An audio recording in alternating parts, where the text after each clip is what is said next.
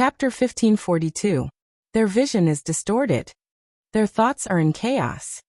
Time is flying. The world is shifting. Maybe a minute. Maybe 10 minutes. Maybe an hour. Maybe 10 hours. Maybe 1 day. 10 days. 100 days. 1,000 days. Everyone felt that the journey to the mirror realm was so long and boring.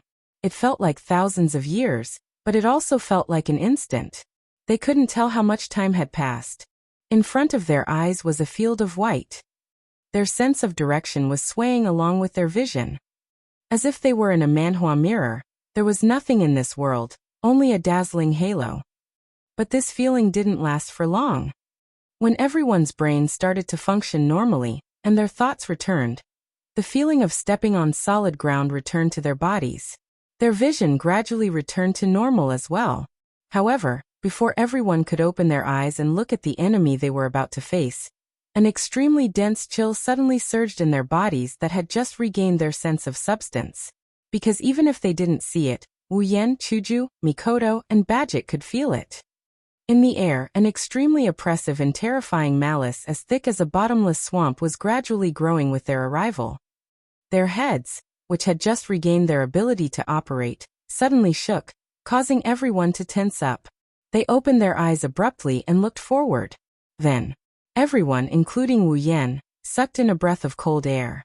Their gasps echoed throughout the entire mirror realm.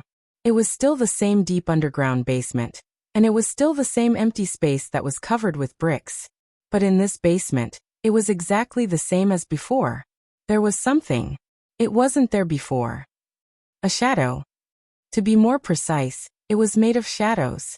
It was incomparably turbid, like filthy mud, constantly twisting and turning, only having the wheel of a human. A monster whose face couldn't even be seen clearly. Yes. In just one encounter, the first adjective that appeared in everyone's mind was the word monster. It wasn't just because the opponent was a muddy mud man with only the wheel of a human. Moreover, it was because on the muddy clay figurine in front of the mirror world, there were incomparably black and violent storm-like black fog dancing crazily. It was the same as the previous saber. It could reflect magic. It could also reflect magic, and to a certain extent, it was immune to damage. Only melee combatants could deal with this high-density magic mist. No. Compared to the saber, this human-shaped creature's magic mist was even more terrifying. If one said, the magic mist on saber was only considered as a small wave, but the magic mist on the muddy man before Kirin was enough to form a real storm. How terrifying. Archer, level 79. The muddy black mist was swinging back and forth in the air like a whip, bringing with it a whistling sound. In the air, the thick, viscous liquid pressure was like a snake that had found its target. In the blink of an eye, it crawled into the hearts of the uninvited guests and began to gnaw on them. Looking at the muddy mud man that was emitting an unusual amount of malice, for a moment, everyone's mind went blank. Even Wu Yan, Chuju, and Mikoto's perceptive sense activated subconsciously, but their minds didn't respond. Archer. Just as Wu Yan had hoped, this muddy mud man in front of them was the second Archer rank card. It's a pity that the Archer is surrounded by a storm-like black mist. Wu Yan, Hinajiku, and Mikoto aren't in the mood to be happy about it. Not to mention, the real shock was yet to come. Swoosh, swoosh, swoosh, swoosh. At a certain moment, the pitch-black gas that was waving wildly in the not-so-vast space suddenly paused. Like a shark that had smelled blood, it turned around, and with a shrill and sharp cry, it swept across the atmosphere, or turned into a long whip, or turned into the tip of a spear, and attacked everyone present. It might sound complicated, but in actuality, from the real domain to the imaginary domain's mirror realm, to the sudden attack of the black mist, the entire process took no more than 2 to 3 seconds. Otherwise, the four of them, who had been through hundreds of battles, wouldn't have still been unable to react from the clear understanding of the enemy until now. It wasn't until the shrill cry that the four of them woke up from their stupor. They quickly stomped on the ground and scattered in all directions. Bam, bam, bam, bam, bam. In the next second, the seemingly sturdy ground was mercilessly penetrated and exploded as if it was hit by a cannonball. That man of fog. Hinajiku, who was the fastest and also the fastest to dodge it, was shocked by the sight. It can still attack? Attack! Wu Yan, who retreated to the left, yelled without hesitation. The enemy is more troublesome than we thought. It's not the time to care about other things. Don't worry about the competition. Everyone attack. Got it. Chuju and Mikoto replied. Wise choice. Bajit threw away the cylinder in her hand and clenched her fists. A pair of rune gloves emitted a green glow. Don't hold back. With a flash, he retreated to the back. The space behind him rippled like the surface of the water. Black swords, spears, swords and all sorts of treasures came out of the ripples and aimed at the archer. Let's go. Hinajuku and Bajit stomped on the ground with all their might, causing the ground to crack and form a crater as they charged towards the archer. Mikoto. We'll cover them. Okay. Mikoto came to Wu Yan's side and raised her hand. Blue and white lightning flashed on her body. Whoosh! In the air, the pitch-black mana fog whizzed through the air like a gust of wind, leaving afterimages in its wake as it shot down toward Hinajuku and Bathjet. It's not hard to imagine what would happen if they were hit. Whoosh! Beep beep. However, the pitch-black magic fog that was as sharp as arrows streaked across the sky and shot downwards. Pitch-black noble artifacts cut through the atmosphere and shot out like bullets. Other than the pitch-black precious artifact rain, the bluish-white streaks of electricity seemed to have transformed into whips as they rubbed against the atmosphere of this world, violently flinging past. Bang bang bang bang bang. Bang! Suddenly, the pitch-black rain of relic and the rich blue and white electric current passed through the space, as if they were waiting for the mana mist to come to them. They collided with the mana mist that was falling from the sky. In an instant, the mana fog that was shot down like arrows was either destroyed by the pitch-black rain of noble relics or collided with the blue and white electric current, resulting in a strong explosion. With the protection of the black mana fog and the blue and white lightning flashes, Chuju and Bajit arrived at the archer's mana fog. The black shadow with only human wheels opened its mouth and wriggled twice. The part that looked like a hand also began to gently lift up. It won't be that easy. However, before the archer could move, Wu Yan and Mikoto moved first. The pitch-black rain of noble phantasm and the blue-white electric current that collided with the high-density mana fog in mid-air dispersed the black mist. Just like how the mana fog attacked Hinajuku and Bathjet, it drew a perfect arc and fell to the ground. Bang bang bang bang bang. In the continuous explosion, the black mana fog and blue and white lightning flashes landed on the archer's mana fog and blasted the ground, setting off a thick cloud of dust. Now, seeing this, Hinajuku and Bajit's eyes lit up at the same time. One raised her white cherry while the other raised her fist that glowed with blue light. Mixed with a violent ki, they broke through the smoke in front of them and rushed into the center of the smoke to attack a blurry black figure, just as Hinajuku and Bajit rushed into the dust cloud. Ah!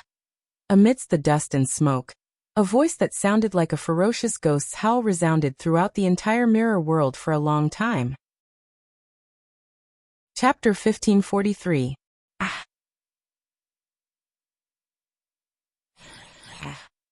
Passing through the thick smoke and dust, the pitch-black magic fog, and the eardrums of everyone present, the incomparably shrill cry turned into an echo, spreading out as if it had substance. With such an ominous voice, there was no doubt that it belonged to the dark heroic spirit of the archer. However, this was not a scream. It was an angry roar. Bing! When the shrill cry faded away, the sound of a door being unlocked rang out from within the thick dust cloud. Whoosh! Soon after, numerous blurry black figures rose from the dense dust and shot into the air. They scattered the dense dust and blasted the two figures away like they were trash. Under Wu Yan and Mikoto's watchful eyes, the two figures that were sent flying fell to the ground with a loud crash. They slid across the ground and landed right in front of them. They were Chuju and Bajit. However, compared to the time when they dashed out and attacked the archer valiantly, the two girls looked completely different now. Hinajuku, on the other hand, was still fine. Her face had a tinge of pain, and her robe was emitting a blurry layer of light. Although she looked a little wretched, she didn't suffer any injuries. Come to think of it, the moving church had probably protected her. But Bajit's appearance was miserable to the extreme. Bayet, who had fallen to the ground, had weapons all over her body. There were swords and sabers.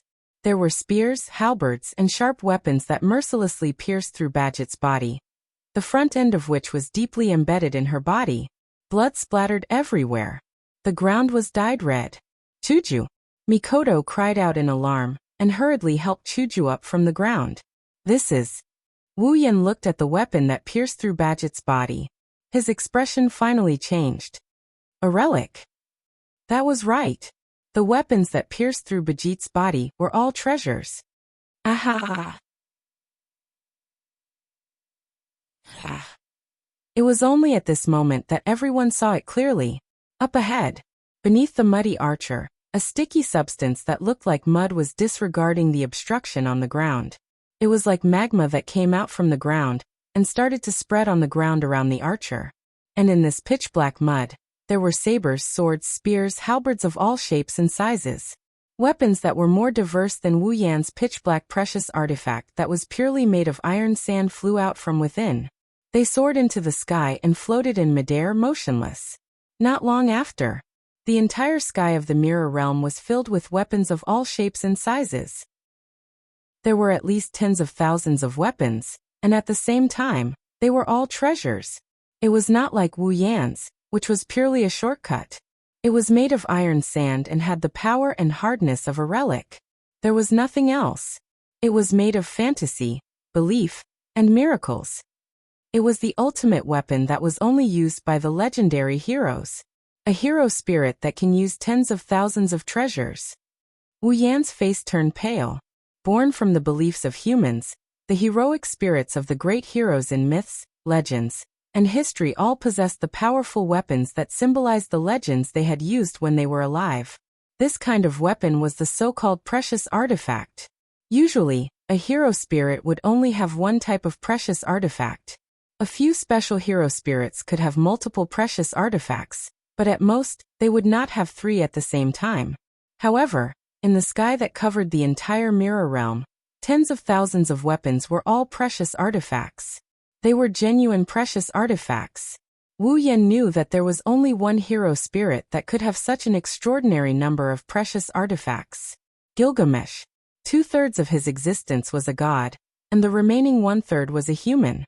He was the oldest king of humans, the legendary hero king Gilgamesh. When he was a king, he had collected all the treasures in the world from the era that he ruled. He was a selfish, proud, and arrogant king. However, because of his actions when he was alive, Gilgamesh had collected all the treasures in the world in his treasure vault. In this treasure vault, there were prototypes of precious artifacts that helped the heroes that were qualified to become hero spirits in the future. There were also prototypes of monsters that had taken the heroes' lives. Therefore, in this treasure trove, there were countless prototypes of all the treasures. This treasure vault, even after Gilgamesh died and turned into a hero spirit, became a precious artifact that symbolized his legends and was used by Gilgamesh. It was also because of this precious artifact that stored all the prototypes of precious artifacts that Gilgamesh was known as the strongest hero spirit. This precious artifact that stored all the prototypes of precious artifacts was called Gate of Babylon. It was exactly the same as the Gate of Babylon that Wu Yan had been using. However, Gilgamesh's Gate of Babylon contained all the prototypes of noble artifacts. Wu Yan's Gate of Babylon didn't have that many collections. Even though Wu Yan's Gate of Babylon had countless noble relics, the noble relics in his Gate of Babylon were only made up of iron sand. They were powerful, but they did not have the special abilities of the legendary noble relics. As for the treasures in Gilgamesh's Treasure of the King, they all had the same abilities as when they were active in myths, legends, and history. The two of them were not on the same level. Unfortunately, looking at the black mud that was spreading on the ground, Wu Yan sneered. He did not know whether it was mockery or pity. Even if the foundation inside still exists, such an ugly thing can no longer be called the king's treasure.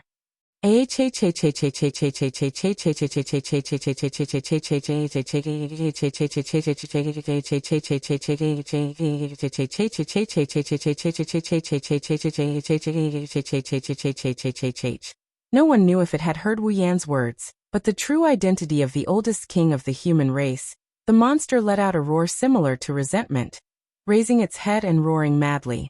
Then, the treasures that covered the entire area tilted and pointed towards the direction of Wu Yan, Chuju, Mikoto, and Badget. If all of these treasures were to fall from the sky, Chuju and Mikoto might not be able to escape unscathed even with the protection of the moving church. What's more, if any of these treasures were effective against the undead, then even Wu Yan wouldn't be able to escape unscathed. Wu Yan, Chuju, Mikoto, and even Badget, who was still on the ground, felt their scalps go numb as they looked at the countless noble phantoms.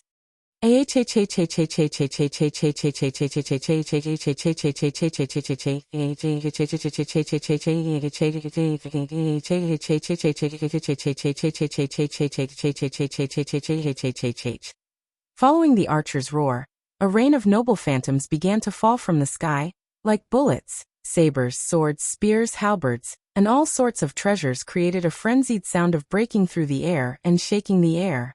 They shot towards the incomparably tiny four people standing on the ground, covering the sky and covering the earth. Chuju, Mikoto, hide behind me. He didn't have the time to think about it, he didn't have the energy to spare. He flashed in front of the two girls and raised his palm. In the next moment, waves of iron sand surged out from the crimson spatial ripples. They rolled like waves, forming walls that overlapped and blocked above the four of them. Bang bang bang bang bang. As soon as the iron sand walls were formed, a violent tremor and explosion came from the top of the wall, causing the thick black walls to tremble and scatter black particles. Fortunately, the iron sand was also a noble phantasm.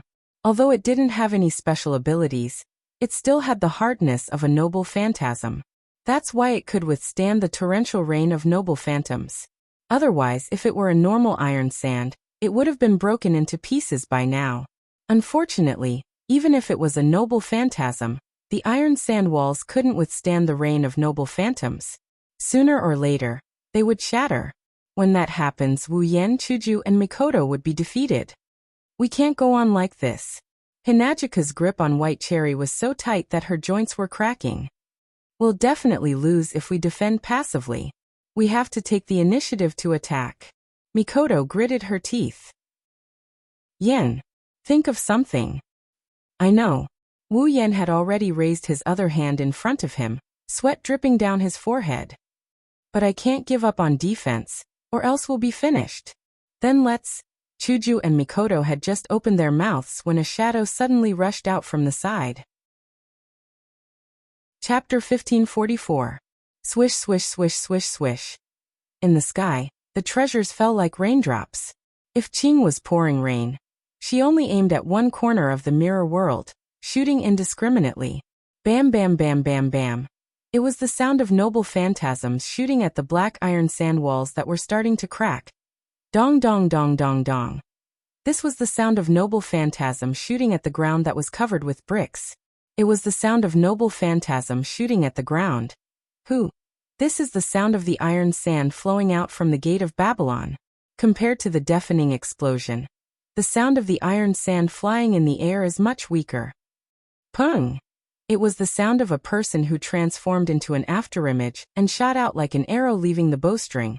A heroic spirit of the most ancient king who was gradually approaching the level of an archer stepped on the ground. Chuju and Mikoto couldn't help but be shocked when they saw the figure that had lost its protection and was completely exposed to the shooting range of the noble artifacts. Bayat. The person who rushed out as if she was going to die was Bajit, who had pulled out all the noble artifacts that pierced through her body. Her body was covered in blood. At this point, the blood dripping from Bajit's body had stopped. She was like a standard berserker as she charged towards the archer without any expression on her face.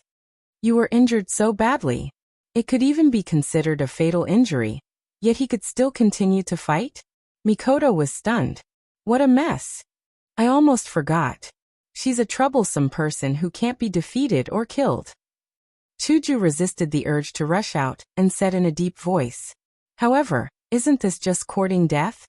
Indeed. Badget had completely exposed herself to the range of the noble phantasm that covered the entire sky. There was no obstacle at all. The Tempest relic poured down and shot towards the tiny being on the ground without any mercy. Come on. Bajit stared at the rain of relics that fell from the sky and covered her entire field of vision, as if she was challenging them. He raised one of his fists. "It's over." After saying this, a lead-colored ball floated out from Bajit's back like a ghost and landed on her raised fist. With a fearless attitude, in the face of the rain of relics that poured down from the sky, instead of retreating, Bajit advanced. He increased his sprinting speed. At the same time, the lead ball floating above Bajit's fist also burst out with bright electric light. The electric light turned into a dazzling light, enveloping the entire lead-like stone ball. When the light dissipated, a ring with runes engraved on its back, and a short sword blade with runes engraved on its blade appeared on the stone ball. He stared straight ahead without letting go for a moment. Bajit looked at the archer that was roaring behind the noble phantasm that covered the sky and the earth. He accumulated all the strength in his fist, until Bajit and the noble phantasm that covered the sky and the earth collided within a meter of each other. On his fist, the real form of the Flagellac was displayed. The magic formation on his fist shone brightly. Flagellac slash. It was as if he was declaring that he was overestimating himself. Bajit used his only noble phantasm that was at an absolute disadvantage against the noble phantasm that covered the sky and the earth. It was as if he was throwing a heavy punch. In an instant, a stream of light shot out from the Flagellac, passing through space and time. In a thousandth of a second, it hit the noble phantasm that covered the sky. It was the intersection of a point and a surface. There were all kinds of noble phantasm that covered the entire field of vision. A stream of light that was only 2 fingers wide was heading straight for him. It was as if the tip of a needle was pointing at a tall city wall, or a harpoon was aiming at a stormy sea. It was so overconfident and ignorant. It was indeed a small and sharp phosphorescent light that was as small as a needle. However, this streak of phosphorescent light was not even worth mentioning when compared to the torrential storm formed by tens of thousands of noble artifacts. The phosphorescent light that was quickly submerged passed through the ocean like waves of noble artifacts and flashed out from within. The lightning-fast attack was as if it was invisible from the start. None of the noble phantasm could touch it. Therefore, it turned into a deadly beam of light, splitting the space in half. Before anyone could react, the beam of light pierced into the archer's heart. The archer's roar that made people uncomfortable stopped abruptly. The noble phantasm called Flagellac had the ability to reverse time and distort cause and effect. It pierced through the archer's heart before he used his noble phantasm, destroying his heart. Ding! There was another sound that sounded like a door being unlocked. All the noble phantasms that covered the entire mirror realm disappeared. Everything returned to its original state. This was because the Flagellac had returned to the time when the archer had not released his noble phantasm and pierced through the archer's heart. Therefore, the archer's noble phantasm was erased. All the noble phantasms that were used by the archer disappeared. At the archer's heart area, everyone could clearly see it. A small hole appeared right there. It was the size of a pebble. It was an insignificant hole, but it froze the muddy mud man that was surrounded by a storm-like mana mist. It could no longer move. Dong! The abandoned stone ball, which had lost its lead color, fell heavily to the ground with a dull thud. Mikoto looked at the motionless archer and said with uncertainty, It's over? It's over." Wu Yan focused his attention on the archer. "If it's that easy, then it's best." Before he could finish his sentence, everyone present felt as if their scalps were about to explode. Their faces were filled with shock as they took a step back. The archer, who couldn't move at all, suddenly raised his head and grinned from what seemed to be his mouth. Then, a stream of black mud suddenly appeared around Wu Yan, Chuju, Mikoto, and Bajit and surrounded them. Not good. Wu Yan's pupils shrunk as he shouted, "Retreat!" She still couldn't finish her sentence. Weapons began to emerge from the black mud that surrounded everyone. The sharp tips of the weapons were aimed at Wu Yan, Chuju, Mikoto, and Bajit's heads. Cold, sharp glints flashed on top of the weapons. Then, all the treasures that emerged from the pitch-black mud that surrounded everyone attacked everyone's heads from all directions. Bam! Different types of treasures collided with each other. Some struck the ground, and some shot out, but they shot into the pitch-black mud. The four figures were instantly covered by the luxurious rain of treasures, and rings of flames exploded. A small portion of the dark magic mist flowed into the archer's body. When the dark magic mist flowed into the archer's chest, his heart that was pierced by the flagellac instantly recovered. Not only could the dark magic mist be used for defense, but it could also be used for attack. It was extremely useful for both offense and defense. Now it had taken on a completely new role. It could heal its master's body. Furthermore, the archer's body was the oldest human king, the hero king who possessed all the treasures in the world, the strongest hero king, Gilgamesh. It couldn't be defeated. It couldn't be killed.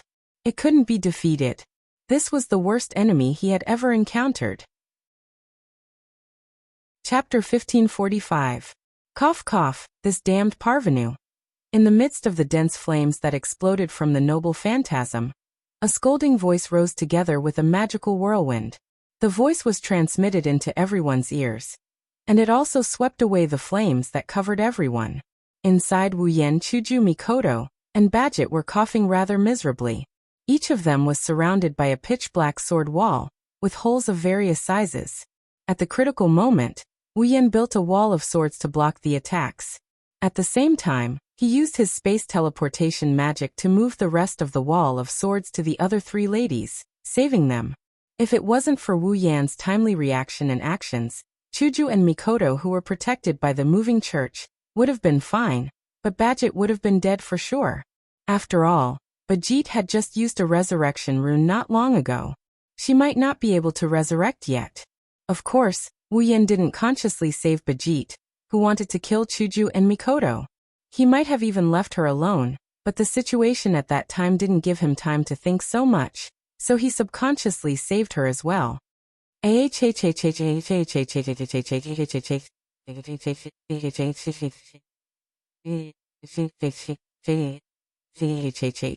Wu Yan, who was still coughing, smiled bitterly as the dark archer let out a dissatisfied hiss.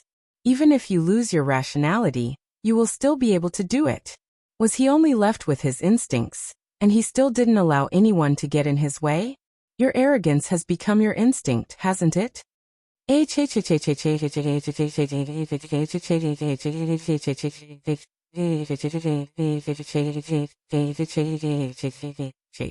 The archer, the ancient king, roared again. Black mud started to rumble around his body. Damn it. Even Badget couldn't help but curse in the face of this situation. There has to be a limit no matter how much he messes around. The number of noble artifacts and the pitch-black magic mist that can heal the body. I really hope that this is just a nightmare. Unfortunately, this is not a nightmare. Wu Yan waved his hand. All of the pitch-black iron sand swords immediately disintegrated and surged into the air, forming pitch-black precious artifacts. From now on, don't act on your own. Let's work together. Join forces? Badget frowned. Then he nodded. But if that's the case, we can't be sure if we can defeat this monster. Who should the rank card belong to? But now isn't the time to think about the card. I agree. Of course we have no objections. Chuju and Mikoto answered without hesitation. Aha. The moment the four of them decided to work together, Archer roared angrily. The black mud around him churned even more violently.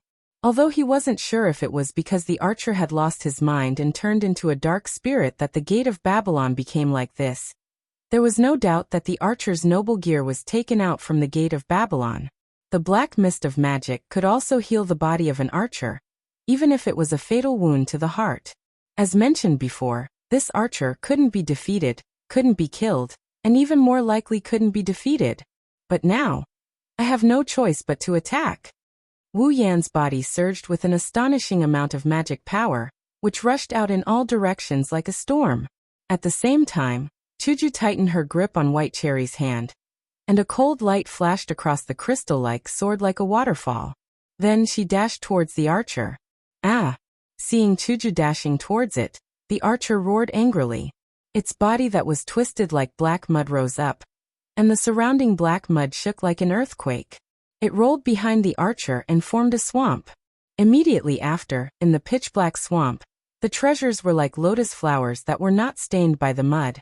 They separated the sticky black mud and shot towards the incoming daisies, creating a sonic boom as they fiercely collided with the daisies. Ha! At the back, Mikoto let out a delicate shout. Her entire body exploded with blue and white lightning, all of it gathered in her hands, forming a ray of light. With a wave of her hand, Mikoto shot out, heavily colliding with the incoming treasures. Clang! When the two of them collided, the sound of metal clashing was heard, and sparks flew in the air. However, the archer's noble phantasm was indeed deflected by the dense blue and white lightning. It brushed past Hinagika's body and shot to both sides. Ah! If in response to the archer's cry, the pitch-black mist of mana bounced in the air, and with a whoosh, it turned into a blurry shadow of a whip and lashed out at Hinagiku, who was charging at him. Facing the dark magic fog, Chuju seemed to be more relaxed than when she was facing the noble gear. She didn't panic at all. Her footsteps were light and straightforward. It was as if she was skating on ice. Every time she slid, she would be able to dodge the whip by a hair's breadth. Her speed didn't decrease at all as she continued to rush forward. Looking at the Hinagiku that was charging at him at an extremely fast speed, the archer slightly lowered his voice. Behind him, the turbid black mud swamp rolled up. It seemed like it wanted to shoot out a noble artifact again. However, kacha! Kacha kacha kacha! The black mud vortex behind the archer and the black mud on standby around the archer all made the same sound. That was because on top of the black mud, a layer of hard ice suddenly spread out and slowly engulfed the black mud and froze it. The archer's twisted body trembled. It raised its head and looked forward. At the back of everyone, Wu Yan's wine-red eyes were emitting a terrifying light. His body surged with magical power and turned into a white frost. It was unknown when the frost wrapped around the black mud and froze it. That was the ice-controlling ability of the Enchantress of Azure Ice. The archer, who had lost his mind, couldn't understand the current situation. His movements were all stiff. So, at this time, Hinagiku successfully arrived in front of Archer. White Cherry in her hand slashed the space in front of her, drawing 2 sword slashes, and suddenly flashed on Archer's body. Poochie! Poochie! 2 ripping sounds echoed clearly in the mirror world. 2 turbid black arms flew into the sky and landed on the ground, turning into pure black mud. Chuju wasn't sure if the archer could feel pain, but she didn't give the archer a chance to react. Her White Cherry drew a 3rd arc in the air and struck the archer from the bottom up. Poochie!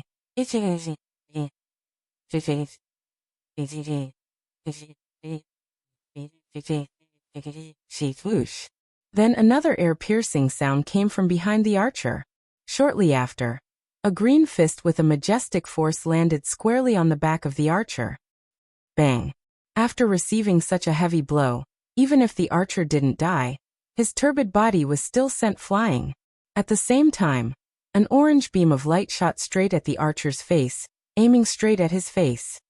Boom! Following the explosion, the super railgun landed on the archer's body at 0 distance without any deviation, causing a fiery explosion in mid-air. In an instant, black dirt flew out from the flames and scattered in all directions. It dripped onto the ground, causing a burst of smoke to rise from the ground. Wu Yan, Hinagiku, Mikoto, and Badget, who had a perfect teamwork, felt their hearts skip a beat as they looked at the corner of the sky that was covered in flames. Chapter 1546. Did you win? No one cared who asked this question. That was because everyone else also had the same question in their hearts. Wu Yan, Chuju, Mikoto, and Badget didn't feel the slightest bit of joy as they looked at the sky that was covered in flames and residual electricity. Although everyone wanted to take out the archer that way, if it was that easy, the 4 of them wouldn't have needed to work together. And the truth was just as everyone had expected. When the flames dissipated along with the wind and waves, what appeared in front of everyone's eyes was an incomparably huge object. It was a giant shield that looked like a stone statue without a head and limbs, with only a torso left. Its entire body was irregularly round, and its surface was engraved with patterns that resembled wings. However, he estimated that this huge shield was at least 10 meters tall, and about the same width.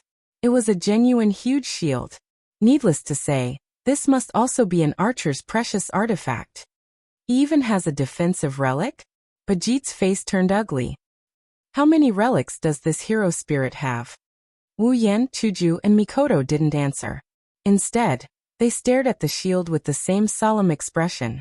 The shield slowly dissipated like dust and disappeared into the void. It should have returned to the gate of Babylon. Behind the shield, Archer, whose hands and chest had been cut off by Hinajiku, had fully recovered from the fatal wound on his chest. His dark face was ferocious as he roared furiously. Ah! Ah! Archer let out a sharp whistle from his throat and stared at Wu Yan with his non-existent eyes. Even the strongest heroic spirit in the legends, the oldest and oldest king, was only left with his instincts. However, with this little bit of instinct, it was still possible to distinguish who was the most harmful existence to him. The legendary Hero King's strength wasn't that great. Among all the heroic spirits, although it was impossible to say that any one of them would be able to defeat the archer, the heroic spirits ranked at the top would still be able to defeat the archer. It wasn't that difficult. The real reason why the archer could claim the title of the strongest heroic spirit was because of the archer's inexhaustible treasure vault. Without the treasures of the Gate of Babylon and the treasures inside, the ancient king was just a heroic spirit that could barely be considered a first-rate hero spirit. Therefore Wu Yan, who had just frozen the entrance of his precious artifact, was undoubtedly the greatest threat to Archer. Archer, who was only left with his instincts, chose to attack Wu Yan without hesitation. Ding ding ding ding ding ding.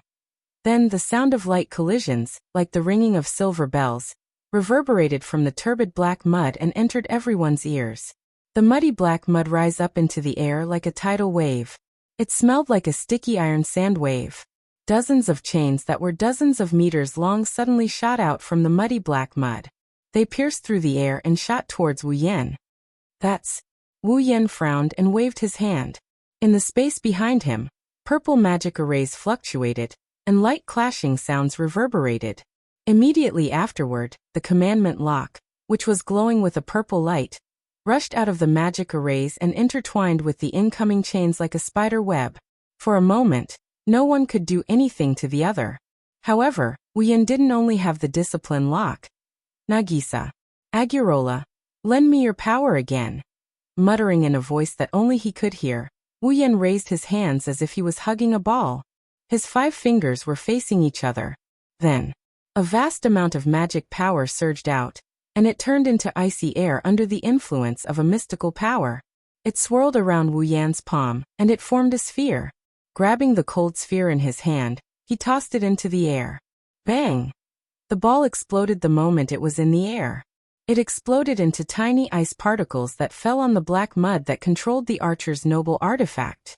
Under such circumstances, any black mud that came into contact with the ice particles would be frozen bit by the hard ice. Ah! Suddenly, the archer let out a mournful roar. As soon as the roar ended, a figure appeared directly above its head. Her yellow-green pupils glinted coldly. The white cherry sword in her hand glinted coldly. Hinajika thrusted her sword forward, slicing through the atmosphere without hesitation. With a swoosh, the sword pierced through one of the archer's eyeballs. Pfff, a crisp tearing sound was heard, and the murky black mud also burst out like a black rain, exploding in all directions. Ah! Under such a heavy attack, the archer was furious. It opened its mouth and roared. With a roar, the archer extended his hand into the space, causing black ripples and black mud-like objects to splatter in all directions. Not far away, Wu Yan had a bad feeling about this and he yelled at Hinajiku, "Chuju, come back." Unfortunately, it was a little too late. In the muddy water, the archer seemed to have caught something and pulled out a huge scythe. Aha! Pfff. In the next second, the archer grinned sinisterly and swung his scythe.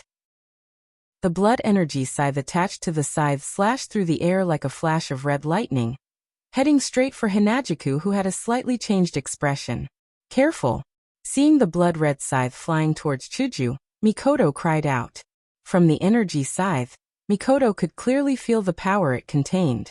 No matter who was hit by it, it wouldn't be easy. Wu Yan was the first to notice the danger of the energy scythe.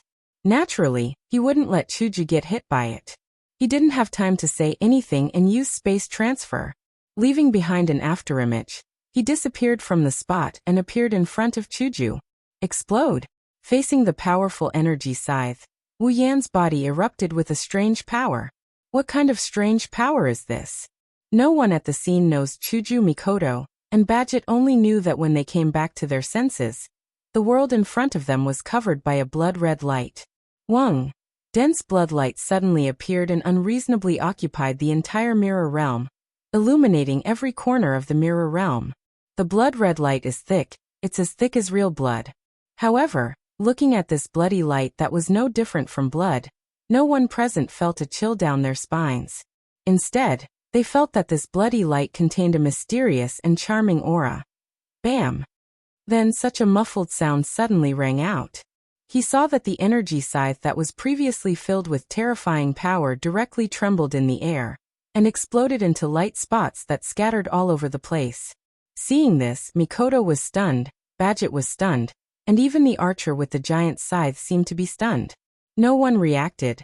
What's going on? At the same time, the thick mysterious blood-red light in the air gradually dimmed. It didn't take long for the situation inside to be revealed there. Hinajuku was holding White Cherry in her hand, her body unharmed, without a single scratch. In front of Chuju, Wu Yan is standing there. No. He's standing there in the air. His hand is stretched out and clenched into a fist. It's like he's holding something. Wu Yan's wine-red eyes are a lot redder than usual. There's even a hint of arrogance in them. It was only now that Hinajuku, Mikoto, and Badget realized that something was wrong. On Wu Yan's back, there's a pair of bat-like wings, but they're extremely broken. It's like a part of the wings was intentionally torn off. Chapter 1547. At this moment, the entire mirror world seemed to be dyed red. The space was slightly distorted. The air was getting thicker and thicker, plus the blood-red color. It gave people the feeling of being in a sea of blood. And the person who ruled this sea of blood was the figure that left the ground and floated in the air. It was still the same black clothes, the same outfit, but the pair of deep wine-red eyes that were usually reflected in the depths were now almost crimson red. The depth disappeared, and was replaced by an oppressive aura of bloodiness and madness. A pair of pitch-black wings that looked like bat wings undulated slightly behind him, as if he was bathing in a sea of blood. The surface of the wings was tattered and looked somewhat unbearable to look at, but it also seemed to be the way it should be. It added to the oppressive feeling of arrogance. Looking at the figure floating in the air, Bajit's eyes couldn't help but tremble. Her face was full of shock. Death Apostle. Yes. Although this form wasn't 100% similar, Bajit, as the designated executor of the seal, saw the oppressive aura of blood. It wasn't the first time she saw it. It was exactly the same as those death apostles who have been drinking human blood to increase the number of their companions. Even if the appearance was different, the feeling wouldn't lie. The man in front of her who suddenly changed is definitely a dangerous person. At least, that's what Bajit thought. Yen. As for Chuju and Mikoto, seeing this form of Wu Yan, she felt a bit relieved. Compared to the normal Wu Yan, the Wu Yan in front of her at most had a darker color in his eyes and a pair of broken wings on his back. It wasn't a big deal. But Chuju and Mikoto, who were familiar with Wu Yan, knew. The current Wu Yan could already use a dangerous ability that would make anyone tremble in fear. Bajit's feeling. It wasn't an illusion. Second red jade mode. Looking up, Wu Yan's scarlet eyes looked straight at the archer. Activate. Surrounded by pitch-black mist of magic and surrounded by pitch-black mud, the archer held an energy scythe in his hand. He roared at Wu Yan. That voice was exactly the same as before. However, upon closer inspection, one would notice that there was something else in this roar that was exactly the same as before. A little hesitation. Or rather, a little fear. The archer's beast-like roar sounded like a bluff now. He stared straight at the archer who was roaring at him. A bloody light flashed in Wu Yan's eyes, and the corners of his mouth curved into a cruel arc. He stretched out his hand, and a scarlet ball of light flickered on his palm. It flew into the air and turned into a huge scarlet net that was dozens of meters wide. Go, Wu Yan mumbled. He waved his hand and a crimson net descended from the sky. It enveloped the archer's murky black body. The sudden restraint caused the archer to go crazy. He started to struggle without caring about the consequences. However, if the archer used his noble phantasm, he might be able to cut the net open. However, with its own strength, no matter how much it struggled, the huge net was like a maggot in its bones, firmly adhering to its muddy body and firmly trapping it. Wu Yan's crimson eyes narrowed into a happy arc when he saw this. It was a subconscious emotion. He's not sure if it's due to the influence of Flandrachon or the owner of the Red Jade mode. Wu Yan felt like he's getting a bit more violent. Driven by such feelings, Wu Yan flicked his finger. The forbidden cranberry trap. As his voice faded, a row of dazzling light bullets appeared in the air in front of Wu Yan. They extended and turned into light vines that descended from the sky. Then, like whips, the vines landed on the archer's body with a shrill cry. Thud!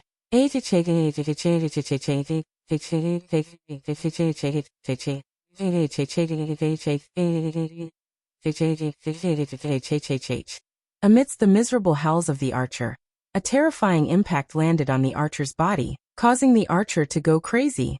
From the black mud around him, an ice-cold chain was flung out, turning into a black shadow as it lashed forward. Seeing this, Wu Yan stretched out his hand again and flicked his finger. This time only one light bullet was ejected. The light bullets were the same as the previous ones, transforming into the shape of vines. They swept down like lightning and collided with the archer's chain. Bam! The vine-shaped whip of light collided with the archer's chain in midair. Like two cannonballs crashing into each other, smoke and fire burst into the air. Through the smoke and fire, Wu Yan fixed his gaze on the roaring archer. Once again he stretched out his hand, but this time, Wu Yan's hand formed a claw, as if he's grabbing the archer's body. Very tightly a grip. Bam! In the next moment, the archer's roar came to a halt. His body suddenly swelled up, and with a muffled sound, he exploded into a cloud of black mud. Amidst the splattered black mud, a card floated above the archer's original position. There was no warning at all. There was no warning at all. There was no warning at all. The King of Heroes, who was known as the strongest heroic spirit, was crushed in the blink of an eye. Wah! Badget's pupils shrunk to the size of a needle. She was stunned. We did it. Chuju and Mikoto were overjoyed. Phew! Wu Yan's expression also relaxed. He let out a sigh of relief. As expected, even a peak tier 8 powerhouse was not enough to look directly at the eye of an existence, transfer the eye into one's hand, and crush it to destroy everything in its path. Flandrachon's ability is indeed a cheat when compared to other combatants of the same tier. This time, the archer shouldn't be able to repair his body, right? After all, he's already crushed to pieces. Argha. Just as this thought flashed through their minds, a familiar roar echoed in everyone's mind. The four of them turned pale. They tried their best to look forward. Almost at the same time, the black mist in front of them began to swirl and converge towards a certain direction. That direction was where the archer card was supposed to be. The tornado-like dark magic fog gradually disappeared into the archer's rank card at a speed visible to the naked eye. And it became thinner. And where the card was, a layer of turbid black mud slowly emerged, as if there was a spring in the sewer. That's Hinajiku, Mikoto, and Badget shuddered. It's still not dead? Sigh. Wu Yan sighed helplessly. It's not that simple, huh? Of course, no matter how difficult it was, the black, filthy soil that was wriggling and emitting a disgusting smell wouldn't tell anyone. Amidst a series of strange noises, the squirming black mud stacked on top of the archer, rank card and covered it up, forming a human figure. A while later, the archer returned to the battlefield without a single scratch on his body. Argh! It's still the same roar. However, when they heard that roar, everyone's heart sank. Chapter 1548. It can't be defeated. It can't be killed. Thanks to Flandrachon's Ruby mode, Wu Yan can defeat the archer by himself.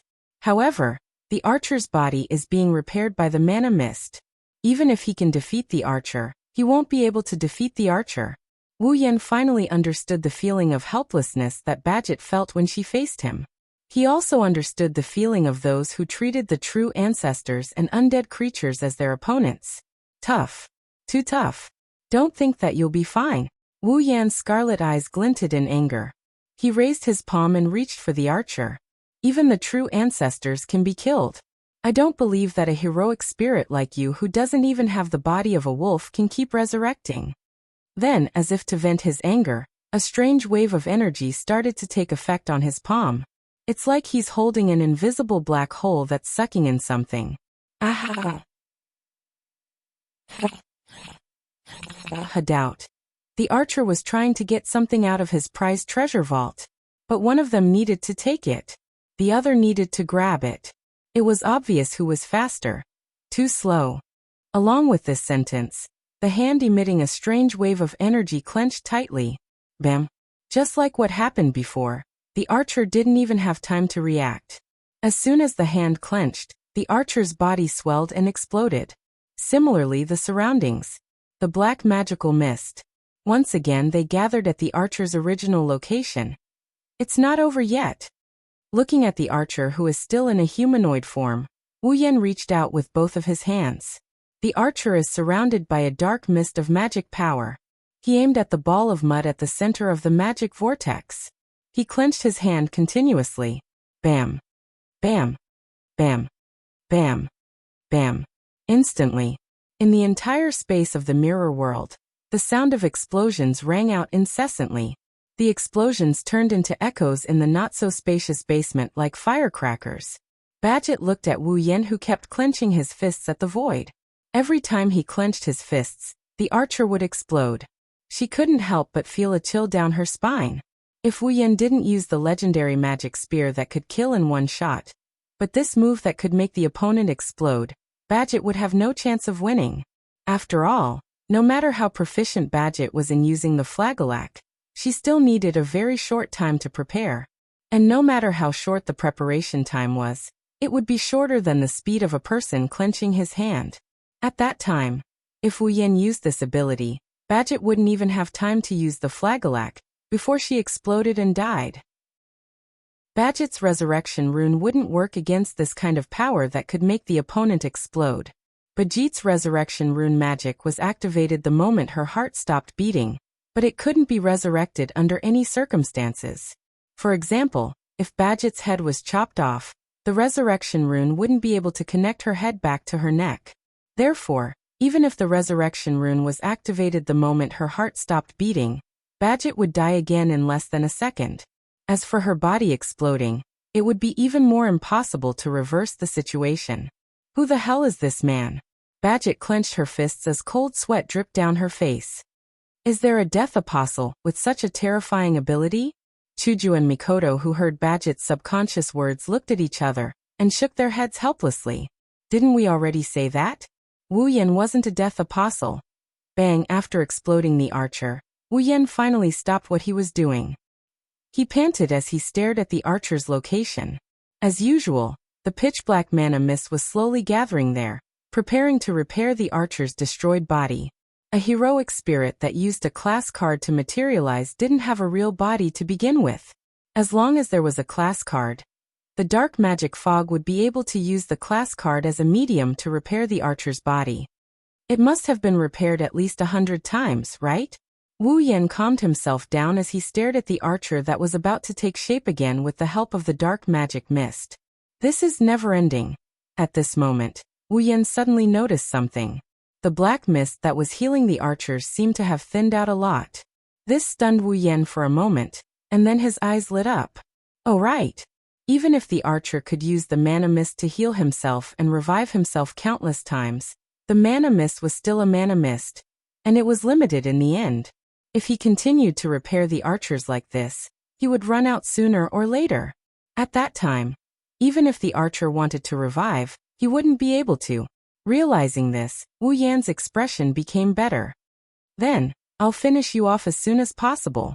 However, Wu Yan's plan was destined to fail.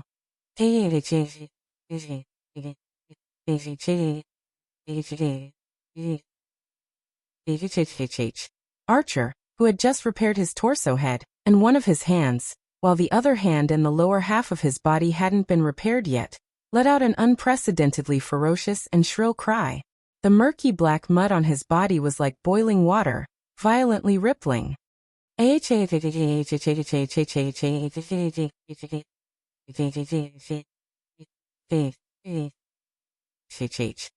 if it was filled with anger, resentment, and madness, the archer let out a sharp roar. Ignoring his body that was still recovering, he extended his hand forward. The black mud under the archer's body immediately gathered under the archer's outstretched hand. Like the surface of a boiling water, traces of mud flowed out. Following that, a sword slowly rose from the black mud. It was a very strange sword. The hilt of the sword was golden in color, and the sword's end was made up of 3 silkworm-like pieces stacked together. The silkworm-like pieces unfolded on the left side of the sword's end, and they were covered with strange patterns. As for the blade, it was the strangest part. It was not sharp and flat. Instead, it was made up of 3 cylindrical rotating blades that were connected to each other. On top of the black cylindrical blade, there were lines of red lines spreading out, forming a very mysterious pattern. That's... Wu Yan's body shook when he saw the strange sword rising from the murky black mud. Could it be? What's that? Hinajiku, Mikoto, and Badget were puzzled. Soon after, the hand in front of him grasped the hilt of the strangely shaped sword. Busy. The 3 pitch-black cylindrical blades covered with red veins rubbed against each other in different directions as they spun rapidly. Moreover, they spun faster and faster, to the point that they emitted a sharp screeching sound produced by the violent friction of metal, which resounded throughout the entire space. The space suddenly trembled, and bursts of red air burst out from all directions, all flowing into the gaps between the 3 cylindrical rotating blades, and it continued to flow. In an instant, the entire mirror realm was filled with red streams of air like a typhoon. The space trembled, the ground collapsed. Even the sky and earth screamed as if they couldn't bear the burden. Wu Yan, Chuju, Mikoto, and Badget were alarmed. A deadly sense of danger rose in their hearts. Chapter 1549. At the same time in the real world. Ever since Wu Yan, Chuju, Mikoto, and Badget entered the mirror realm, Wuxia has been standing in the same spot without moving. She crossed her arms and closed her eyes, waiting for the situation to unfold. Compared to Wuxia, Rin Inosaka looked calm on the surface, but he didn't stand there obediently. Instead, he paced back and forth in the small basement, his gaze drifting to a certain spot from time to time. That's where Wu Yan, Hinajiku, Mikoto, and Badget used to enter the mirror world when they opened the passage to the void domain. If the 4 of them returned, the portal to the mirror realm would open there as well. Wu Yan and the others would return to the real world from there as well. Time passed bit by bit as Wuxia waited patiently, and Rin Tobin paced back and forth. About half an hour has passed since Wu Yan and the others entered the mirror realm. Usually, if both sides were evenly matched in strength, it would take a long time for the battle to end. But no matter how long it took, half an hour, it was still too slow. After all, high-level battles are ever-changing. Even if the battle was slow, it wouldn't take long for the outcome to be decided. Besides, who knows if Wu Yan and the others' opponents were on par with them. Half an hour has passed and they still haven't returned. That's a bit too long. Of course, if Wu Yan, Chuju, Mikoto, and Badget died in the mirror realm, the portal to the void realm wouldn't open by itself. Their corpses would be sent out. That way, Rin Enbin and Wuxia wouldn't be able to wait any longer. Time slowly passed. It didn't slow down according to other people's moods. It just passed by mercilessly. Finally, in the unbearable silence of death, Wuxia took out her pocket watch. She glanced at it. She muttered, "Too slow. Maybe the opponent this time is really hard to deal with." Rin Enbin stopped in his tracks, a worried expression appearing on his face. However, with the 4 of them working together, there shouldn't be any problem. That's true. Wuxia closed her pocket watch and continued looking forward. No matter if it's that man, Chuju, or Mikoto, each of them is strong enough to fight against a heroic spirit. Coupled with Badget, who has a noble phantasm, no matter how weak they are, they won't be killed by a heroic spirit who doesn't use a noble phantasm, right? That's great. Rin and Osaka sighed. Let's hope that the opponent is just a little difficult to deal with. That's why I wasted so much time. Unfortunately, Rin and Osaka and Livia were too naive in their thinking. The opponent this time wasn't just a little difficult to deal with. Instead, he was extremely difficult to deal with. Furthermore, it was not only difficult to deal with, it also possessed a power that could not be ignored. Rin and Osaka and Livia didn't know what was going on in the mirror realm, but they had a bad feeling about it. Buzz. At this moment, in front of the basement, an intricate geometric pattern flickered from the ground, accompanied by a burst of colorful light, and began to rotate. They're back. Rin and Osaka and Livia's eyes lit up. They both started running towards the colorful formation. After running for a while, the two girls froze on the spot. Their relaxed expressions froze as well. This was because the group of people who had emerged from the colorful magic array were all sitting on the ground in a sorry state. Their faces were slightly pale, and they were gasping for breath. They didn't look like they just came back victorious. Furthermore, they didn't look like they just came back victorious. They were talking to each other. Are we back? While panting, Hinajika scanned her surroundings, her face slowly regaining its color. That's great. Seriously. Mikoto patted her head. Her face was covered in sweat. I almost lost my life. Just now. Badget's face turned pale. She was shocked. Just now, what was that? Wu Yen, who had reverted back to his original form, stood up and forced a smile. Maybe it's hell. Rin and Osaka and Livia understood what happened after hearing this. Wu Yen, Chuju, Mikoto, and Badget didn't even finish off their opponents. They took back their rank cards. They ran back. Even the four of them managed to escape back after going into battle? Livia's face darkened. Just how scary are our opponents this time? I don't know. Rin and Osaka forced a smile. I only know that our lives won't be peaceful from now on. Wu Yen bitterly smiled. It couldn't be helped. They had indeed escaped from the hands of the archers. To be more precise, they ran back from the archer's sword. Under the summoning of the archer, the sword that came out of nowhere, Hinajiku, Mikoto, and Badget didn't recognize it, but Wu Yen knew where it came from. That sword doesn't have a name. Hero King Gilgamesh named it Obedient Parting Sword. It's also called Ie. In the Hero King's treasure of the king, there were tens of thousands of treasures. They were endless, and it was impossible to count them all. But among all the treasures, Obedient Parting Sword is the strongest? But Ie's was the strongest. This was because it was a true divine artifact that was able to cut open the world in the ancient times. It was a precious artifact that could cut open the world. Of course, the real Obedient Parting Sword? Wu Yen didn't know if Ye really had the power to cut open the world like the legends said. Using Obedient Parting Sword on an archer? Wu Yen didn't know if he could block Ye's attack. But in the mirror world, the archer used Obedient Parting Sword? The real name Ye had indeed cut open the entire mirror realm. That's right. He used Red Jade mode to suppress the archer, but the only reason he managed to escape with Hinajiku, Mikoto, and Badget is because the mirror world was sliced open. That's why, before the archer unleashed his strongest noble phantasm, Wu Yen had no choice but to bring the three girls and run back to where they came from. After all, even if he could block the attack that cut open the world and the mirror world, he wouldn't be able to survive in the mirror world that was on the verge of destruction. When the archer cut open the mirror world, he didn't even get to see the surface of the mirror, and ran away in a sorry state. That's why I said a lunatic without a wolf is scary. Wu Yen sighed.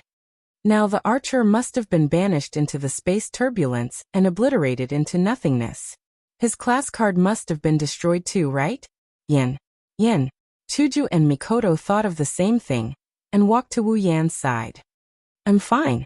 Wu Yen shook his head and took a deep breath when he saw the worried looks on the two girls' faces. Don't worry, I haven't given up yet. Only then did Hinajiku and Mikoto's expressions lighten up and they nodded. No matter what. Badget stood up and calmed herself down. She glanced at the others. We can't defeat a monster like that no matter how many of us there are. That's for sure. Rin and Osaka and Livia looked at each other and fell silent. Even though I don't know how scary this monster that even Badget thinks is a monster is, but since the four of them managed to escape together, it's not too much to draw such a conclusion. Let's go back. Badget turned around with her dusty and torn suit. As for the Flagellac cylinder, it was long lost in the mirror realm that was split into two. Everyone at the scene had an indescribable oppressive atmosphere. They silently turned around and walked towards the stairs leading to the underground passage. Crack! Suddenly, such a voice reverberated in the surroundings. Crack! Crack! Crack! Crack! Strange cracking sounds were heard, and everyone's footsteps were rooted to the ground. They couldn't move anymore. Chapter 1550. Bang! The group of people who had not reacted at all had just realized that something was wrong when the sound of glass shattering entered their ears. Immediately after, a violent gust of wind suddenly blew from behind the group of people. Like a shock wave, it spread out in an instant and hit the whole place. The sudden gust of wind caught everyone off guard. Their bodies were almost blown away. When they finally managed to stabilize themselves, they turned their heads and looked in the direction of the gust of wind. An expression of shock appeared on everyone's face. Kacha! Kacha! Kacha! The sound of glass shattering continued. The violent wind continued to blow. In this not-so-spacious basement, the wall at the front was slowly crumbling. The shockwave was caused by the shockwave. However, the scene of glass shattering didn't happen on the wall. It happened on the space. The space at the front of the basement was gradually breaking down like a piece of glass. No. It wasn't just the space that was breaking down. Some pitch-black substance was seeping out of the broken space like water. Wah! Seeing such a scene, everyone present stood up in shock. Could it be? Wu Yan raised his hand to block the incoming shockwave.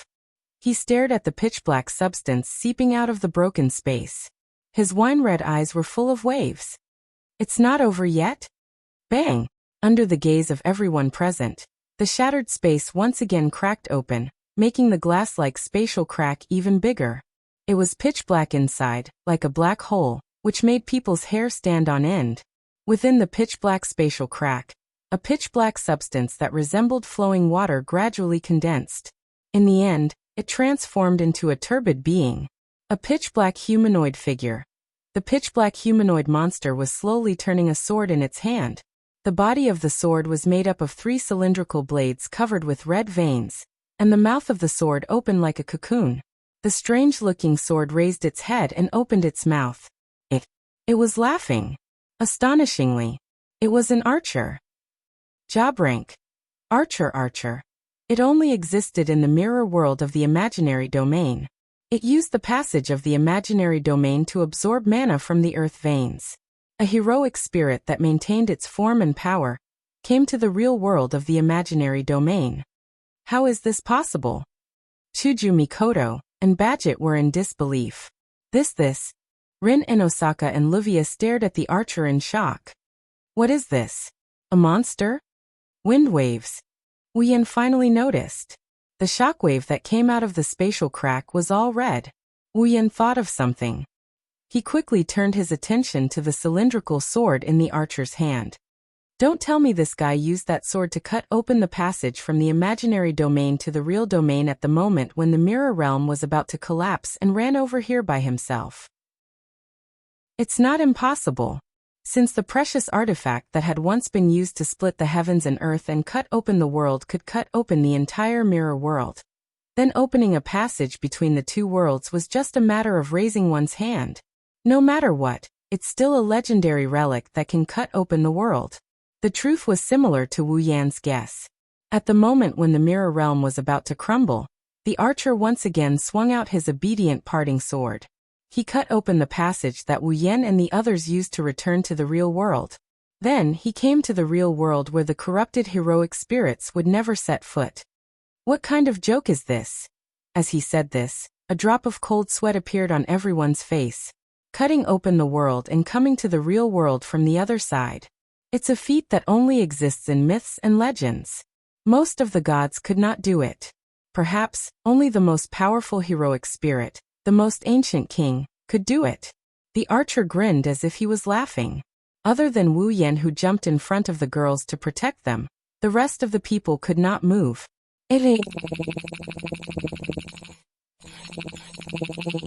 A whoosh!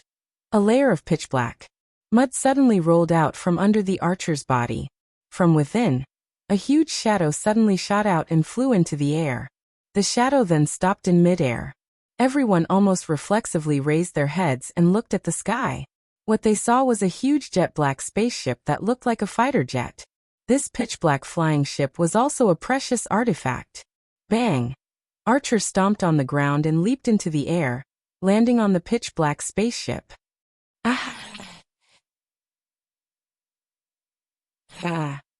Like the sound of a bugle horn. Under the roar of the archer, the pitch-black spaceship shook violently and turned around. It turned into a black shadow and shot towards the entrance of the underground tunnel, above the surface. It wants to go to the ground? Rin and Osaka exclaimed in shock. You must be lying, right? Wuxia panicked and lost her head out of fear. A darkened spirit who had lost its wolf ran to the densely populated Fuyuki City? There was no doubt that Fuyuki City would suffer the bloodiest massacre and become a complete hell.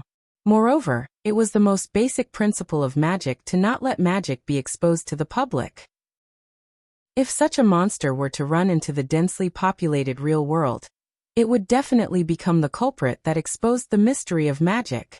No matter how you look at it, you can't let this spirit enter Fuyuki City. You guys. Wu Yan stepped forward when he understood the situation. Put your hands on my shoulders. Hearing this, the girls were stunned. Chuju and Mikoto were the first to react. They seemed to know what Wu Yan was going to do. Without hesitation, they put their hands on Wu Yan's shoulders. Rin Enbin and Wuxia seemed to have noticed something as well, and immediately put their hands on his shoulders. Baguette hesitated for a moment, but she was also a decisive person. She reached out her hand and put it on Wu Yan's shoulder. Soon after, the six of them disappeared from the messy basement as if they had merged with the space amidst a wave of delicate magic energy. Fuyuki City, beach, bang in a loud explosion. The entrance of the underground tunnel surrounding the construction wall exploded. A pitch-black shadow shot out from the entrance of the underground tunnel and soared into the starry night sky. A spatial ripple suddenly spread out from the beach around the underground tunnel entrance. By the time it dissipated, a couple of figures had already appeared at this place. Where's that monster? Rin Enbin didn't see the power of the archer, but he didn't hesitate to call it a monster.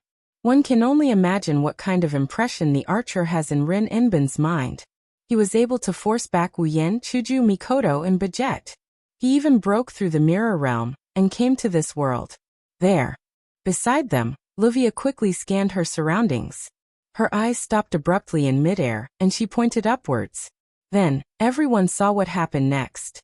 In the sky above the beach, a dark spaceship was circling around for a bit before flying towards a certain direction. That's Fuyuki City's downtown area. Quick! Stop it! Rin Enbin and Wuxia yelled at the same time. Wu Yan's eyes flashed. He turned around and teleported again. When he reappeared, he was standing in front of the archer on the dark spaceship. The archer felt a hand pressing on his head. Then he lost consciousness. Under the watchful eyes of the people below, the pitch-black spaceship suddenly disappeared in midair without a trace. Chapter 1551. On the surface of the sea, the waves were not turbulent, nor were they loud and powerful. They only maintained an extremely small wave as they surged towards the beach not far away. The surface of the sea could not be considered calm, but neither could it be considered surging. It could only be considered rather tranquil. However, this tranquility was soon broken mercilessly. Boom! In the sky above the sea, a pitch-black spaceship suddenly appeared here without warning. And under the impact of violent magic, it fell straight into the sea like a falling plane. Boom! Along with a loud noise, a huge splash was created on the quiet surface of the sea, where a huge object was thrown into. Then, the water dripped back down to the surface of the sea. Bang! However, before the splashes could return to the surface of the sea, a violent shockwave erupted from the place where the black spaceship fell, blowing away the surrounding water and creating an even larger splash. Then, a black archer jumped out from the sea and landed on the surface of the sea.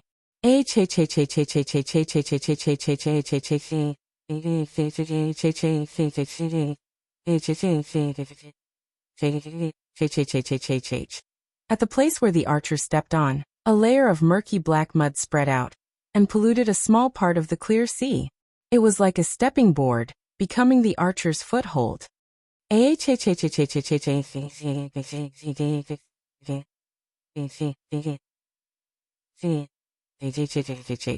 He raised his head and looked at the floating figure in the air. The archer who knocked him into the water let out an angry and grudgeful cry. Under the archer's body, the murky black mud that was spreading on the surface of the sea responded to the archer's roar and started to shake rapidly. In the air, Wuyan was also aware of the violent black mud. Immediately, he clenched his fist, and a wave of demonic energy gushed out from his hand. The demonic energy in his body was being frantically extracted at this moment, gathering in his hand as if it was free. As the mana in his body surged out and poured into his hand, Lin Yun's mana continuously poured into his hand. The mana flowing through Wu Yan's body gradually became warmer. It continued to climb. When the mana flow stopped abruptly, the mana flowing from Wu Yan's body was like steam, rising into the sky. The heat that leaked out, it caused the surrounding atmosphere to become distorted. Look down. Kiran looked at the archer who was stepping on the surface of the sea. The murky mud under the archer's body was splashing mud everywhere. It was like a volcano that was about to erupt, causing fear in people's hearts. Arghahar. The archer raised his head. His pitch-black face was filled with malevolence and insanity. With a shout, a giant sword came out of the boiling black mud, and it shot towards Wu Yan. That is a real huge sword. Its length is at least 40 to 50 meters, and its width is at least 2 to 3 meters. It's a huge sword comparable to the height of a skyscraper. Xiao, a sharp sonic boom cut through the air like a beam of light. The huge sword was like a mountain falling from the sky, bringing with it a scalp-numbing gust of wind. It dragged a long shadow as it shot into the air. Titan's hand awakened. Looking at the approaching huge sword, Wu Yan's eyes flashed with ruthlessness as he felt the wind coming from above. The mana on his body exploded, and the steam turned into a whirlpool, dyeing it a fiery red color. The fiery red whirlpool floated high in the air. After a moment, it suddenly trembled, and a huge fiery red arm that was not inferior to the huge sword suddenly emerged from the fiery red whirlpool. That posture was like a giant that had awakened from a volcano, and was about to come out of the volcano. Its momentum was incomparably terrifying. Go! With a cold shout, Wu Yan waved his hand, and the huge fiery red arm immediately imitated Wu Yan's movement. With the fiery red whirlpool as a fulcrum, it violently swung it. The giant sword and the giant arm were both extremely terrifying attacks. Like a storm, huge waves were set off on the surface of the sea. A gust of wind blew against the atmosphere.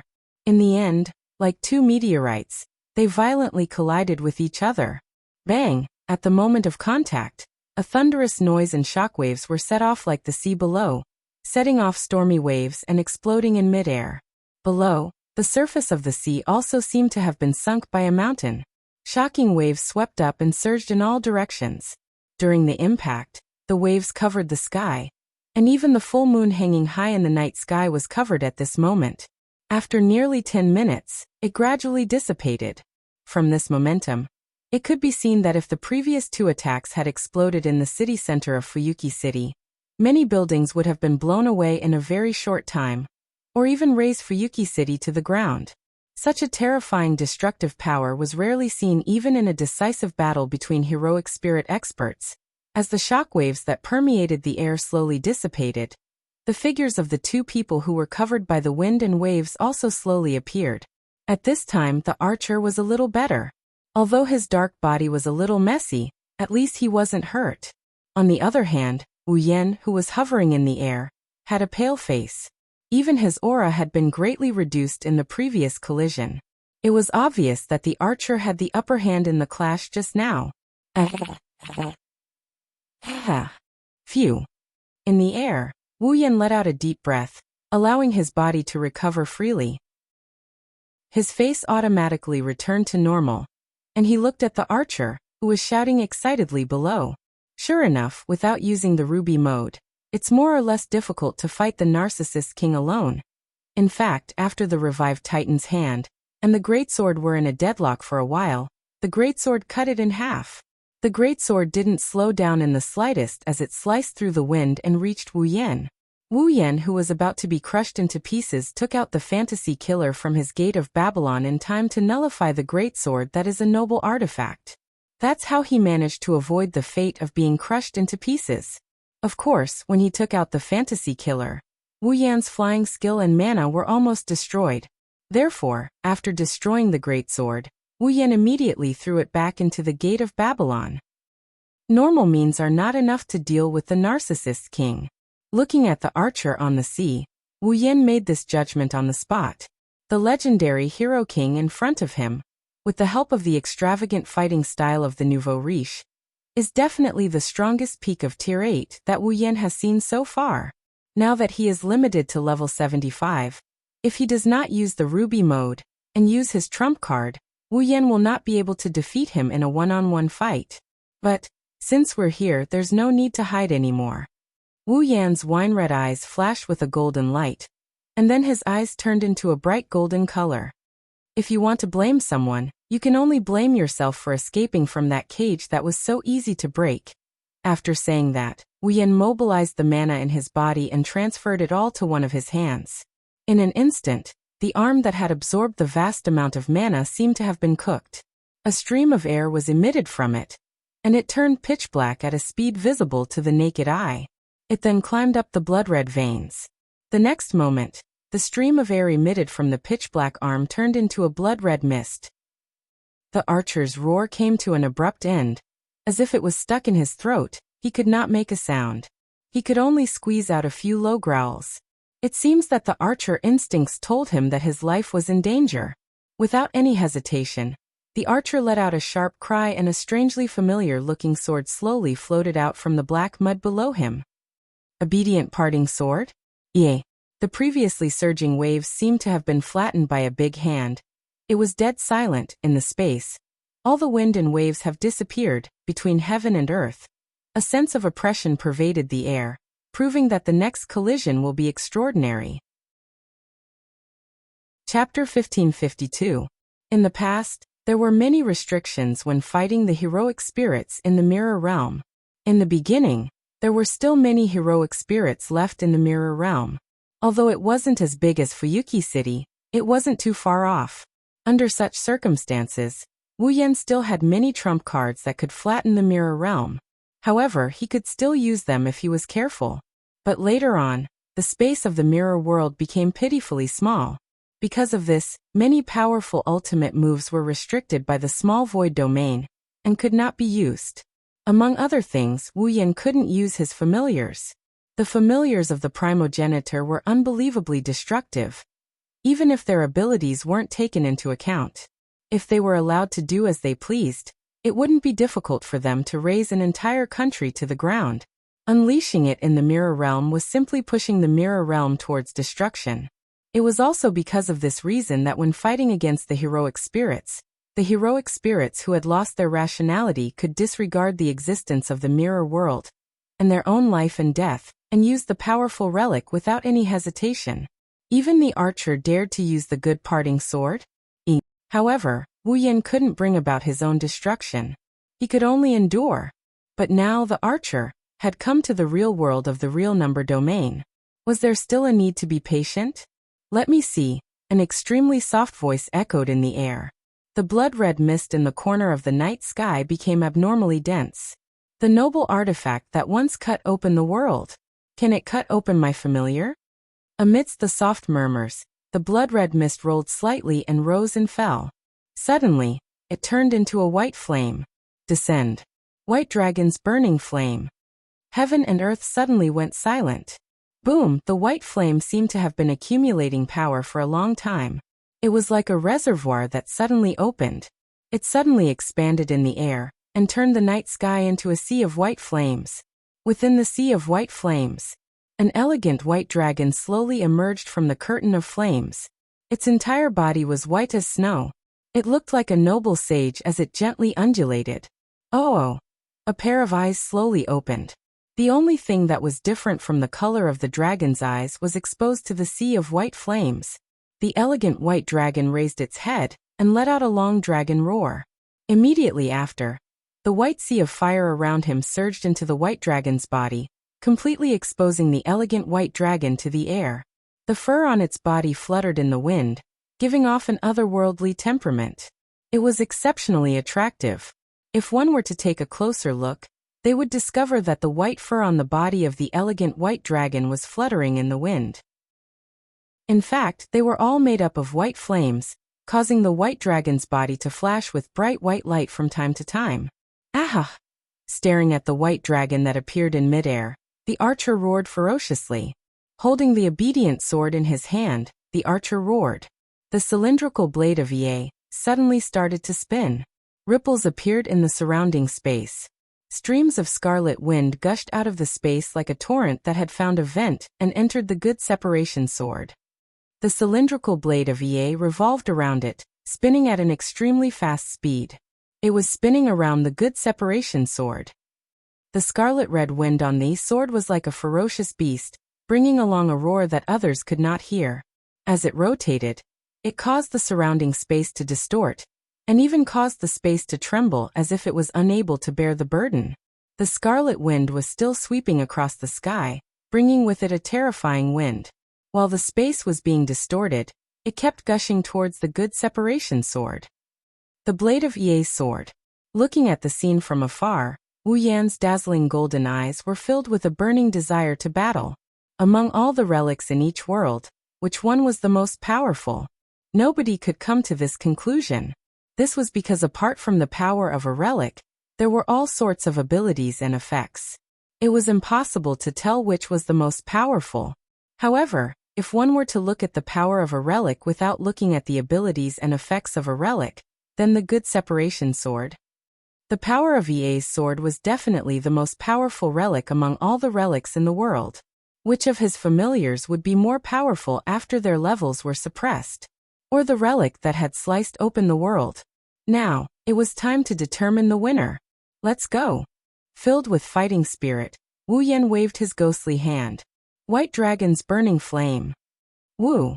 The elegant white dragon's blue eyes glinted fiercely. Amidst the dragon's roar, a dazzling white flame burst out from its body and covered its entire body.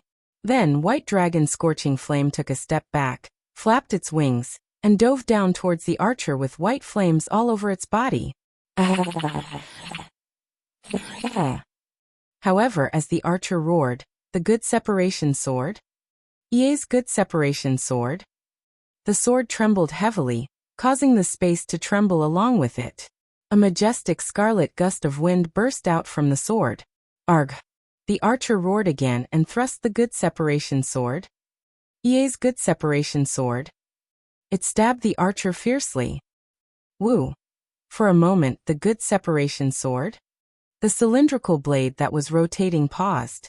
Then, amidst the trembling of the space, a scarlet tornado burst out with a chi sound, gradually expanding and shooting out. Under the swirling of the red tornado, every gust of red wind turned into the most terrifying sharp blade, cutting the space cleanly. Suddenly, wherever the tornado passed by, the space was like a piece of land that had been plowed through. A pitch-black spatial fault was formed. Wu, the white dragon, whose entire body was covered in white flames, raised its head and let out a long roar. Without the slightest bit of fear, it flapped its wings, and like a white meteor falling from the sky, it charged fiercely towards the incoming scarlet tornado. The distance between the two was closed in an instant. Then, the two terrifying attacks that could burn mountains and boil seas collided with each other. Dong! In the sky, it was like a star had exploded. The center of the explosion was flashing with intense white light. A circle of terrifying shockwave formed in a circular shape and shook the surroundings. From a certain point, the shockwave suddenly exploded. Like a punctured balloon, the abnormally violent shockwave filled the sky.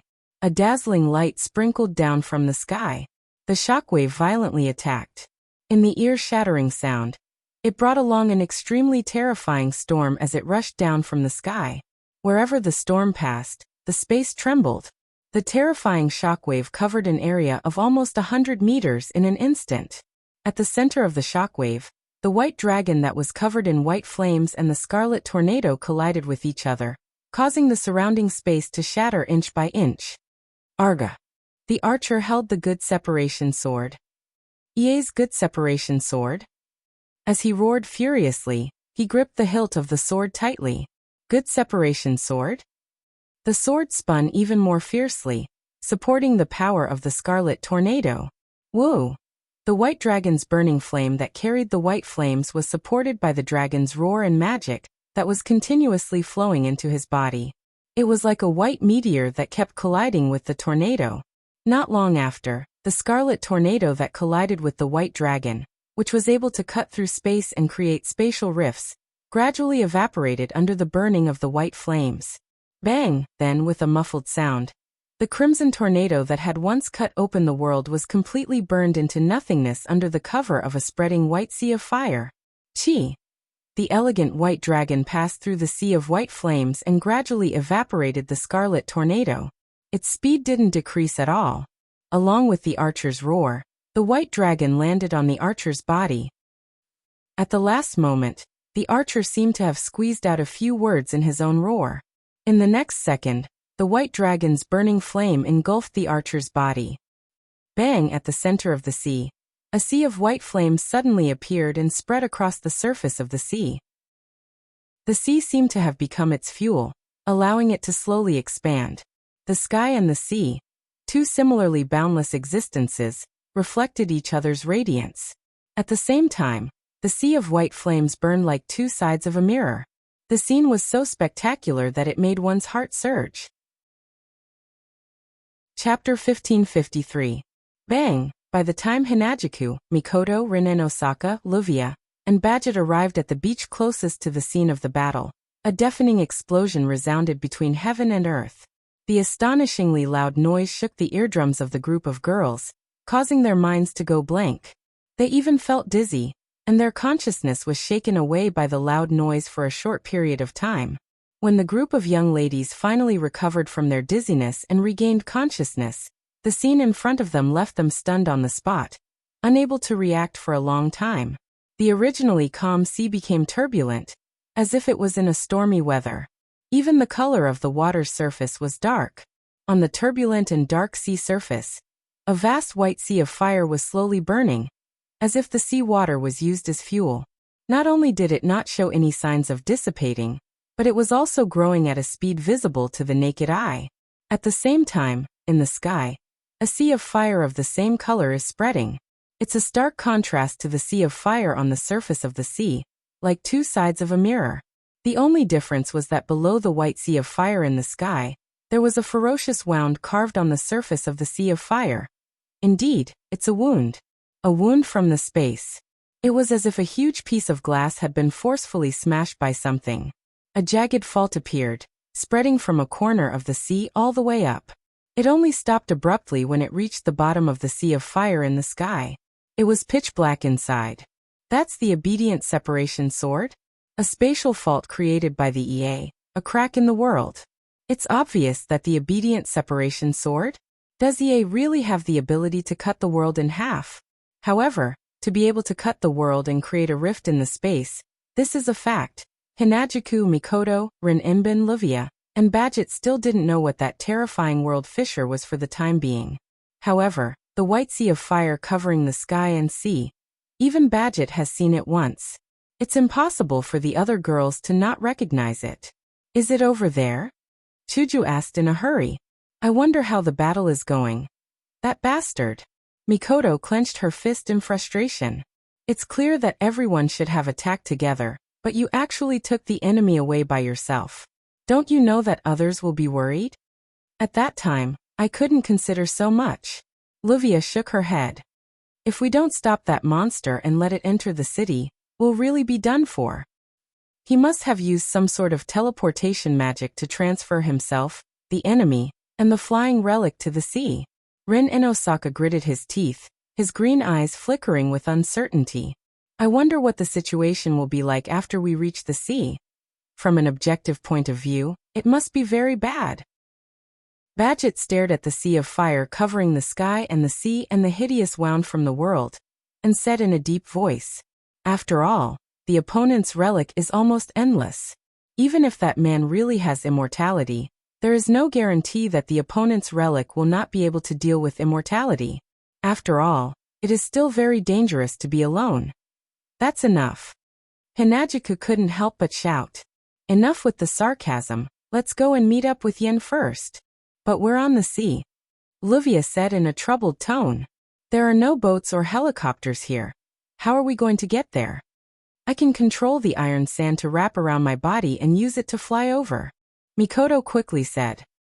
"How about I go and meet up with Yen first?" "No." On the side, Rin and Osaka pointed at the white sea of fire and the ferocious world crack without hesitation and retorted, "Do you really want to enter that place alone?" Mikoto didn't know what to say to that. No matter what, it is a flame that can burn time. It is comparable to mystical magic. If she really went in, the flame would not let her go just because she knows its master. Not to mention there is also the obedient parting sword. If she was not careful and fell into the fissure, she would be torn apart by the turbulence of space. But if she had to watch Wu Yen fight with such a terrifying monster, even though she believed in Wu Yen, she would still be unwilling to do so. Then what should we do? Mikoto couldn't think of a way out, so she became impatient. "We can't go, we can't not go either. What should we do? Just stand here and watch. Other than that, what else can we do?" Rin and Osaka's voice was filled with anxiety. "If we don't think of a way to deal with the white flame, we can't even get close to it, right? Aren't you two companions with that man?" Livia looked at Chuju and Mikoto. "Can't you think of a way to deal with the white flame? Even if you put it that way." Hinagika looked helpless. "We can't do anything about that flame either." Just as Chuju, Mikoto, Rin Enbin, and Livia were about to start arguing, Badget suddenly pointed at the sea and spoke. "Look over there." The girls froze for a moment and looked at the sea in the direction Badget was pointing at. It didn't take long for all the girls to notice something. There's a figure floating on the sea, being pushed by the waves like a rootless duckweed. It's floating towards them. Seeing the figure drifting along with the waves towards the beach, Hinagiku and Mikoto were the first to cry out in surprise. "Yen! It's Wu Yen!" However, Wu Yan's eyes were closed, his face was pale and his body was moving along with the waves. His body didn't move at all. It's obvious that Wu Yen has lost consciousness. "Yen!" Realizing this, Hinagiku and Mikoto jumped into the water without a second thought, and ran towards Wu Yan's direction. Rin Enbin and Livia finally reacted and immediately followed after him. Badget also silently followed after them. When the five of them reached the waist of the water, they saw Wu Yen floating towards them. Chuju and Mikoto quickly carried Wu Yen out of the water. "Yen! Yen!" Mikoto anxiously patted Wu Yan's pale face. "Wake up! Wake up! He's fine." Rin Enbin, who placed a hand on Wu Yan's chest, calmed down. "His heartbeat is still there. He doesn't seem to be injured, he's probably just unconscious." "Where's the enemy?" Badget glanced at the unconscious Wu Yen, who was lying in Hinagiku and Mikoto's arms. She then looked at the sea. "Where's the enemy?" Rin Enbin and Livia tensed up when they heard Badget's words. They looked around cautiously. Even though he didn't know what had happened, it was possible that the darkened heroic spirit was still around. Chuju. While Rin Enbin, Livia, and Badget were on high alert, Mikoto suddenly pulled Hinagiku and lowered her voice. "Look, Yan's hand." Chuju froze. She looked at Wu Yan's hand and froze. The reason for that was because that hand was tightly holding onto a card. On the front of the card, there was a picture of an archer with an arrow knocked on it, and below it was the word archer. Archer, archer. Class card. The card that was originally in Mikoto's body is now in Wu Yan's hand. No, it's more accurate to say there's an identical card in Wu Yan's hand. Needless to say, that could only be the second archer class card. Up until now, everyone was still working together to fight against the monster-like blackened hero spirit that had escaped from the mirror realm. Chuju and Mikoto looked at each other. Chuju took the archer class card from Wu Yan's hand and put it in her pocket. Badget was responsible for retrieving the archer card in Mikoto's body. If Badget saw the archer rank card in Wu Yan's hand, she's bound to think that this card belonged to the dark spirit. She's bound to be suspicious of Wu Yan's identity. After all, Badget didn't know that there was an 8th card. She always thought that the hero spirit she was fighting was the one materialized from the 7th card. So just in case, it's better not to let Badget see my archer rank card. RS. Chapter 1555. You're saying you defeated the dark and heroic spirit? In the living room, Mikoto, Rin and Osaka, and Livia came to ask about the battle last night. She was shocked when she heard what Wu Yan said. You really defeated it? Do I have to lie to you? Wu Yan shook his head. He took out a class card and showed it to Badget. Look, I've already retrieved the class card. Badget frowned when she saw the class card in Wu Yan's hand. Rin and Osaka and Livia had a weird expression on their faces. That's because the card that Wu Yan took out has a picture of a berserk warrior, holding a greatsword in his hand. Needless to say, it was the Berserker class card. Rin Enbin, Livia, Ilya, and Mio were the witnesses to the recycling of this class card. Therefore, Rin and Osaka and Livia were sure that the class card in front of them wasn't the same as the darkened heroic spirit from last night. Of course, this was because Rin, Osaka and Livia had subconsciously assumed that the 8th card was different from the 7 cards that they had collected earlier. If they knew that the class card Wu Yan retrieved last night was the archer class card, Rin and Osaka and Livia would be shocked as well. Berserker. Huh? Badget's frown loosened as she stared at the class card in Wu Yan's hand. She nodded. It really is the same as the monster from last night. Wu Yan, Chuju, Mikoto, Rin and Osaka, and Livia looked at each other when they heard what Badget said. They nodded with a bitter smile. Although he knew in his heart that the darkened hero spirit from last night was not a berserker, he had to say it out loud.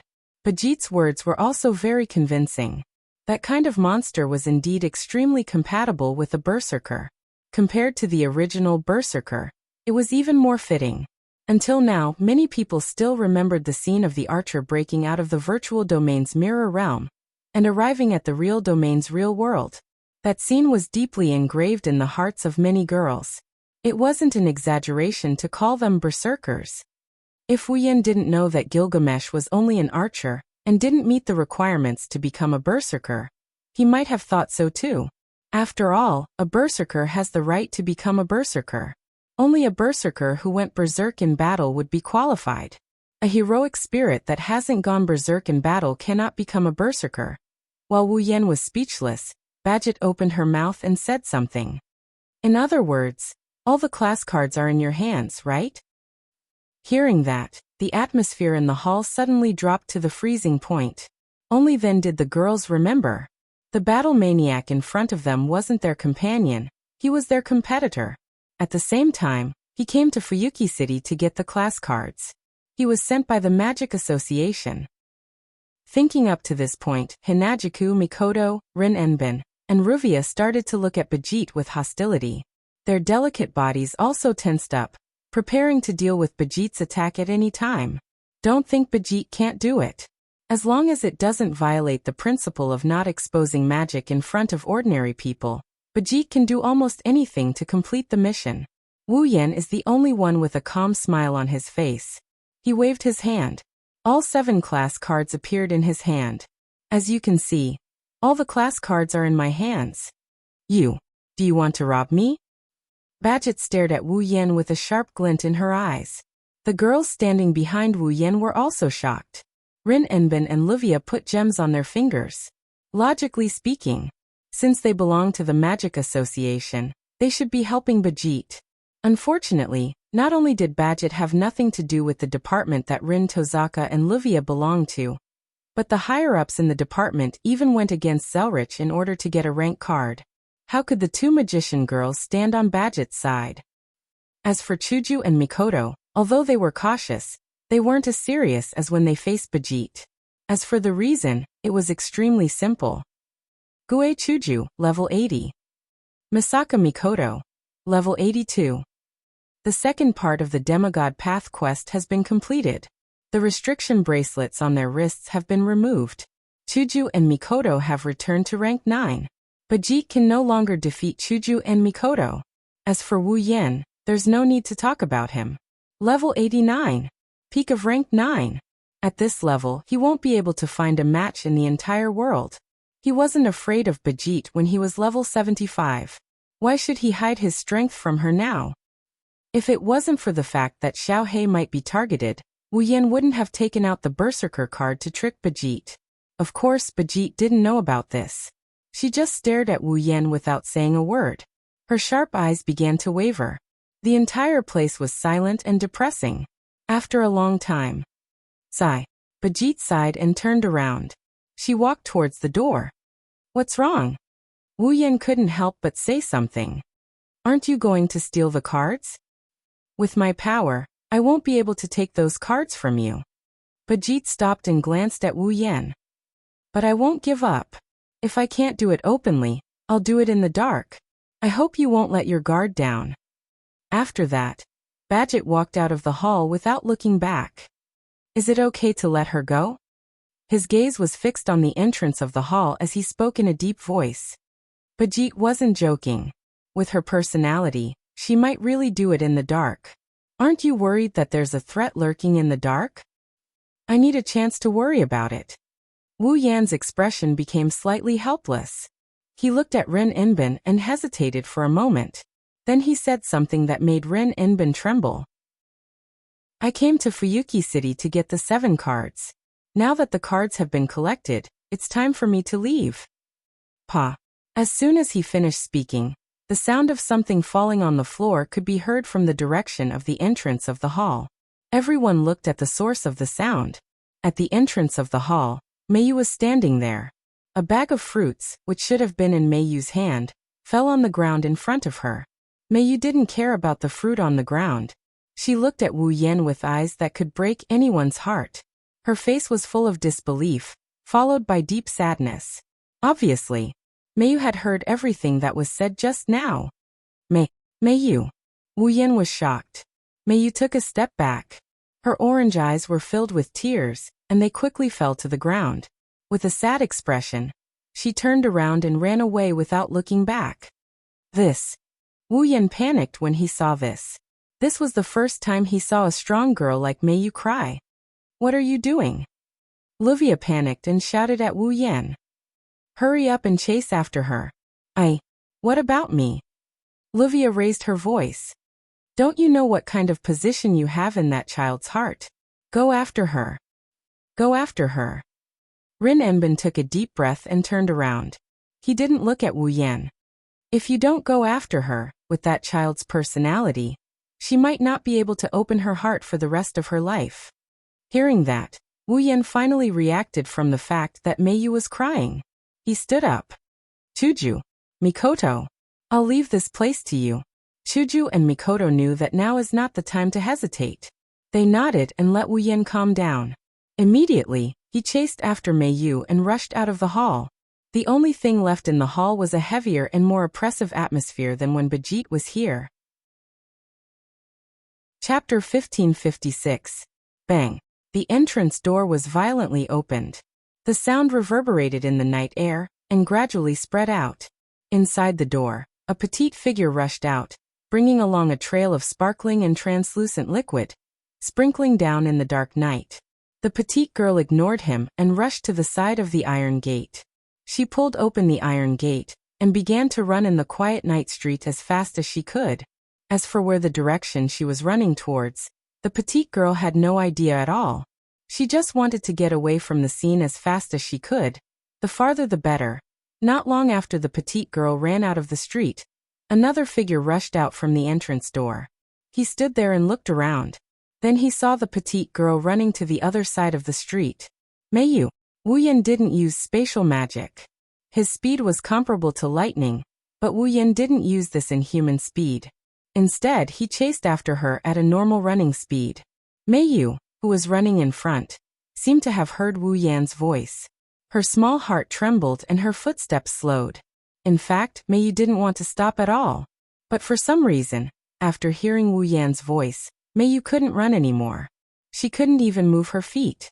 It was as if she was rooted to the ground and didn't move at all. Under such circumstances, Wu Yan easily caught up to her. He slowed down when he was about 5 meters away from her. Looking at the petite girl's slender back, he slowly walked over. The petite girl had her back facing Wu Yan as they walked on a dark street in the residential area. She left Wu Yan with her back.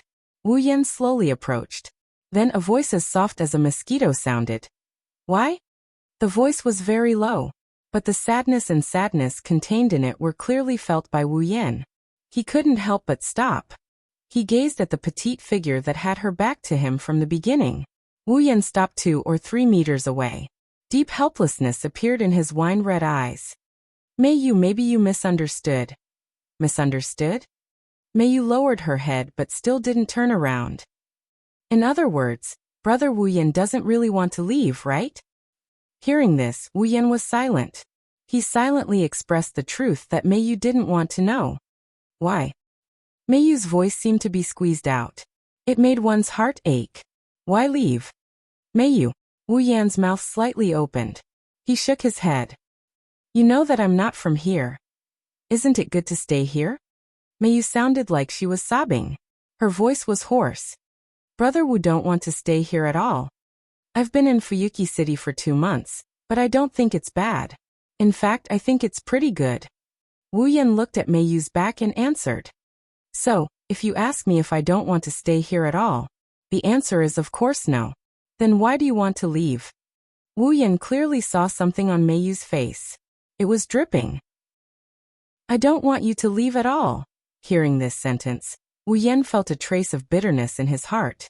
As Livia said, he really didn't know that he already occupied such an important position in Mayou's heart. Mayou was originally a strong, steady, introverted, and inflexible little girl. In this world, to be able to shake her heart and make someone like her, who did not know how to express her feelings, shed tears, it was definitely an important event that was comparable to life. No. With Mayou's character, maybe. She wouldn't feel even the slightest bit of sadness when her own life faded away. The only thing that can make her sad is something more important than Mayou's life. At least for Mayou it must be so. This is also the reason why Wu Yan was so moved when he saw Mayou's tears. Not only because Wu Yan can't bear to see girls cry, but also because he knows Mayou. He knows that she's not the type to shed tears easily. In this case, one can imagine how big of an impact Wu Yan's departure is to Mayou. However, Wu Yan can't stay in only one dungeon world to live. At least not now. Listen to me, Mayou. After weighing the words in his heart, Wu Yan said softly. I said you misunderstood. Although I will leave, it doesn't mean I won't come back. It won't be long before we meet again. Indeed. No matter how long Wu Yan leaves magical girl Ilia's world, as long as Wu Yan's summoner is not here, the time in this world will be frozen forever. For Mayou, if Wu Yan returns to this world, the separation will only last for a second. Even if he doesn't return to this world, Wu Yan can still summon Mayou and make her his summoner. In that case, the separation will also last for a second. However, for Mayou it's not a matter of time. But Brother Wu Yan, you'll still leave, won't you? Mayou's voice was filled with emotions like never before. She expressed her inner emotions and increased her volume so that her voice could enter Wu Yan's ears. You said you'll be my support. You said you'll let me bear the painful past and live happily. It's because of Brother Wu Yan that I can say from the bottom of my heart that I'm happy that night. But why? This time, Mayou's voice was filled with sadness. Why did you leave? Mayou, I don't have any family. I don't have any friends. Even now, the only friends I have are Ilia and Blackie. The only family I have here is Livia. Mayou's back is facing Wu Yan. She kept using her words to hammer at Wu Yan's heart. In the past, I had an older brother. But now he's no longer by my side. There have never been so many people who cared about me. Coming here and getting to know Ilia, Livia, and Xiaohei, I'm very happy. I'm really happy. I can finally have people who value me. But among these people, the most important one is the one who once gave me support, who once gave me happiness, who once gave me the meaning of life. Mayou held back her sobs. Her voice was extremely hoarse. That person is you, Brother Wu Yan. Brother Wu Yan. Mayou abruptly turned around and rushed forward. She threw herself into Wu Yan's embrace. In just a short moment, she wet the front of Wu Yan's clothes. Please, I beg you. Don't go. Meiyu. Wu Yan's eyes were filled with complicated emotions. He really did not expect that his position in Meiyu's heart would be so important. He also did not expect that Meiyu would rely on him so much. Looking at Meiyu, who was grabbing his clothes tightly with her slender hands and her extremely thin shoulders that were constantly twitching, Wu Yan almost decided to stay in this world forever. Unfortunately, Meiyu. Squatting down, Wu Yan embraced the petite girl in front of him. I'm sorry. Even if it's just for a moment, I have no choice but to leave you at this moment. Meiyu's twitching shoulders trembled violently.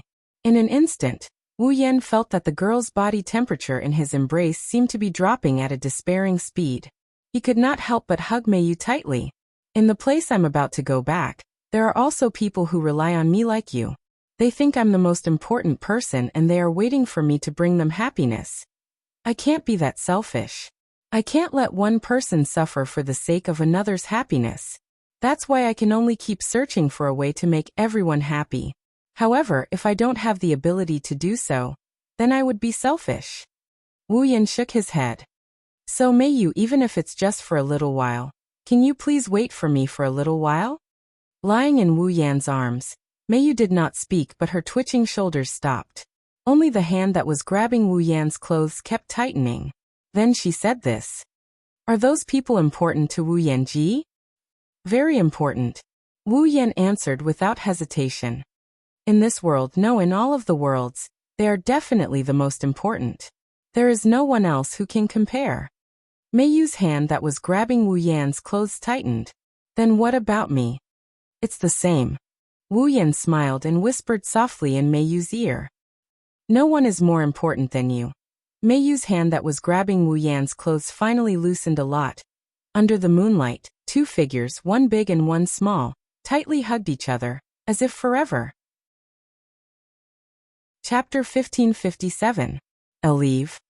The next day, in the main hall, the girls once again gathered around the dining table. All sorts of luxurious dishes were placed on the dining table. But this time, not a single one of them extended their chopsticks to the table. That was something that couldn't be helped. After all, just as the girls were about to start eating, Wu Yan, who was sitting at the head of the table, announced his plan in front of everyone. Leave. It was a simple word, but it stunned many of the young girls. The atmosphere in the main hall dropped to a rather heavy level.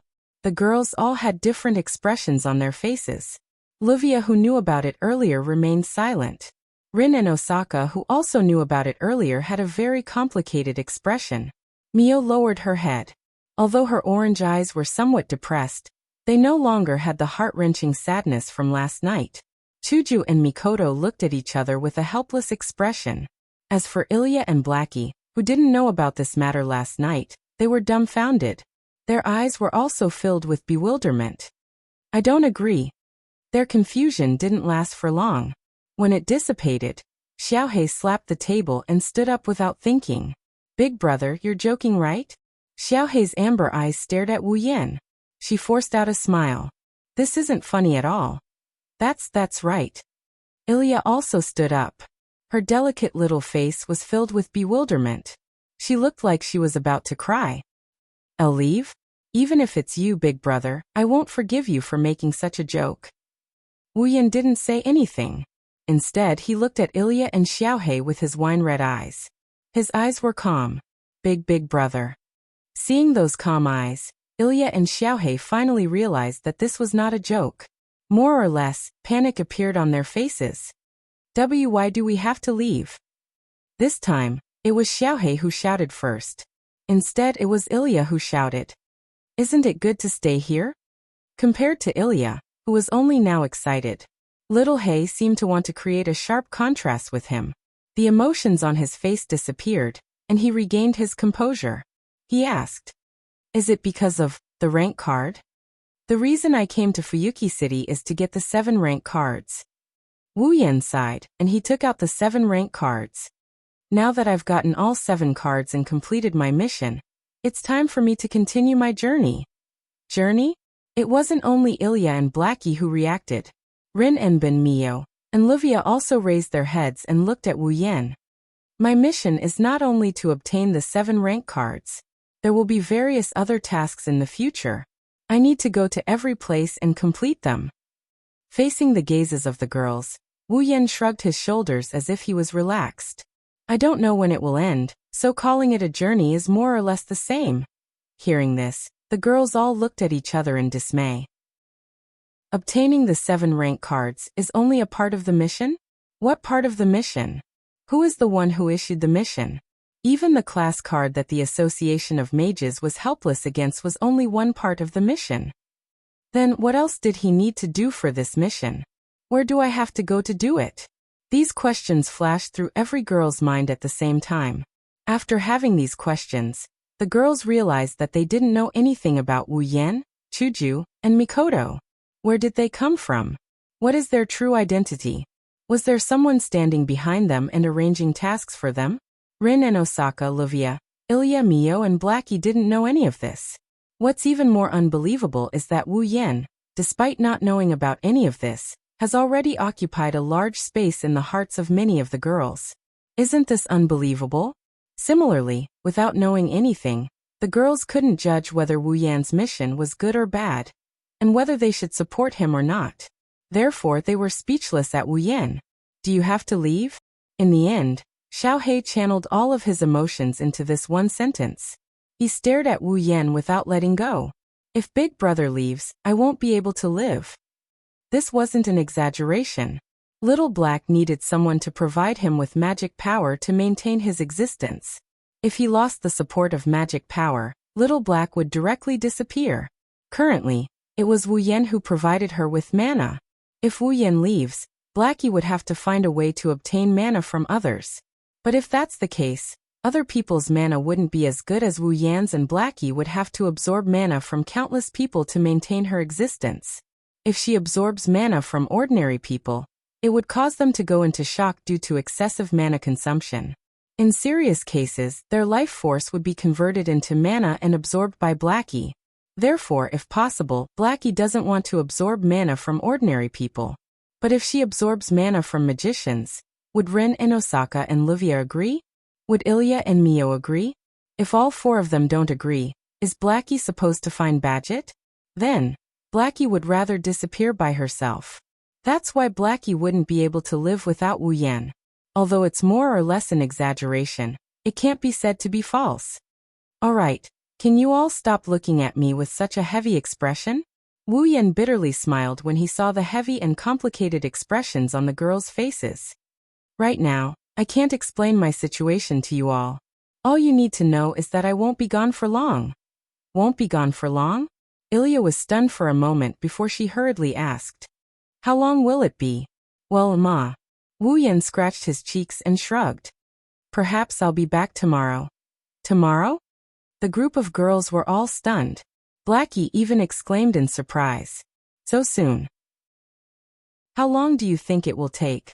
Wu Yan rolled his eyes at Rin and Osaka, Livia, Ilya, Mio, and Blackie. Do you all think that this separation will be forever? But, Ilya said with uncertainty. Big Brother, didn't you just say that you have a lot of missions to complete? But like I said, I won't be able to explain my situation to you guys. Wu Yan hesitated for a bit, as if he's thinking about how he should explain himself. In the end, he had no choice but to say this out loud. All in all you need to know is that the next time we meet, it won't be long. Hearing this, whether it was Ilya, Blackie, Mio, Rin, Tasaka, or even Livia, their expressions became much better. It's a promise. Ilya jumped off her chair and ran to Wu Yan. She extended her pinky. You can't lie. Since when did I lie to you? Wu Yan smiled and scratched Ilya's little nose. Ilya was embarrassed.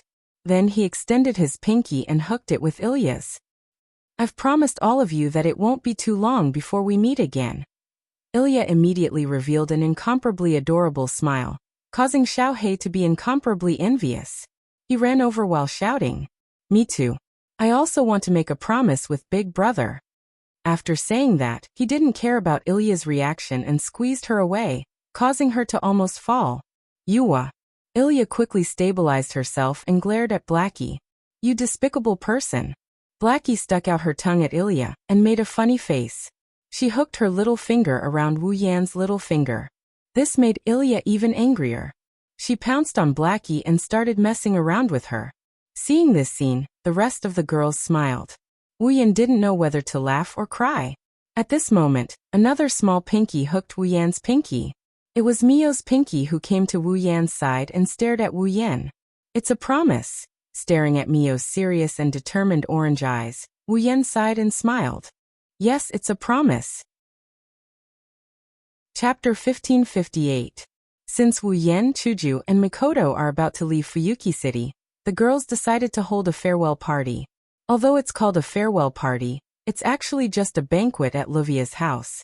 Moreover, all the dishes used in the banquet must be prepared by Wu Yan himself. The reason is because Wu Yan's cooking is too delicious. As a result, one of the main characters of this farewell party became the chef who prepared the food and drinks for the young ladies. Moreover, it's for an entire day. Fortunately, Ilya, Mio, and Xiaohei happened to be on holiday, so they didn't need to go to class today. This farewell party was very lively in the Eiderfeldt's living room. Chuju and Mikoto also seemed to have blended in, chatting and laughing with everyone. Even Mio, who usually works as a maid and has always been very calm, chatted with Chuju and Mikoto happily. This scene, for those who know Mio, might be a bit unbelievable, right? But it's very cute. The other girls were pretty much the same. Ilya and Xiaohei seemed to be very reluctant to part. During the entire farewell party, they stayed by Wu Yan's side for the first half of the time.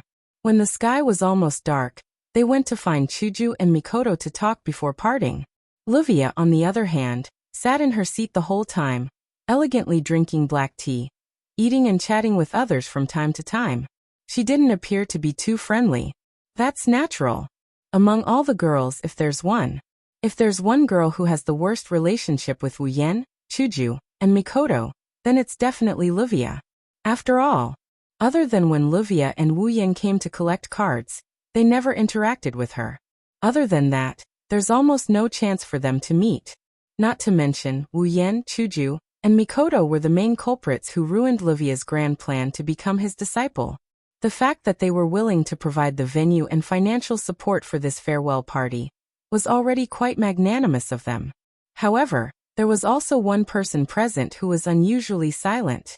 The entire farewell party ended. He hadn't spoken more than 10 sentences. Rin silently drank the drink in her hand. She glanced at everyone around her. After making sure no one noticed her, she stood up from her seat and quietly left the venue. However, Rin and Osaka didn't know. From the beginning to the end, there was one person who had been paying attention to her. Rin and Osaka pushed open the door and walked out of the mansion into the courtyard. He raised his head and looked at the sky. The night sky was still bright, stars dotted the sky, and the full moon was like the leader of all the stars. It was located in the middle of the stars, as if it had transformed into one of the stars. It was also the largest star. Together with the surrounding stars, it emitted a gentle light. Sigh. Rin and Osaka looked at the beautiful night sky and sighed deeply. I really shouldn't have come. This sentence was sincere, but also a lie. She came here to attend the farewell party for Wu Yan, Chuju, and Mikoto. Rin and Osaka didn't want to go at all. Even though she didn't say it out loud, Rin and Osaka knew that she didn't want that person to leave. That's why. Rin and Osaka didn't want to attend the farewell party from the bottom of her heart. The sentence, I really shouldn't have come, was definitely sincere. But even though she thought so, if she didn't come, Rin and Osaka's heart would feel empty. Thus the sentence I really shouldn't have come was another lie. Damn it. Rin and Osaka's conflicted thoughts made her kick a pebble that landed on the ground. Why do I have to worry so much about that guy? That guy is an enemy, isn't he? Not only did he stop me from becoming his disciple, he also stole my first kiss and forced a kiss on me every time. What a jerk. It's best if that guy leaves. Damn it. Every time he spoke, Rin would kick a pebble next to his feet. He wanted to kick away the frustration and depression in his heart along with the pebbles. However, as the pebbles flew out, Rin Tozaka didn't feel any satisfaction. Instead, he became even more frustrated. In fact, Rin Enbin knew that this day would come sooner or later. He didn't foresee the departure of Wu Yan and company, rather. He foresaw his own departure. Rin Inosaka is the candidate for chairman of the Magic Association's Chronometer Tower. Regardless of whether or not she manages to retrieve all her cards and successfully become Zelrich's disciple, she must return to the Magic Association headquarters in London. Because of this, Rin Inosaka was mentally prepared to part with the people here at any time. However, Rin Inosaka didn't expect that in the end, not only would she be the first to leave, it would be the person she cared about the most. Rin Inosaka laughed self-deprecatingly. We've only known each other for less than 2 months. I can't believe I'm feeling this way. It's so unlike me. Her self-deprecating words were met with a mocking response. You didn't argue with Livia. You didn't cause a ruckus in that kind of place. It's so unlike you. Rin Inosaka took out a frozen drink from behind her and stuck it to her face. Wah! The sudden voice and the cold touch on his cheek made Rin Hasaka jump up. He turned his head and looked behind him. Then, since the day before, or rather, since yesterday, Rin Inosaka saw the person who had been causing his heart to be unable to calm down. You're here alone, trying to observe the stars? Wu Yan threw the frozen drink at Rin Inosaka with a half-smile on his face. It's also not like you to do something like this. Rin Dosaka gasped when he saw the canned drink flying towards his face. He hastily caught it before glaring at Wu Yan. What are you doing? Shouldn't I be the one asking you that question? Wu Yan smirked. He stood next to Rin Inosaka and looked up at the night sky. You've already written I have something on my mind on your face. Why don't you come out to check on the situation? Who has something on my mind? Rin turned his head away. He didn't even look at Wu Yan. Who knows if he's trying to hide his expression or if he really doesn't want to see Wu Yan. His sullen voice echoed around the area. Why did you come out? Aren't you worried about those clingy little guys? Don't worry. Don't worry, I'm not like you. I didn't even greet anyone before I came out. Wu Yan glanced at Rin as he casually replied. Don't you need someone to accompany you? Of course. Of course. Rin Inosaka said without hesitation. I'm the chairman of the Magic Association's Chronometer Tower, the current head of the Inosaka family. Do you think I'm afraid of being lonely? I don't know if you're afraid of being lonely or not. Wu Yan chuckled. But I don't think anyone told you that you'll show it on your face when you're upset, right? Rin Inosaka opened his mouth slightly as if he wanted to refute, but in the end, he didn't say anything. Instead, he hesitated for a while before saying this. Where are you guys going? Wu Yan slowly retracted his smile, and he looked up at the night sky. To a place you'll never expect. A place I'll never expect? Rin Inosaka sneered. Although I can't say that there are no places that I can't think of, there are only a handful of them. If you go to such a place, can you still be so confident that you can come back in a short time? Maybe not for me. Wu Yan shook his head. But for all of you, this period of time will definitely not be too long. Don't be so secretive, can't you just tell me? Rin Inosaka was furious. Do you think it's fun to be so secretive all the time? Oh, Wu Yan raised an eyebrow and he laughed out loud. You want to know my secret? Why don't you try and find it yourself? Wu Yan waved his hand and returned to the mansion.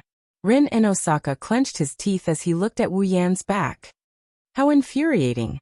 Rin Inosaka didn't realize that the frustration in his heart had unknowingly disappeared. Chapter 1559. The sky was clear. The clouds were untainted, the mountains were moist, the wind was warm. At the top of the azure sky, there were no clouds for thousands of miles, not even a wisp of cloud. It was as if all colors had been filtered out. The few remaining thin white clouds seemed to have been melted by the sun and slowly dissipated with the wind, causing the sky to sparkle magnificently. The sun and fresh air shrouded the land. Sometimes, the sun would walk into the few clouds that were about to dissipate. The light would shine through the clouds and onto the rivers and seas of Fuyuki City. Sometimes, there would be dark clouds floating in the sky. The clouds were so thick that when the sun came out, it was impossible to see it. But the rays of the sun in the clouds penetrated the encirclement and set the clouds with a glittering rim of gold. Soon after, the sun slowly rushed out from the clouds and appeared in the sky. It even dyed the dark clouds golden, causing them to dissipate as if they had melted. At this time, it wasn't only the sun, the clouds, and the sea that were shining. Even the land was bright. The weather was so clear. Looking from the window, the transparent blue sky looked like a silk handkerchief. Inside the window, 2 girls were busy with cleaning utensils. The 2 girls had been in this state since they woke up in the morning. Standing in the middle of the hall, Wuyan looked at Hinajiku and Mikoto, who are wearing aprons and busying themselves around. His expression is somewhat helpless. Okay, do you have to be like this? If you have time to be sarcastic, why don't you come and help? Mikoto wiped the sweat off her forehead. She held a broom with one hand and put the other on her waist. Can't you see how busy we are? Just a little bit more. Chuju didn't look back. She was tidying up the kitchen. Once this is done, the cleaning is done. So, even if you do a cleaning, so what? Wu Yan was speechless. When we leave, time will freeze in this world. When we come back, this house will still be the same as when we left. Do we need to do this before we leave? That's true. Mikoto looked around. He sighed. After all, we've been living here for 1 or 2 months, and we've been living quite well. Don't clean this place up. There will be a knot in my heart. Anyway, if we have the chance to come back again, she would continue to live here, wouldn't she? Chuju glanced at Wu Yan. When you come back and see a clean house, you'll be in a good mood, right? But if I remember correctly, Wu Yan covered his forehead with one hand and pointed out a cruel fact with a headache. These places. Since you woke up in the morning, you've tidied everything inside and out 3 times, right? 3 times? Hinajiku and Mikoto looked at each other and said awkwardly, Is there really that much? How much do you think it is? Wu Yan felt like bubbles were coming out of his throat. I was woken up at 5 in the morning by the 2 of you. You said you wanted to clean the room and dry the sheets, but the room has been cleaned at least 3 times. As for the blankets, one of you said you'd bring them back after drying them, and the other took them out to dry again. You've dried the blankets inside and out 8 times. Ahaha. Mikoto scratched her head and laughed. Now that you mention it, I think I have some recollection. What's the matter? Chuju puffed up her cheeks and turned her head away. We have feelings for this place, and we don't want to leave. Actually, instead of saying they didn't want to leave this house, it was more accurate to say that Chuju and Mikoto didn't want to leave the house for the past 2 months. Although they had to fight in the mirror realm of the imaginary number region at night, and had fought with Rin Enbin, Luvia, Mio, and Ilya, Blackie and Badget, other than that, the 2 girls' days here were very ordinary. Ever since they followed Wu Yan to the Spalier world, the 2 girls didn't have a normal life in the Spalier world. Besides, even if there were battles, Rin Enbin's group, rank cards, Badget, and many other problems, Wu Yan, Chuju, and Mikoto worked together to solve these problems. The 2 girls felt like they were back to the time when the 3 of them were the only ones exploring the world. It's understandable that they didn't want to leave. Of course, now that they have so many companions, Chuju and Mikoto weren't unhappy at all. Now that the base in the Behemoth Forest has been completed, the capital of alternate generations has become the home of the Summoners and the Masaka sisters. If nothing major happened, they could just stay in the capital of alternate generations and live a normal life, and they would still be able to visit the girls. Until now, the happy life that the girls have been praying for finally took shape with the completion of the capital of alternate generations. Now all they need is a guarantee and they can continue living like this. That guarantee, needless to say, is to have the power to deal with all accidents and protect their happy life and home. With that thought in mind, Chuju and Mikoto turned their eyes to Wu Yan. Their eyes were filled with gentleness. In order to find the power to protect everything, Wu Yan has been wandering between the Spalier world and the various dungeon worlds to increase his strength. Now all he needs to do is complete the Demigod Path quest and reach the level of Pinnacle Demigod, and Wu Yan will become a Pinnacle Demigod. He will become the strongest in the Spalier world in the truest sense of the word. Under these conditions, plus the fact that the system still has S-rank equipment and mythical armaments that can provide the power of God, Wu Yan can exchange for the S-rank equipment and obtain the power of God. When that happens, with the help of the power of God, Wu Yan will have the chance to become a true God-tier expert. When that time comes, A truly peaceful and happy life will befall everyone living in the capital of alternate generations. In order to welcome the arrival of that day, Chuju and Mikoto swore to themselves that they won't fall too far behind the most important person in front of them. No matter how reluctant I am, it has to end here. Wu Yan, who was oblivious to Chuju and Mikoto's determination, looked around and sighed. If this goes on, there will be no end to it. All right. Chuju and Mikoto snapped out of their daze and reluctantly put down the cleaning tools in their hands. They untied their aprons and folded them carefully before coming to Wu Yan's side. By the way, aren't you going to say goodbye to the children? Mikoto wrinkled her nose. Because you're leaving, the children are quite affected, aren't they? Yes. That's why they're children. Wu Yan's expression was helpless. I already said I won't be leaving for long. But that's cute too. Chuju couldn't help but smile. Why don't you summon them to the Spalier world as well? Even if we go back, I'll continue with the Demigod Path mission. Wu Yan shook his head. If that's the case, wouldn't it be the same as leaving the children in a foreign world? That's true. That's true. Mikoto nodded in agreement. In a foreign world, you won't be by my side. Even if we won't be apart for long due to the time ratio, it still won't feel good. That's why I'll wait until the Demigod Path mission is over and I've ascended to Demigod Pinnacle before we talk about this. Wu Yan shrugged. Before that, let's be apart for a second. What about Rin Enbin and Livia? Chuju glanced at Wu Yan. Aren't you going to say goodbye to them? Forget it. Wu Yan hesitated for a moment before shaking his head. I've already said everything that needs to be said. After we leave, the time in this world will freeze. Instead of parting with sadness, it's better to wait for the next reunion. Oh. Mikoto raised an eyebrow. You're already interested in having them as your summons? Of course not.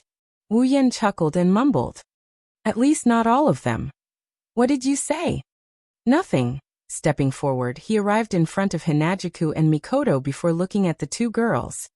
Well then, let's go back. The two girls nodded. In the hall, the three figures disappeared without a trace. Everything returned to normal. Chapter 1560. Spalier World, Behemoth Forest. Ever since the birth of the Beast King and the demonic beast's rampage, no one has entered this natural treasure trove of the Spalier World. In order to prevent the innocent warriors and magicians from being destroyed by the demonic beasts, Ailu, Baruba, and Fea empires have set up camps near the Behemoth Forest. Only after passing through the camp's management and gaining the approval of the camp's person in charge, could they enter the giant beast's forest with a specific purpose and be dispatched. Hunting demonic beasts in the Behemoth Forest is also a way to get the resources needed for the Spalier World's market to operate normally. If it weren't for this reason, perhaps the camp's mission would only be to guard the Behemoth Forest and prevent the demonic beasts from coming out. However, even if the camps send teams into the Behemoth Forest every day, the number of people in the Behemoth Forest has decreased. In the past, they could enter and leave as they please.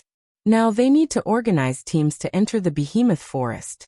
In the past, there were more people entering the Behemoth Forest.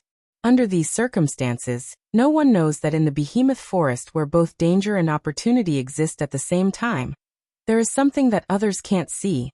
If someone can see the abnormality in this area, then they can see that around the area there is a transparent barrier that ripples like water. It is a semicircle that covers more than 80% of the area. Inside this semicircular transparent barrier that covered more than 80% of the open space, there was a fortress that was located within it. The steel-like walls, which were at least 100 meters tall, spread out to both sides, forming a circle that surrounded everything in the fortress. Inside the fortress, tall buildings stood in great numbers. However, they were of different types and styles. They were orderly, but they also seemed to be uneven. It is like a strange city where buildings from different eras are gathered together. In this city where buildings of different styles, types, and tastes are gathered together, there are also those with short brown hair and brown eyes, delicate face and slender body. They look exactly the same. Girls with a lack of expression are living their lives. Some are staying in their homes. Some are walking outside on the streets. Some are enjoying their daily lives. Some of them were working as shop owners. There were also people wearing the same uniform, with an armband embroidered with the word patrol on their arms, walking up and down the streets. Apart from the identical looks and figures, this was simply a living city. As for the Misaka sisters, they were just like normal girls, living a leisurely and ordinary life. This is the current capital of alternate eras. At the center of the capital of alternate generations, there was an inverted pyramid-shaped building with the highest height, which allowed one to have a panoramic view of the entire capital of alternate generations. The heart of alternate eras. This is where Wu Yan and his summons live. At this moment, Mikoto was standing at a window on the top floor of Generation's heart. Through the window, she looked down at the Misaka sisters who were living their lives peacefully. Her tea-colored eyes were actually red. This is great. This is great. Wu Yan and Chuju, who are standing behind Mikoto, are also looking at the scene below. They saw Mikoto's excited expression and smiled gently. They can understand Mikoto's feelings. Originally, the Misaka sisters were only clones. They were born as experimental subjects in the magic catalog world. They were killed by Accelerator and used by Alistair. In order to save the Misaka sisters, Mikoto had sunk into the depths of darkness and despair. Later on, even though Wu Yan gave Mikoto a glimmer of hope and saved all the sisters still couldn't be said to be completely out of danger. After all, there were too many people who coveted the existence of the Misaka sisters in the magic catalog world. There are so many conflicts in the Spalier world that in the end, the Misaka sisters picked up their weapons and joined the battle. Of course, it was more like hunting in the giant beast's forest. Occasionally, they would get rid of the bugs in the giant beast's forest. Compared to the life in the magic catalog world, life in the giant beast's forest was like heaven to the Misaka sisters. But Mikoto doesn't want the Misaka sisters to join the battle at all. Although the Misaka sisters don't care about it, the truth is that the Misaka sisters have never lived a good life since they were born. They haven't even lived a normal life. This is something Mikoto can't bear to see. It was also because of this that Mikoto was the one who put in the most effort and labor when they decided to build the base and give the Misaka sisters a place to rest. It's all for the sake of letting the Misaka sisters live a normal life without any conflicts. Unfortunately, in this world, there are endless conflicts. Without the power to protect everything, there's no such thing as a happy life. This is because there's no telling when it will be destroyed. Even now, the Misaka sisters seem to be living a normal life in the capital of alternate generations. But there's no telling when there will be a large-scale battle. Because of this, seeing the Misaka sisters living a normal life in the capital of alternate generations, Mikoto's heart was filled to the brim. She almost couldn't stop her tears from flowing. Right now, the capital of alternate generations is surrounded by Yukari's barrier and the defensive items that Wu Yan exchanged from the system. If anyone wants to invade the capital of alternate generations, they'll need at least a demigod or a large-scale army and a demonic beast army. But in the Spalier world, how many demigods are there? And how many of them have the power to form a large-scale army and a demonic beast army that can rival a demigod?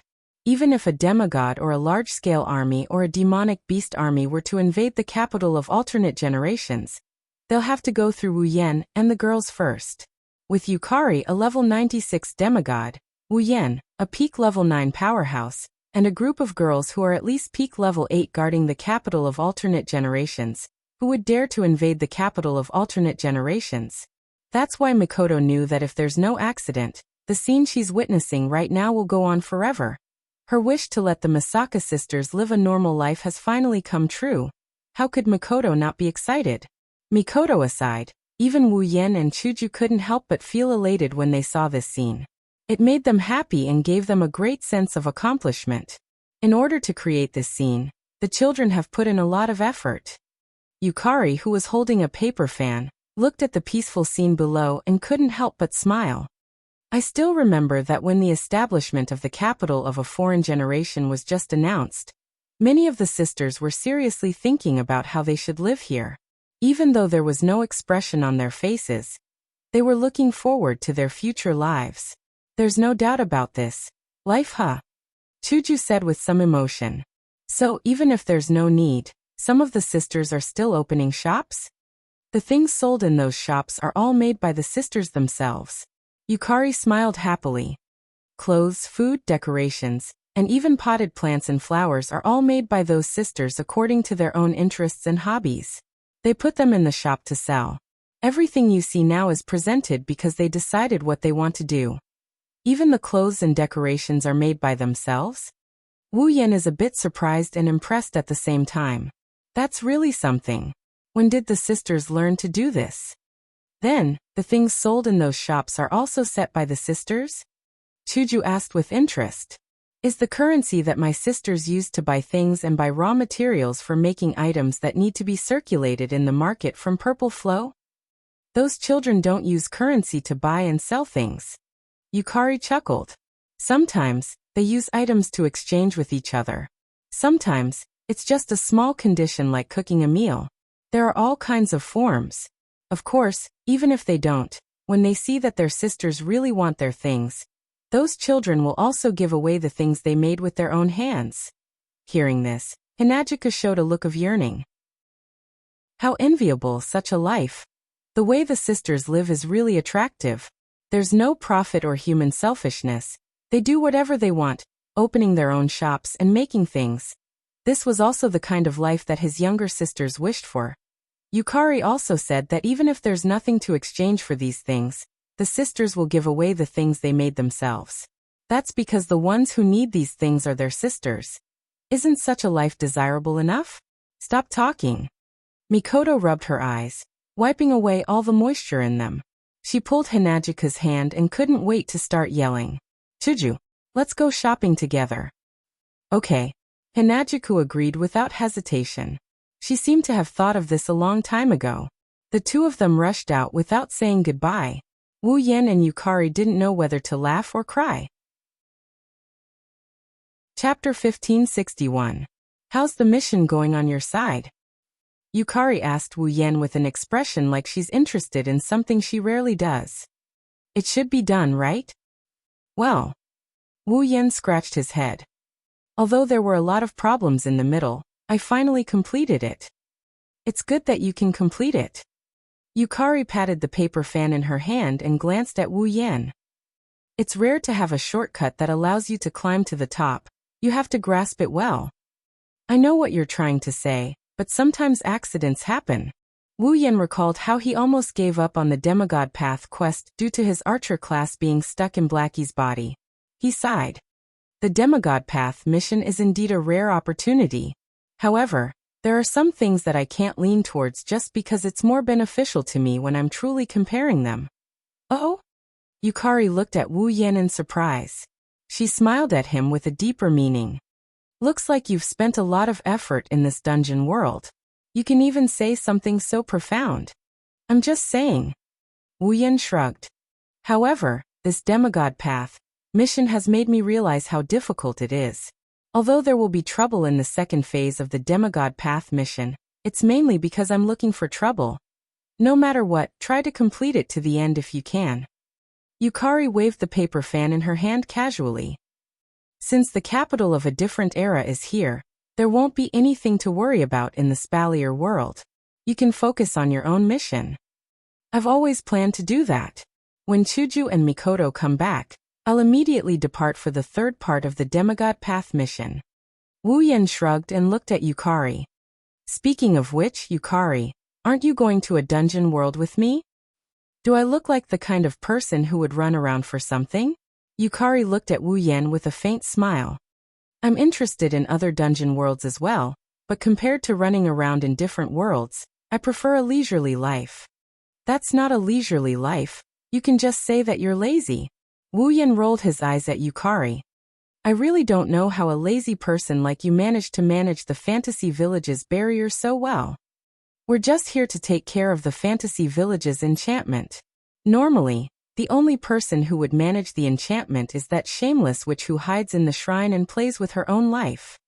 Yukari opened her paper fan and covered the lower half of her face. We're basically the same in the Fantasy Village. Yukari's deep purple eyes were the only thing that could be seen. The lower half of her face was covered by the paper fan. If Wu Yan didn't know Yukari well enough, he would have believed that Yukari didn't care about Gensokyo. Indeed, Yukari was also very lazy when she was in the fantasy village. She would hide in her own house and use her gap ability to peek at others. As the founder of the fantasy village, she did not care much about the matters in the fantasy village. Instead, she advocated the policy of turning a blind eye to it. However, that was mainly because the matters in the village were either trivial matters or things that would never be out of Yukari's control. If something happened in the fantasy village that could threaten her existence and force Yukari to take action personally, Yukari would never be careless about it. That was why Yukari was acting like it had nothing to do with her. He could just treat it as a tsundere. Are you sure you don't want to go? Wu Yan tried to tempt her with a seductive tone. Perhaps the dungeon world in the third round of the demigod path. Mission is Fantasy Village. By that time, I'll go to Fantasy Village and the time flow in Fantasy Village will return to normal. If something happens and you're not there, then I'll leave it to you. Yukari was unfazed. She even pushed her responsibility to Wu Yan as she casually opened her mouth. Don't you have my red jade mode? In a way you're like me, aren't you? Haha. You're flattering me. Wu Yan sighed. Putting aside the fact that the red jade mode has a time limit, if I activate your red jade mode, I'll only be on par with you in terms of strength. How can I compare to you in other aspects? Yukari. Yukari Yakumo, a sage shifter. A great shifter who has lived for more than 1,000 years. Even if Wu Yan could use the ruby mode to achieve the same level of strength as Yukari, he wouldn't dare boast that he could solve everything in the fantasy village. After all, there were people stronger than Yakumo Yukari in Fantasy Village. However, Yakumo Yukari was still able to manage Fantasy Village so well. This was enough to prove that not everything in Fantasy Village could be solved with power alone. With the title of Sage, Yakumo Yukari's wisdom was unquestionable. And this wisdom was the true reason why she was able to manage Fantasy Village. Strength, on the other hand, is secondary. If Wu Yan were to manage the Fantasy Village, forget it. Thinking about the endless weird happenings in Jinsokyo and the bunch of problem children who only know how to eat and drink without a shred of integrity, Wu Yan's head started to hurt. Well, it's not as complicated as you think. Yukari smiled as if she could see through Wu Yan's thoughts. Even though I'm the founder of the Fantasy Village, I do have a lot of free time. In the Fantasy Village, Yukari is invincible. With her around, there's no need for the manager to worry about the Fantasy Village. I think it's because of that shameless Yukari who only knows how to eat and drink like you that the Fantasy Village has problems. Wu Yan complained. If you guys are more proactive, the Fantasy Village can be renamed to the Ideal Village. Didn't we say it already? It was hard to tell if she was joking or being serious. Violet's face had an expression that was hard to tell. Why don't you try managing the Fantasy Village? Are you serious or are you joking? Wu Yan wasn't sure if Yukari meant something else when she said those words. Wu Yan couldn't tell what Yukari was trying to say. If it's me, I definitely can't manage Fantasy Village. Didn't I tell you that Ling Meng will take care of the matters in Fantasy Village? Yukari looked at Wu Yan's frightened face with amusement. Leave the big things to Yukari. Leave the small things to Yukari or your little girlfriends. As for yourself, you can just live a leisurely life. Yukari, it's my fault. Wu Yan almost kowtowed. I shouldn't have made fun of you. Please forgive me. Is that so? The smile on Amethyst's face deepened.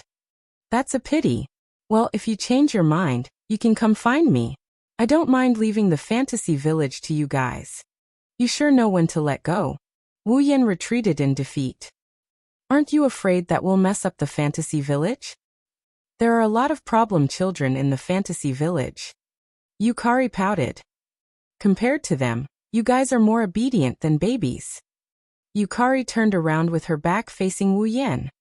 Are you going to wait for Chuju and Mikoto to come back and take them to the Demigod Path mission? Yeah. Wu Yan tilted his head in confusion. Is there a problem? There's no problem. However, there's one thing that I suddenly thought of. Z tapped her face with the paper fan and said with a smile. Tonight, 2 of your little girlfriends will complete their transformation in the lake. Tonight? Wu Yan paused and asked. Who's coming out? Well, you'll find out tonight. Yukari didn't expose him. She waved her fan and walked outside. Looking at Hinajiku and Mikoto, I don't think they'll be willing to leave their sisters anytime soon. The third mission, Demigod's Path, I'll need you to bring the 2 girls from the lake with you. They should be very happy too, right? Leaving these words behind, Purple left the scene without looking back. Tonight. Gazing at the direction Yukari left, Wuyan walked back to the window. He looked at the Misaka sisters walking up and down the street, and he mumbled in anticipation. Who will it be? Chapter 1562. Selling pastries. Fresh and delicious pastries. Do. Misaka 1760 shouted loudly. Come and look at clothes. Here are some nice clothes. Do. Misaka 16307 shouted loudly. Is there anyone who wants to buy flowers? Do. Misaka 2640 carefully held her favorite flower, while observing the surrounding customers. Please come and take a look at Misaka's greatest masterpiece. Do. Misaka 10047 raised her umbrella and proudly showed off. On both sides of the retro-styled street that was similar to the Western style, such voices constantly reverberated in the air and passed into the ears of everyone walking on the street. The voices came from the shops on both sides of the retro-styled Western street. The voices came from the mouths of the shop owners. Judging from the scene alone, it was undoubtedly very much like a very lively commercial street, or a street of stalls set up during a large-scale event. It was necessary to increase the number of customers for oneself. However, if someone were to personally visit the scene, they wouldn't have the mood to patronize these shops. This was because the shouts that were reverberating in the air were all emotionless, devoid of uplift, and cold as if they were listless and cold. Standing at the corner of the street, Wuyan looked at the scene and felt a sense of helplessness. Yukari said that 2 girls would finish their metamorphosis and emerge from the lake tonight. She wanted him to bring them to the 1564th takoyaki stall. Misaka is setting up a stall. Do. Misaka 10032 is reporting to Oniai-sama and using her eyes to signal Oniai-sama, who I haven't seen in a long time. Misaka 10032 said as she moved her head closer to Wu Yan's face until there was less than 5 centimeters between them. Her brown pupils stared straight into Wu Yan's wine-red eyes and stopped talking. That. Looking at Misaka 10032's expressionless face, Wu Yan laughed dryly. Please forgive me for not having the ability to read other people's inner thoughts from their eyes. Is that so? Misaka 10032 understood and distanced herself from him. Wu Yan let out a sigh of relief. However, Misaka 10032's next words made Wu Yan freeze on the spot. As Oniai-sama's Oniai-sama, you don't even have such an inhuman ability. Do. Misaka 10032 was disappointed and looked at Oniai-sama with disdain. She wanted Oniai-sama to realize his stupidity. Haha. Wu Yan forced a laugh. I'm sorry, I'm just that stupid. There's no other way. I can only tell Oniai-sama what I mean. Misaka 10032 pointed at her stall again. Oniai-sama, do you want to try Misaka's takoyaki? Do. Misaka 10032. Let go of the disappointment in your heart and look forward to your answer. Fine. Listening to Misaka 10032's way of expressing herself, Wu Yan helplessly shook his head. Then I'll try it. Misaka is very happy. Misaka 10032 said with an expressionless face. Then, what is Oniai-sama going to offer in exchange for Misaka's takoyaki? Do. Misaka 10032 asked Oniai-sama, while thinking about whether Oniai-sama should use his underwear to exchange for Misaka's takoyaki. Do you usually use your underwear to exchange for other sisters' things? Wu Yan's knees went soft, and he almost fell to the ground. If so, please let me set up a stall here. Oniai-sama wants Misaka's underwear? Do. Misaka 10032 asked shyly while thinking about the saying, all men are beasts. Alright, I was wrong. I don't want it at all.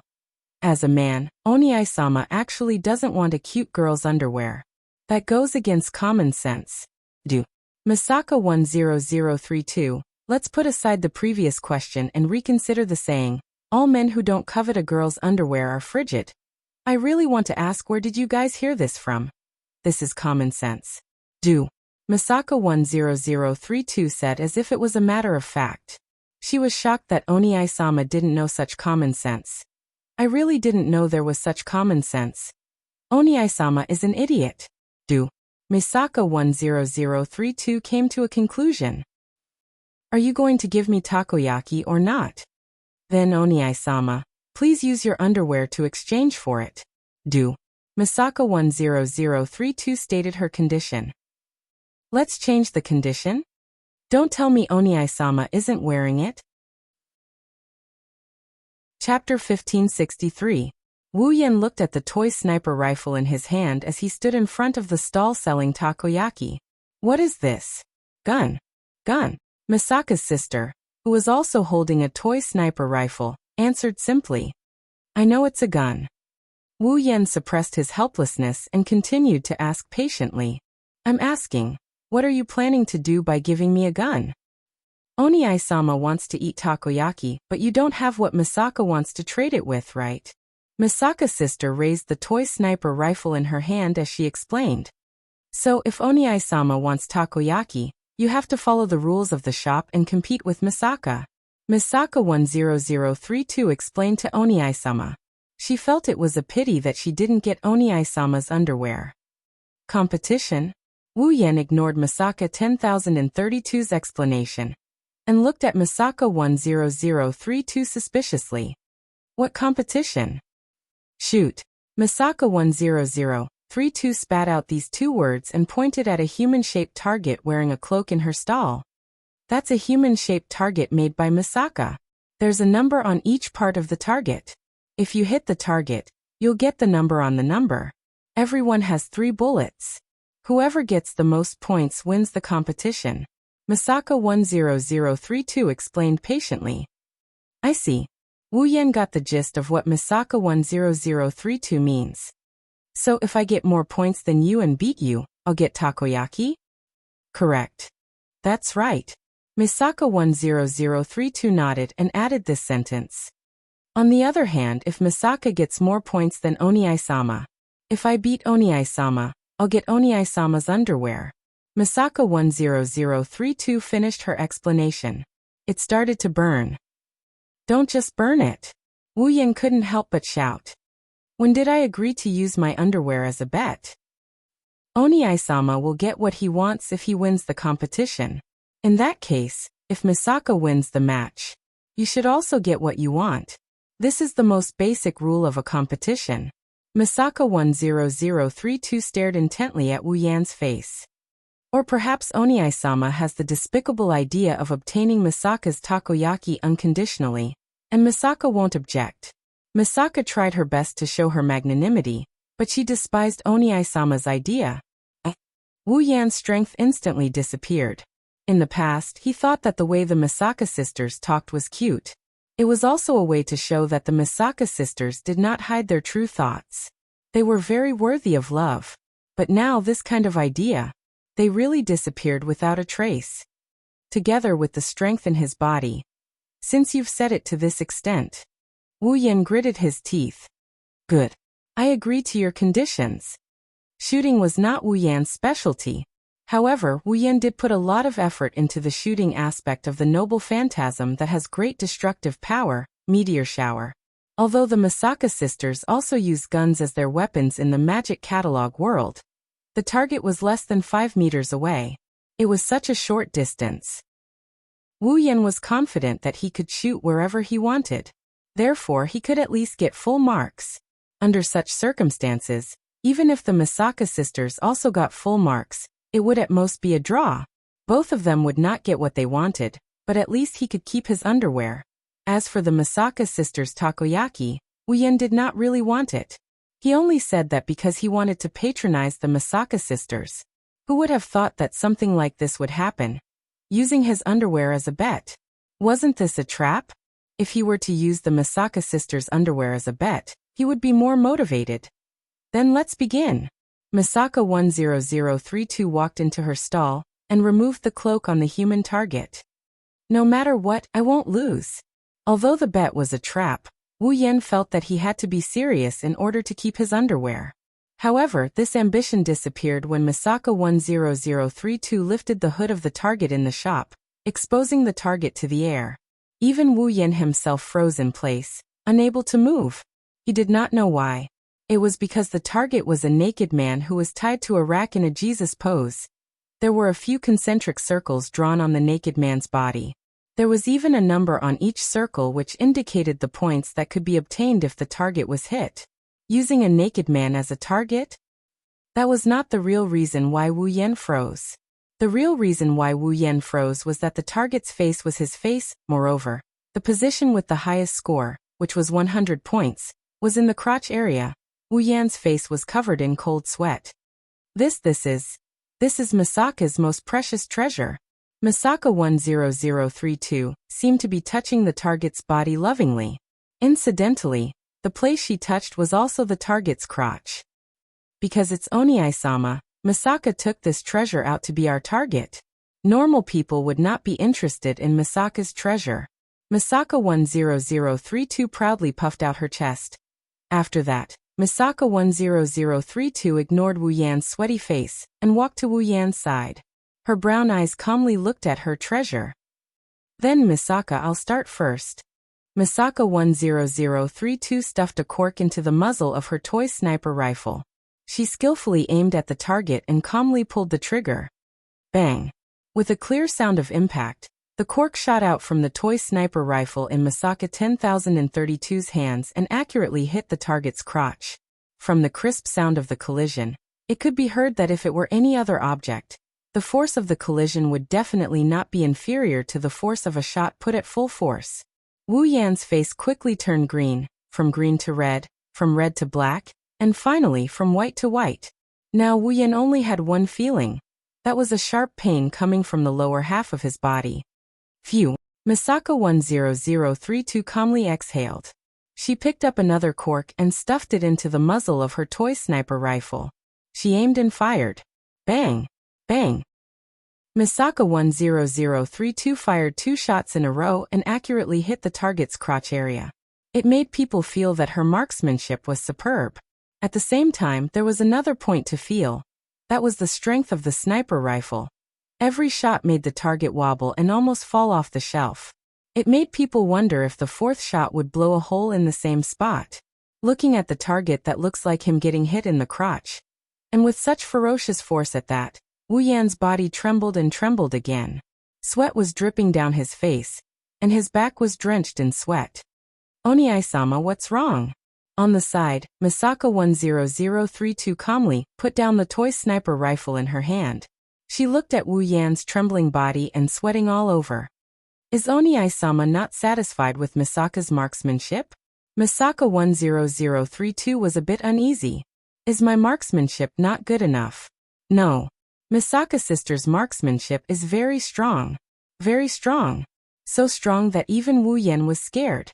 Holding the toy sniper rifle in his hand, Wu Yan could clearly feel his facial muscles twitching. His palms were sweating and his whole body was shaking. Misaka's sister had already fired 3 shots and all 3 shots hit the target with the highest score. She obtained full marks. In other words, if Wu Yan didn't want to lose, he had to hit the target with the highest score all 3 times. But there was only one spot with the highest score. That was the crotch area. Even though he knew it wasn't him, to shoot the crotch area of a target that looked like him, Wu Yan felt that he had to be mentally prepared for the pain. Just like that, Wu Yan held the gun with his face covered in sweat. He didn't dare to pull the trigger. Just like that, at a certain moment, Wu Yan's hand shook and the cork shot out and hit the target, in the chest. Bang! The toy sniper rifle in his hand fell to the ground. Wu Yan's face was filled with shock. It's over. Chapter 1564. Nighttime. The sky gradually darkened and the curtain of night quietly descended. The full moon was clear in the sky. Soft moonlight shone down from the sky and penetrated the barrier of the capital of alternate generations.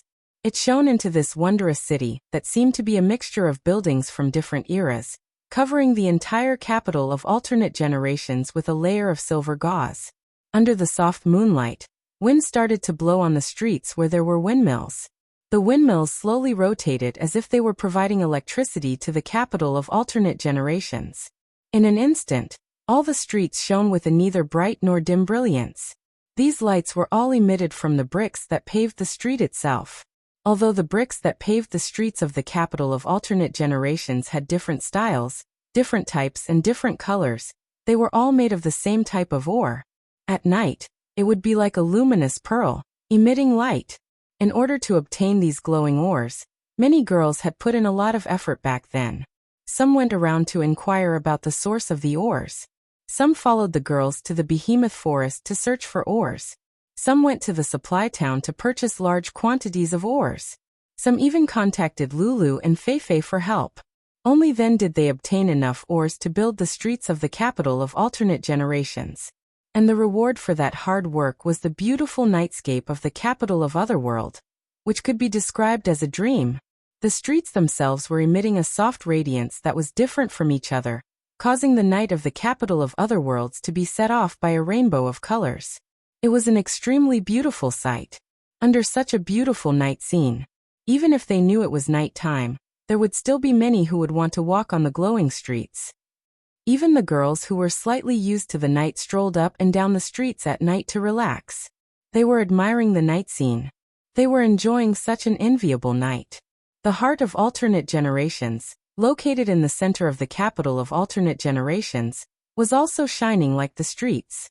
The entire inverted pyramid was shining with a dazzling golden light. It looked like it was made of gold, dazzling to the extreme. Come to think of it, living in such a building should give one a greater sense of achievement than living in a palace, right? Such a night. It was indeed the envy of others. However, despite the envy of others, there was someone who didn't even have the mood to appreciate it. On the top floor of the heart of alternate generations, Wu Yan lowered his head. The background was dark as he walked in from the outside like a zombie. He wobbled his way to the sofa. He fell down, looking like a dying man. That was to be expected.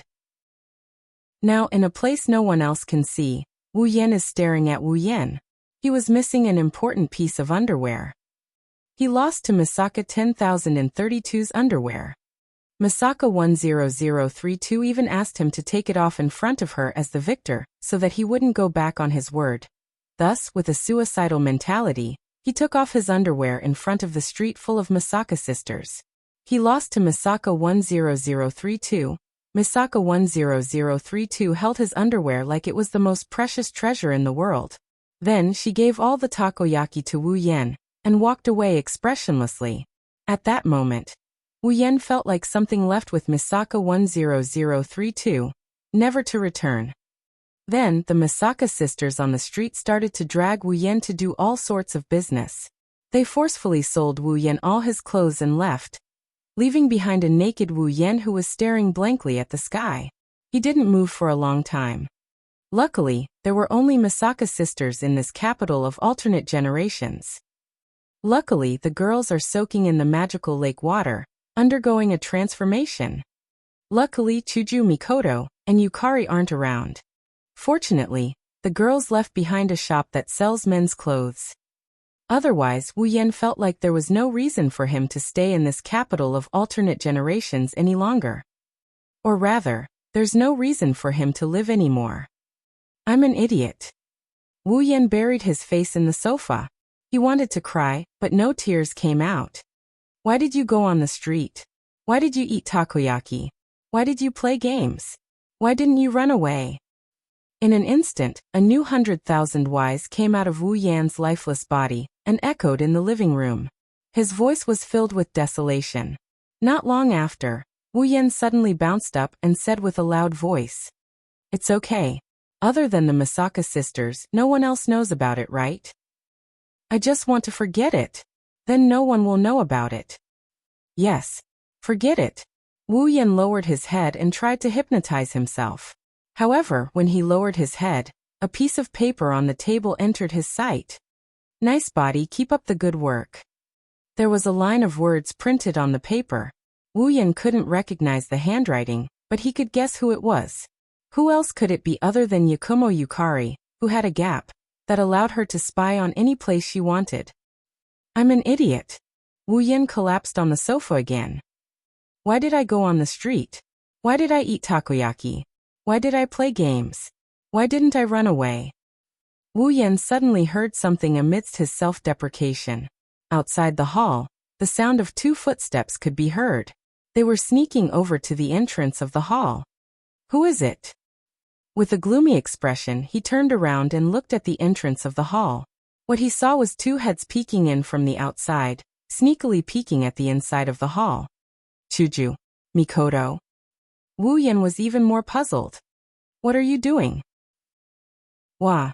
Hearing Wu Yan's voice, Hinajuku and Mikoto, who sneakily peeked their heads in from outside the living room, yelped exaggeratedly. When they saw Wu Yan sitting on the sofa, their expressions stiffened. Yen. Hinajuku was flustered. You're still awake? I don't think she's sleeping anymore. He frowned when he saw how flustered Hinajuku is. Some of them will finish their metamorphosis later. I want to take them to the 3rd phase of the Demigod Path mission. Chuju, Mikoto, how about you 2 stay here? No problem.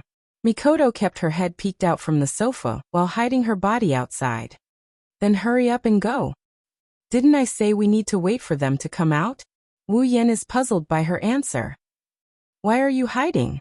Are you shy? Wu Yan stood up as he spoke. Stop right there. As soon as Wu Yan stood up, Chuju and Mikoto screamed and glared at Wu Yan. Don't come over here. Sit down. Huh. Wu Yan was shocked when he saw Chuju and Mikoto's reaction. What's wrong? Are you sick? Yes, we're sick. Mikoto laughed without thinking. So don't come over here, you'll get infected. What nonsense are you spouting?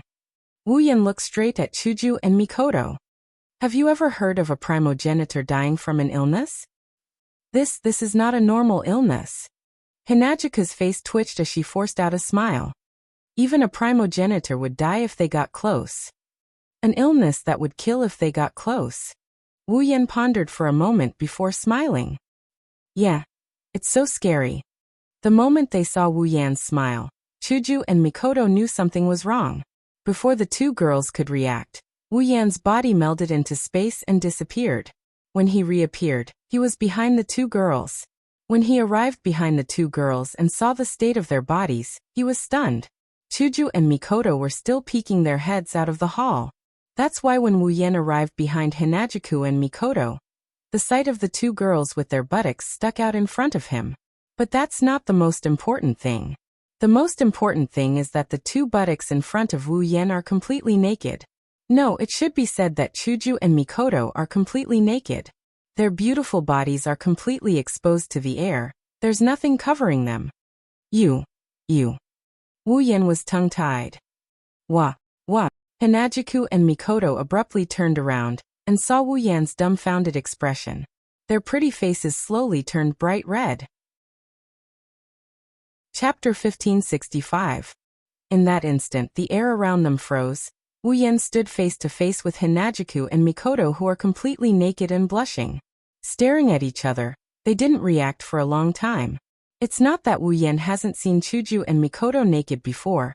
It's just that Wu Yan couldn't comprehend the surreal scene in front of him. Why are they naked? That's the only question in Wu Yan's mind. In this incomprehensible situation, Chuju and Mikoto were enraged. No. Their lips trembled and their bodies trembled. In the next second, the 2 girls raised their fists and punched towards Wu Yan's frozen face. Didn't I tell you not to come over? Wu Yan finally reacted when he heard the angry shouts. Looking at the 2 fists coming at his face, he tilted his head to the side and dodged while taking 2 steps back. Who knew you 2 would be like this? Looking at Chuju and Mikoto's embarrassed and angry faces, Wu Yan quickly shook his head. What's going on? Why did you 2 come back naked after going out on the streets? Wu Yan's voice got softer and softer as he spoke. His expression also stiffened slightly. Going out on the streets and coming back naked? Didn't he encounter the same thing just now? Being stripped naked by the Misaka sisters in the capital of alternate generations. Could it be that Chuju and Mikoto encountered the same situation? Who knows what's wrong with those guys? Just as this question popped up in his mind, he raised his hand and Mikoto, who was covering her chest with an embarrassed and angry expression, yelled out. We were getting along well at the beginning, but for some reason, she suddenly took out the things she was selling and said that she wanted to change into our clothes. And it's the kind that's forced to sell. Chuju also used her small arms. She covered her fair and delicate body. Her face was filled with disbelief. They kept stuffing things into our bodies and took away our clothes without saying a word. What's wrong with those sisters all of a sudden? Ahahaha. Wu Yan laughed dryly, although he didn't know what exactly happened. Based on Chuju and Mikoto's words, Wu Yan could roughly guess what happened. It's most likely what Misaka 10032 did to him, and through the Misaka network, all the Misaka sisters in the capital of alternate generations found out. Then, the Misaka sisters followed suit and caused Wu Yan, Chuju, and Mikoto to suffer the same fate. Listen up. Mikoto glared at Wu Yan, and declared to Wu Yan with an unquestionable tone. If you dare tell anyone about what you saw today, I'll electrocute you until you're like a frog. I'll chop you up too. Chuju's yellow-green eyes emitted a dangerous glow. You won't die anyway, so I'll do what I say. After leaving behind these words, Chuju and Mikoto didn't even give Wu Yan time to reply. They turned around and ran back to their rooms without looking back. Looking at the two naked girls running back to their rooms, Wu Yan stood there speechless. Chuju and Mikoto probably won't be going out on the streets for a while, right? As for the rest of the girls who didn't know anything, if they ran into the streets of the capital of alternate generations without knowing anything, they'll probably be treated the same as us, right? It seems like the Misaka sisters in the capital of alternate generations will turn into dangerous species during this period of time. If we go out on the streets, we'll be stripped naked. That's why it's best if we don't go out on the streets for the time being. After making this decision, Wu Yan turned around and left behind his last words to end this chaos. Speaking of which, why don't you just find a set of clothes from the shops around here? Is there a need to run back naked? Wu Yan won't be able to find an answer to this question. Of course, there was no need for him to rack his brains over this matter. He was the only man in the entire capital of otherworldly beings. If the other girls wanted to run around naked, then let them. He would be the one taking advantage of them anyway. Tap tap, tap tap. At this moment, outside the hall, a series of light footsteps sounded from afar. It entered Wu Yan's ears and attracted his attention. Wu Yan raised his head and looked at the direction outside the hall. Not long after, his eyes lit up. With light footsteps, two young ladies walked in one after another and appeared in the hall. They're two extremely beautiful girls with extremely hot figures. The one walking in front has long blonde hair that reached her ankles. The ends of her hair were tied into two bundles with white ribbons, making her look like a girl with two ponytails. The girl was wearing a white blouse, but one of the buttons on her white blouse was pushed open by her voluptuous bosom, faintly revealing a trace of her fair skin. She was wearing a gray short skirt and a pair of brown high-heeled boots. It was a simple combination, but it made people sigh with admiration that no outfit could be more beautiful than this. Above the girl's ears that were hidden by her long blonde hair, there was a pair of feathered wings that added a bit of cuteness to her beauty. Behind the girl is another girl with long pink hair. Her long pink hair was tied into two thin bundles that draped down her back. The hair around her head only reached her shoulders, making it look like she had short hair.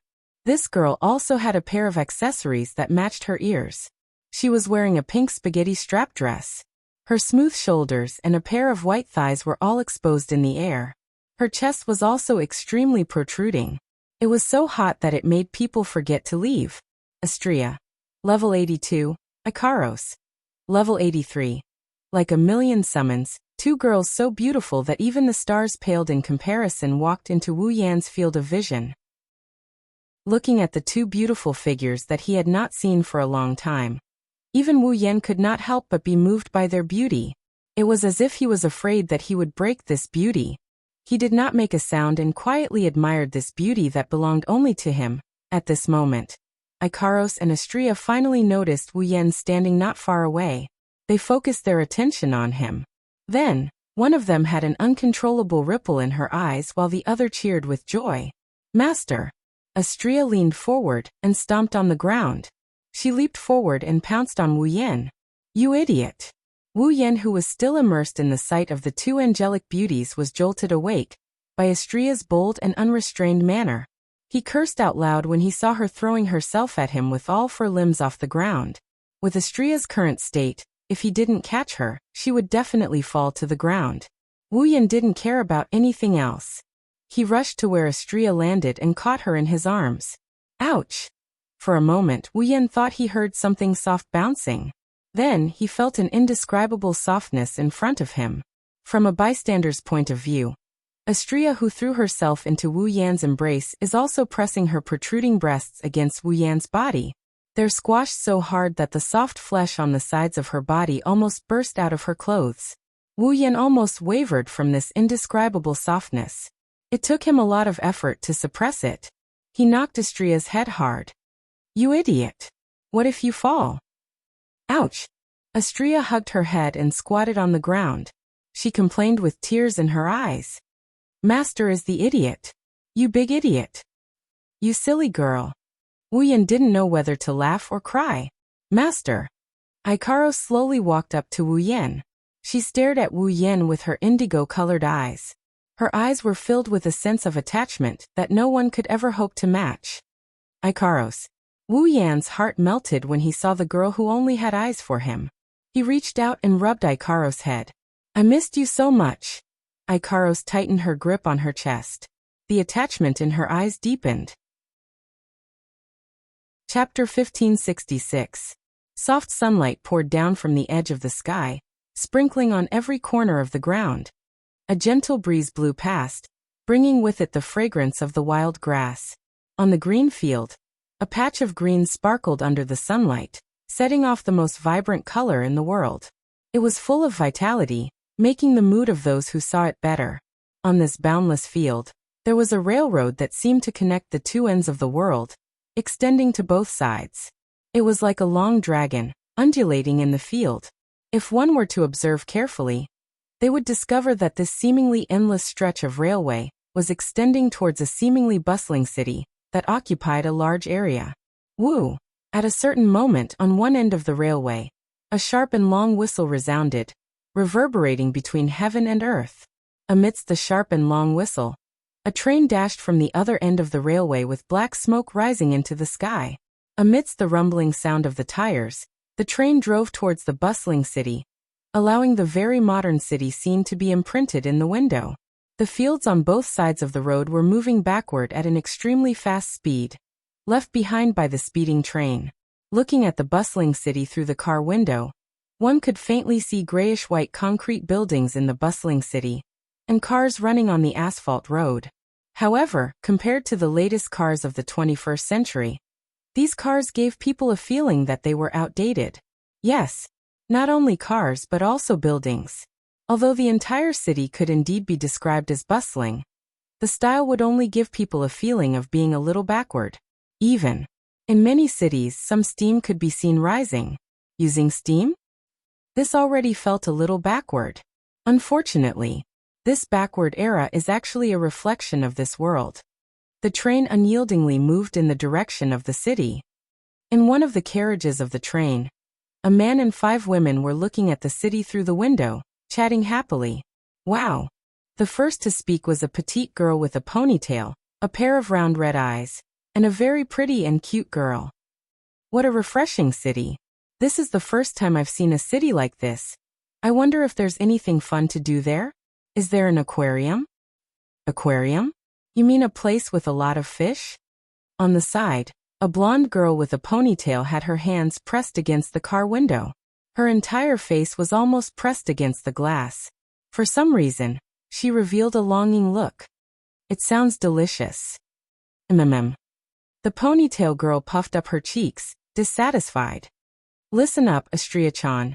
The fish in the aquarium are not to be eaten, they are to be looked at. If you eat those fish, they will sue you and ask you to pay for it. Sigh. The blonde girl called Astria looked like a deflated balloon.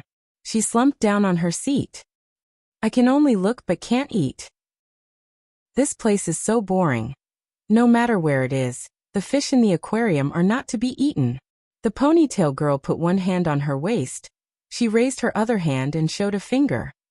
Astria-chan, places where you can eat are called restaurants, places where you can sleep are called hotels, places where you can drink and party are called taverns. You can order food in these places but not in other places. Oh, I see. Astria nodded in realization. She shouted excitedly. Then Nisha-chan, are there restaurants, hotels, and taverns in that place? Well. Nagisa and Astria sat by the window and pretended to be educating each other, while Astria nodded with an expectant look. The rest of the people around them didn't know whether to laugh or cry. You don't know anything about this world. You were just asking about aquariums. Wu Yan shook his head with a chuckle. I wonder why Nagisa has so much to say. Nagisa-chan is also happy to be able to come out. Sitting not far away from Nagisa, a young girl with shoulder-length silver hair appeared on her face. She looked like a tranquil saintess. She had a genuine smile on her face. Even though she was in a deep sleep when she was in teacher's body, Nagisa-chan, who loves excitement, still hopes to come out. Then, what about Kanon? Wu Yan moved his head closer to Kanon. Do you like to come out too? Actually, I can do anything. Kanon smiled shyly and said in an embarrassed voice. As long as I can stay by teacher's side. When she was in your body, Xiao Nagisa was also in high spirits. At this moment, a petite girl sitting next to Kanon, holding a black lace fan and wearing a white goth lowly outfit with a head full of long, straight black hair that was curled up like tornadoes at the ends of her hair. She was fanning herself with her eyes closed, and said all of a sudden, after all, we vassal beasts are connected to your consciousness when we're in your body. We can even peek into your memories. Nagisa is very curious about your past. You mean?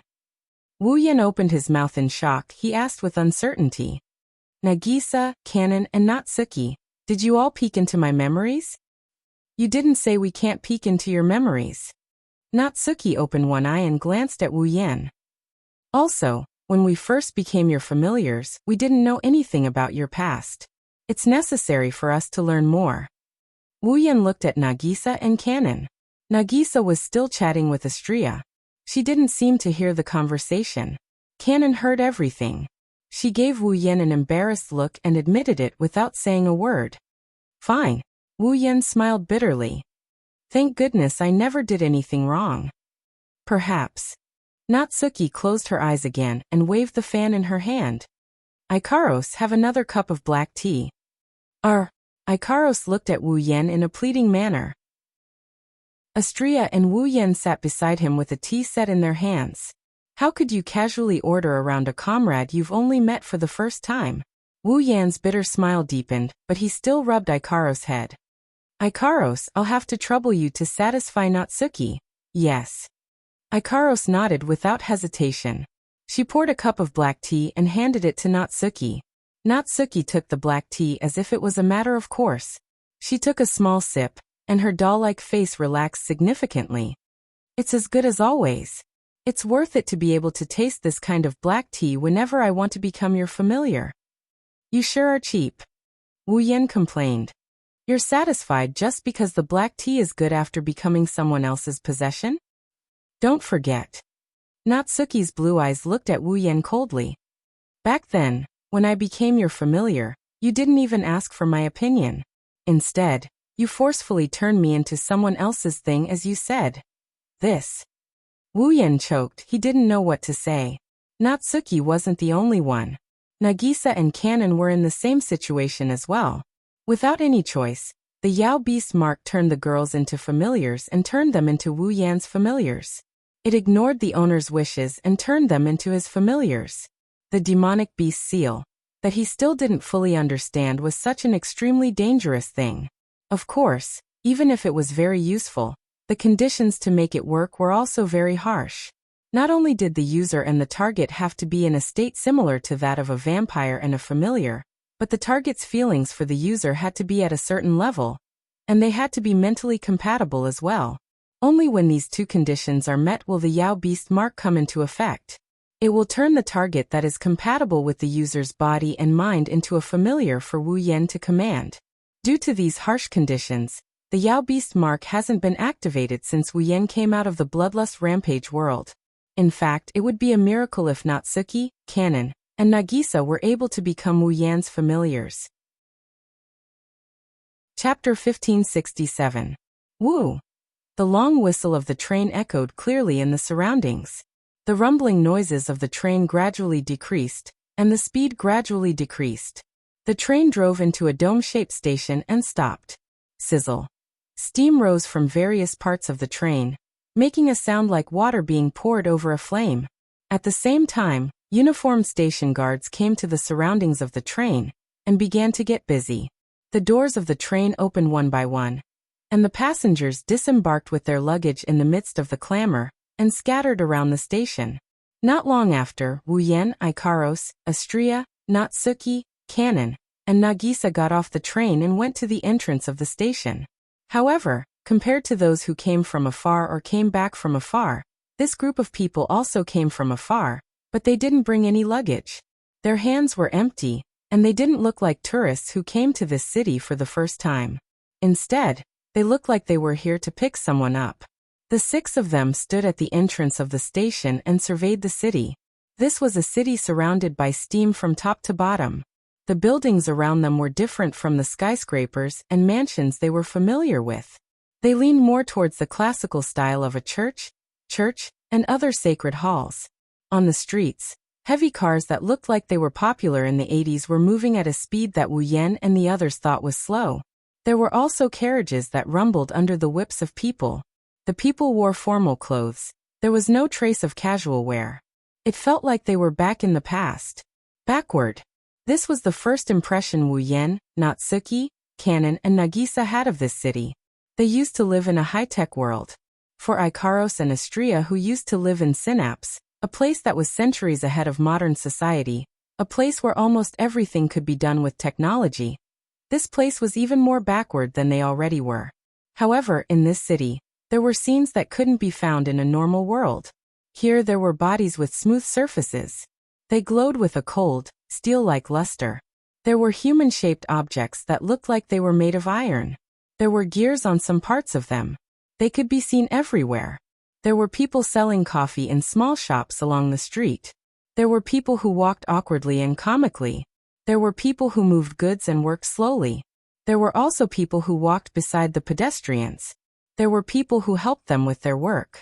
It was a scene that seemed a little inconceivable. In this city, however, it was as if they were living a normal life, mingling in the streets. These humanoid objects were the most special existences in this world. Puppets. To be more precise, it should be called an automaton. It was a puppet that didn't rely on steam, electricity, light, or other energy sources to move. Instead, it relied on magic as the source of power to move. And this kind of automaton, which is different from ordinary people, is also the main combat method in this world. Finally, it feels real. Wu Yan mumbled to himself as he watched the scene of the man and the dolls living together. Smart girl, invincible world. Smart girl, invincible world. This was the dungeon world for the 3rd phase of the demigod quest. This so-called mechanism was actually referring to the automaton. Speaking of the automaton, the root of the automaton is the magic circuit. It is a necessary part of the automaton. It is an invention that replaces magic rituals. The various conditions, complicated incantations, and magic arrays needed to activate magic were simplified to create a circuit that was installed in the body of an automaton.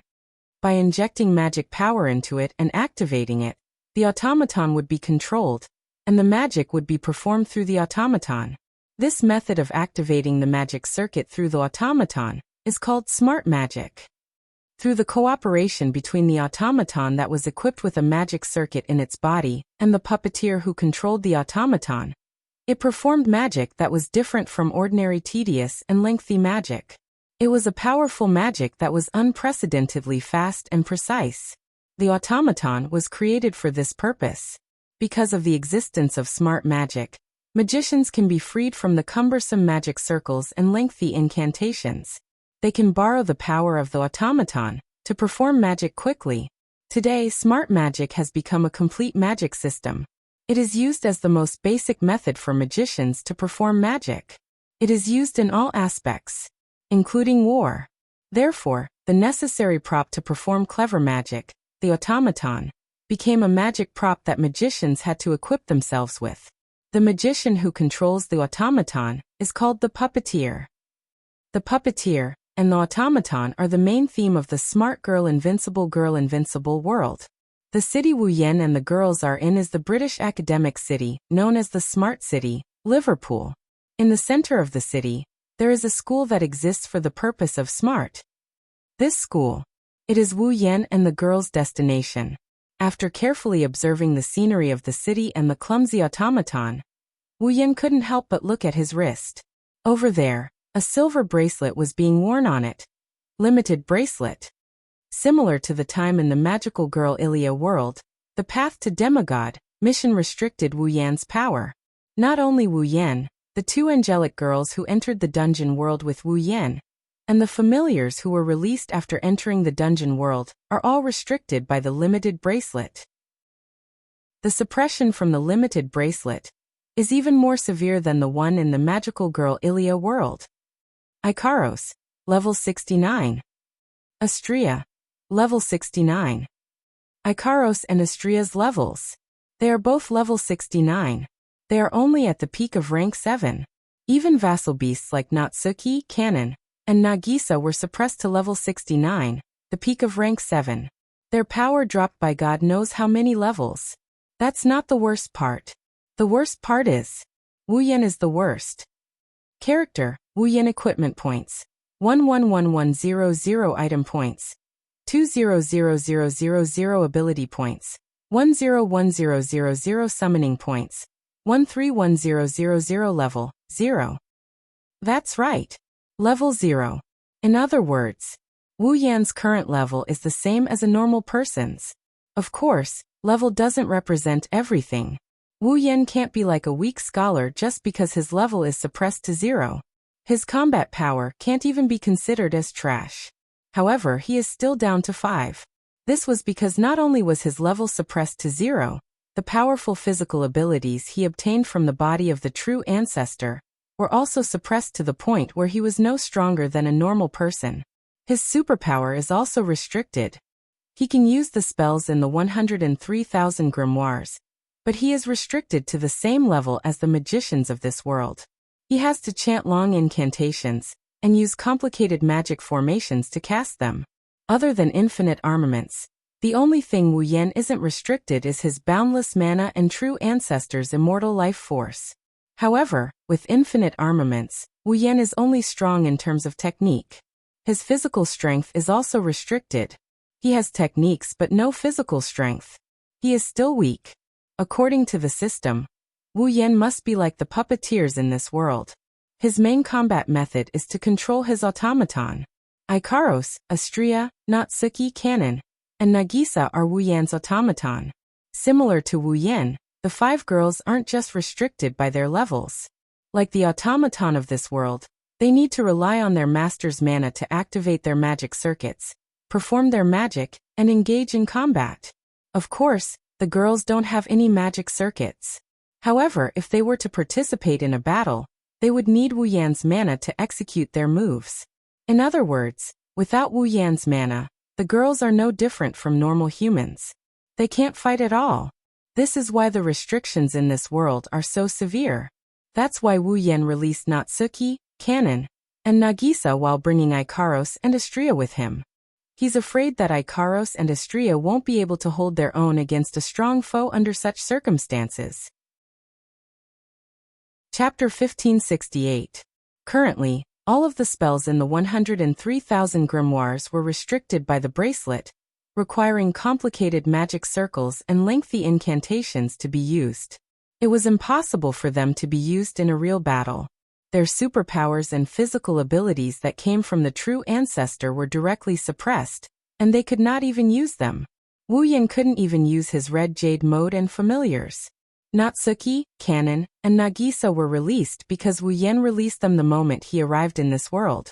However, the 3 girls were also restricted by the bracelet. To put it simply, other than infinite arms refinement, all of Wu Yan's other means of combat are restricted. Under these circumstances, Wu Yan's combat power with infinite arms refinement is only equivalent to that of a Tier 4 or 5 fighter. He can reach Tier 6 with his mana boost, but that's about it. Fortunately, there were no restrictions on the items.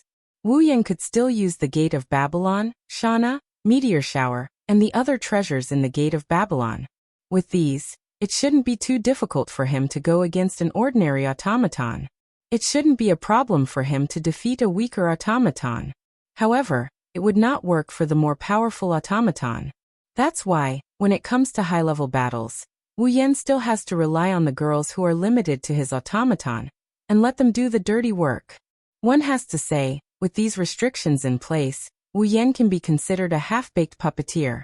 Why half-baked puppeteer? It was very simple.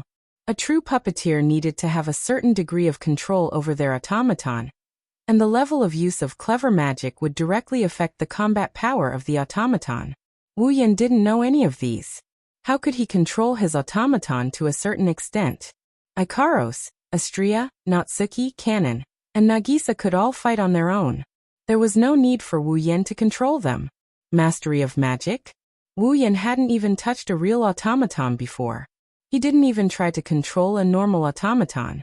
This was his first time coming to a world where the automaton girls couldn't get hurt. He didn't know anything other than the theory behind the automaton magic. What kind of level was that?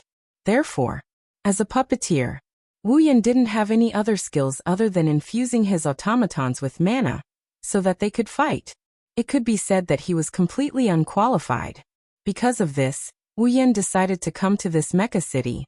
Other than completing the third phase of the demigod quest, Wu Yan is also interested in the fighting style of a real puppeteer. He wants to learn how to control puppets and how to use them in magic. How interesting. While Wu Yan was observing the city, the girls were doing the same.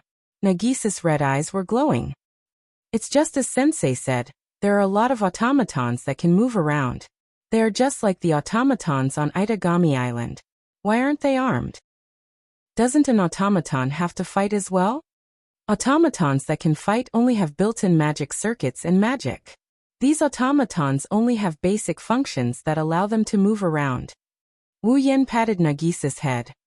If the streets were filled with automatons that can fight, this place would be in chaos. Automatons that can use magic aren't something those metal lumps on Itagami Island can compare to. Natsuki raised her parasol with one hand and placed the other on her waist. Looks like this world is more interesting than I thought. I wonder how powerful the automatons are. Wu Yan scratched his cheek. I really want to know how powerful I am right now. If we're talking about automatons, I'm sure you're the worst. Natsuki didn't hold back. If we're talking about automatons, I'm still waiting to see how powerful they are. Why don't you just tell me you don't know how powerful you are in this world? Wu Yan pursed his lips. Well, it's only a matter of time before I find out. Hey, master.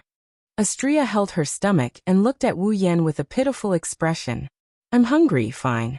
Wu Yan shook his head. He didn't know whether to laugh or cry. Then let's go to the academy first and settle the matter before we talk about it. Yes. Astria and Nagisa beamed with joy. Ikaros and Kanon nodded. The lively and cheerful duo attracted a lot of attention. As for Natsuki, she was neither quiet nor moving. She was neither lively nor cheerful. But she was neither quiet nor beautiful. She was somewhere in between, and one could only say that she was very delicate and cute. Under Wu Yan's lead, the group passed through the streets filled with people and dolls. They headed towards the center of the city, that is filled with steam. Walpurgis Royal Mechanical Academy. Located in the heart of Liverpool, the ingenious city, it was a world-renowned ingenious academy known as the greatest academy in the magic world. It was like a palace, standing in the center of the city. It occupied a vast area, and its scale was so large that it reminded people of a real palace. Its architectural style reminded people of the Buckingham Palace. From the front, the Walpurgis Royal School of Mechanics looked like an awe-inspiring royal palace. The walls were like the walls of a castle. They were about 5 meters tall, and there were some stone spikes at the top. If one were to look carefully, they would discover that there were some black muzzles on the academy's gate. These guns aren't for decoration. They're loaded with real bullets. That said, their purpose was not to defend against external enemies.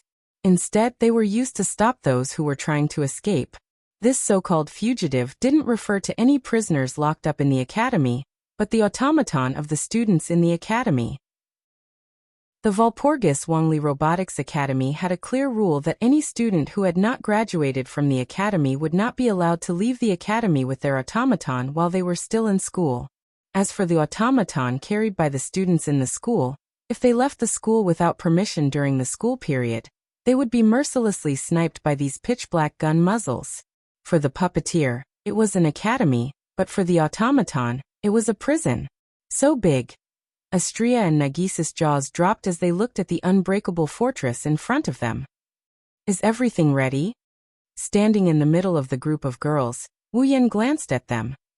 After entering this academy, you won't be able to come out for a short period of time. Nagisa grumbled unhappily. Nagisa wants to explore the city. Can't an automaton leave the academy as it pleases? Natsuki raised her head and looked at the pitch-black muzzles on top of the castle-like academy. She pursed her lips. It's meaningless to me. Wu Yan paused for a moment before he shrugged as if he recalled something. I almost forgot that you're the famous witch of space. You're the best at manipulating space. This wall and those guns are nothing to you at all. Sensei Minamiya. Nagisa hugged Natsuki's arm and said with a hopeful expression, if you have the time, you have to bring me out to play. Everyone burst into laughter when they heard that. Chapter 1569. The Walpurgis Royal Mechanic Academy was publicly recognized as the best academy in the magic world.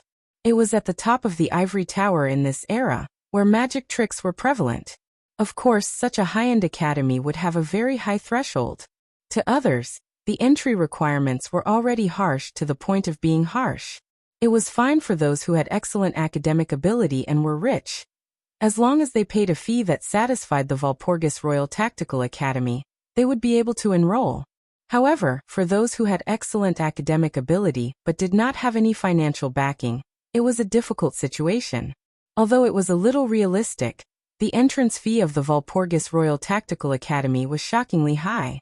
It was impossible for an ordinary family to pay this fee. Only those nobles and powerful forces could afford this fee.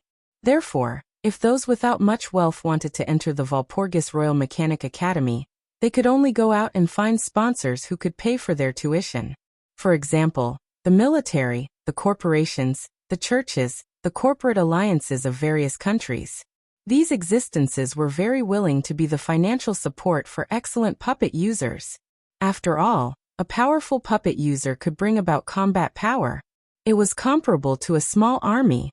Therefore, in this world, almost every country's military would do their best to find those outstanding puppeteers. Cultivating puppeteers had also become the most important thing for every country. Under such circumstances, it was definitely worth it to spend a bit of money to get an excellent puppet user to join his side.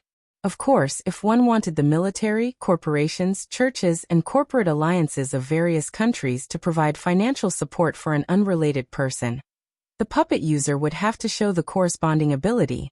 In other words, if one did not have the ability to impress these sponsors, one would not be able to enter the Walpurgis Royal Mechanic Academy. Then, one could only rely on one's own ability to pay for the expensive tuition. In terms of ability to be a puppet user, Wu Yan was very bad. Very bad. Regardless of whether it was theoretical knowledge or actual combat control of the automaton, it was a skill that could be used to control the automaton. The method and experience of performing magic tricks, Wu Yan could be said to have none at all. If he had to find a sponsor to provide him with financial support, if he didn't take into account Ikaros, Astria, Natsuki, Kanon, Nagisa, and the others, Wu Yan wouldn't have been able to pull this off. However, unfortunately, Wu Yan isn't someone who's short on money. Sorry. Wu Yan smashed a bag filled with at least 100 gold coins on the table in front of him, and said with a smile on his face. The staff member of Walpurgis Wangli Academy had a dumbfounded expression on his face. Wu Yan smashed a bag full of gold coins on the table in front of him. I want to enroll. Enter the school? The staff member couldn't react in time for a long time. When he came back to his senses, he quickly adjusted his glasses to cover up his gaffe. It couldn't be helped. Although it wasn't like no one had come to the Walpurgis Wanli Academy to enroll in the past, those students were only here to sign up. They wouldn't bring any tuition fees with them. The tuition fees of the Walpurgis Wanli School of Engineering are too expensive. If you use paper money, you would need to fill up at least 2 large boxes. It's unrealistic to carry money around with you. Therefore, generally speaking, when a student was admitted, the faction behind the student or the sponsor behind the student would first pay the tuition fee in advance. Then, the student would bring their personal information to report and apply for admission. Wu Yan came to the registration counter and applied for admission with a bunch of gold coins. This is the first time in the history of the Walpurgis Wanli School of Engineering. No wonder the staff member was dumbfounded. After lifting the heavy bag and putting it aside, the staff member respectfully handed Wu Yan an application form. Please fill in your personal information here. Wu Yan nodded slightly, but when he saw one of the lines on the application form, he frowned. Do I still need to fill in the information of my automaton as well? Yes. The staff member pushed up his glasses and answered. This is because once you enter the school, your automaton will not be able to leave the campus until you graduate. We need to have the information of your automaton so that we can identify it easily. In other words, we have to register the person we need to monitor. It's like applying to enter a prison, isn't it? Wu Yan took a deep look at the staff member before turning around to the girls behind him. Natsuki glanced at Wu Yan, and she nodded nonchalantly. As the representative of the girls, she agreed to this arrangement. All right. Wu Yan shrugged and tapped his cheek with a pen.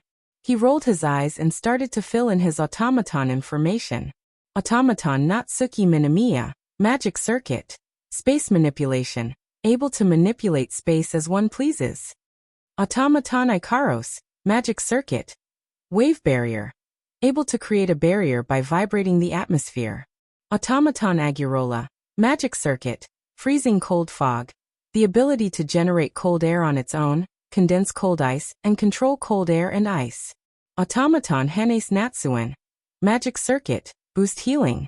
No matter how serious the injury is, it can be healed in a short period of time, allowing the target to return to their full state.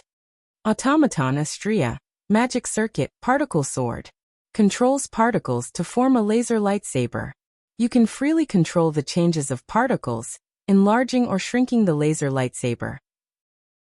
After filling up the form, Wu Yan ignored the weird looks from the girls behind him and handed the form to the staff member with a nonchalant expression. Is this good enough? Yes, sir. After the staff member glanced at it slightly, he put the form in his hand into an envelope and sealed it. Automaton is related to the combat power of the puppeteer. We will only show your form to the guards at the entrance. We will not show it to anyone else. Don't worry. The staff member handed a key to Wu Yan. Tomorrow, we will have an academic test. After participating in the test, the invigilator will arrange your ranking and dormitory in the academy according to your results. Before that, please go to the guest courtyard and make do for the night. Got it. Wu Yan accepted the key and turned around to look at the girls. Let's go. Leaving those words behind, Wu Yan led the girls away from the scene under the watchful eyes of the staff members. Sensei. On a certain street in the academy, Nagisa complained as she followed Wu Yan's footsteps. Why did you write Agrora's name when you filled in the form? Nagisa was supposed to be by your side too, wasn't she? But you're not good at fighting, are you? Wu Yan flicked Nagisa's head. When it's time to fight, Agrora will still have to fight. That's true. Nagisa clutched her head and muttered, unable to let go of the memory. In the end, only Nagisa was left out. I'm not happy about it. Nagisa is Agrora. Agrora is Nagisa. Wu Yan rubbed Nagisa's head. If you separate from Agrora so clearly, that girl will be sad. Nagisa's expression changed for the better when she heard this. You're right, Nagisa and Agrora are one. Speaking of which, I can't believe you came up with so many magic circuits. Natsuki shook her head. If that's the case, we can't use abilities other than the ones you submitted, right? It's just a cover. Wu Yan shrugged. When it's necessary, don't be shy. Ouch. Before the word angry could be uttered, a cry of pain entered everyone's ears. Chapter 1570. Ouch! At the same time, Nagisa, who was walking backwards in front of Wu Yan, also cried out and fell to the ground. That was because one of them collided with Nagisa, who was walking backwards. Ah!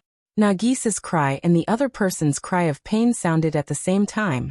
Immediately after, the two of them were pushed to the side by the force of the collision. Nagisa.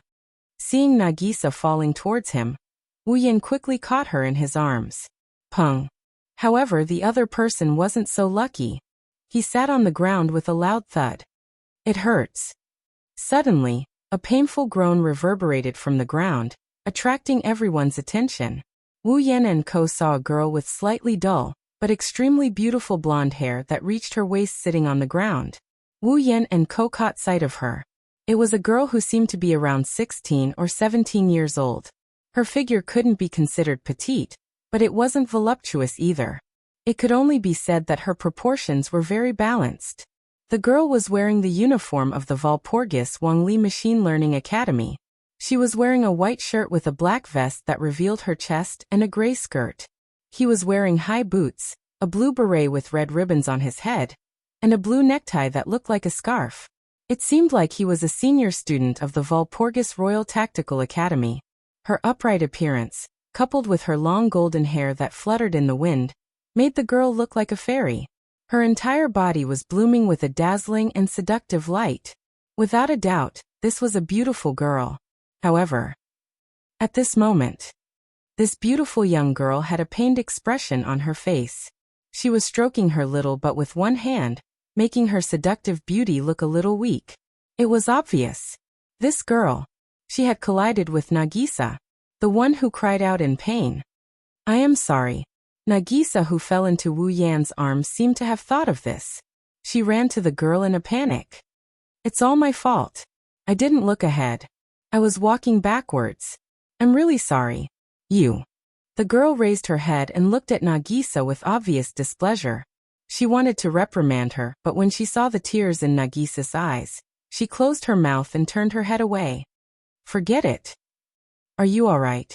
At this moment, a deep voice that sounded like the voice of an old sage came from the girl's side.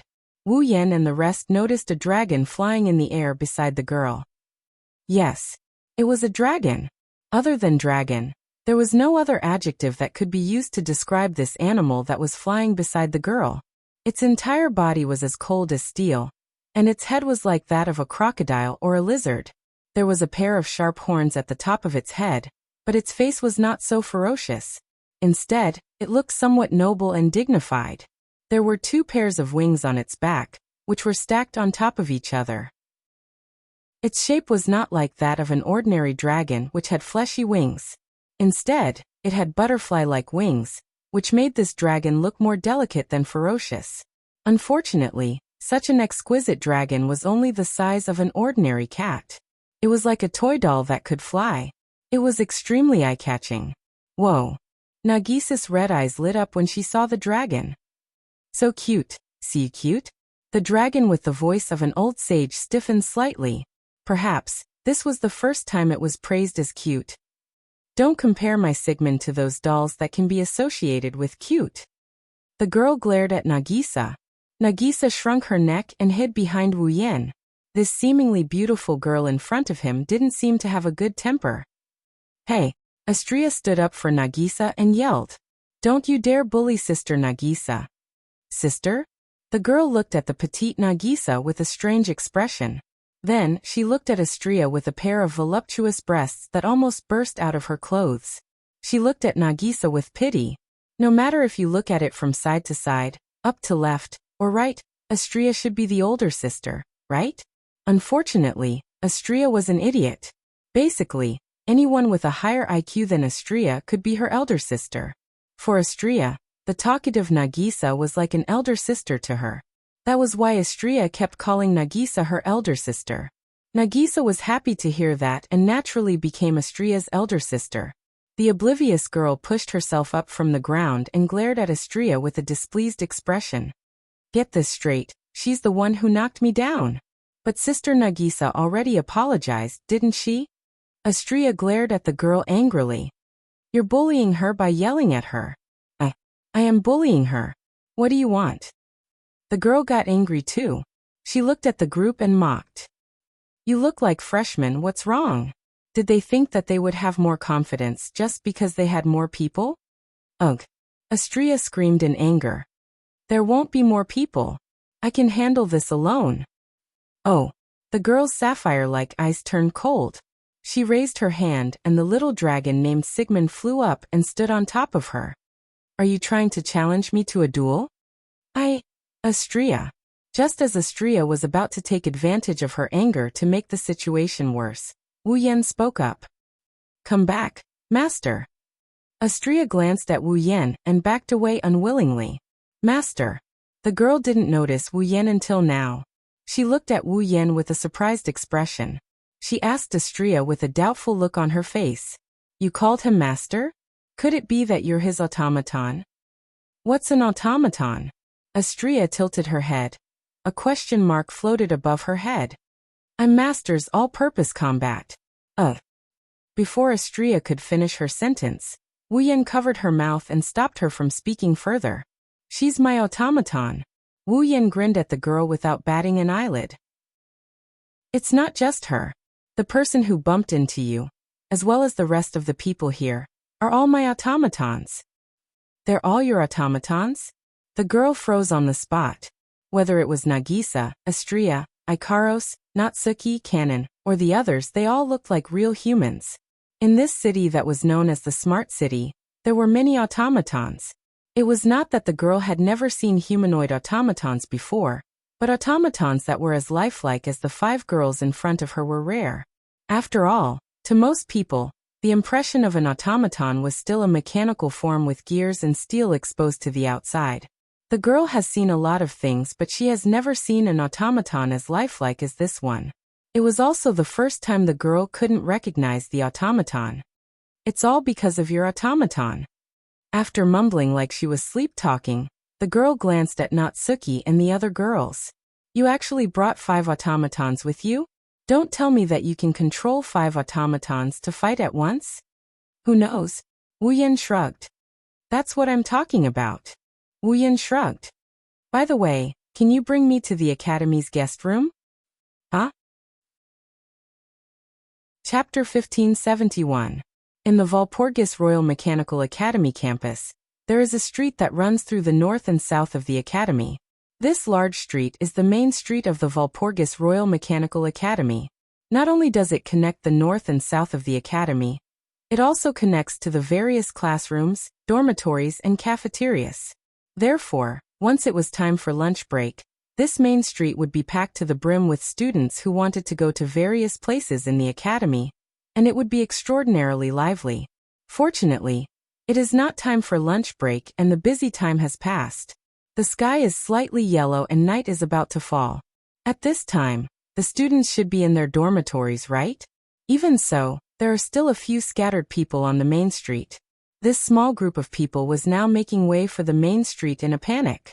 They gathered on both sides of the main street and looked ahead with fear in their eyes.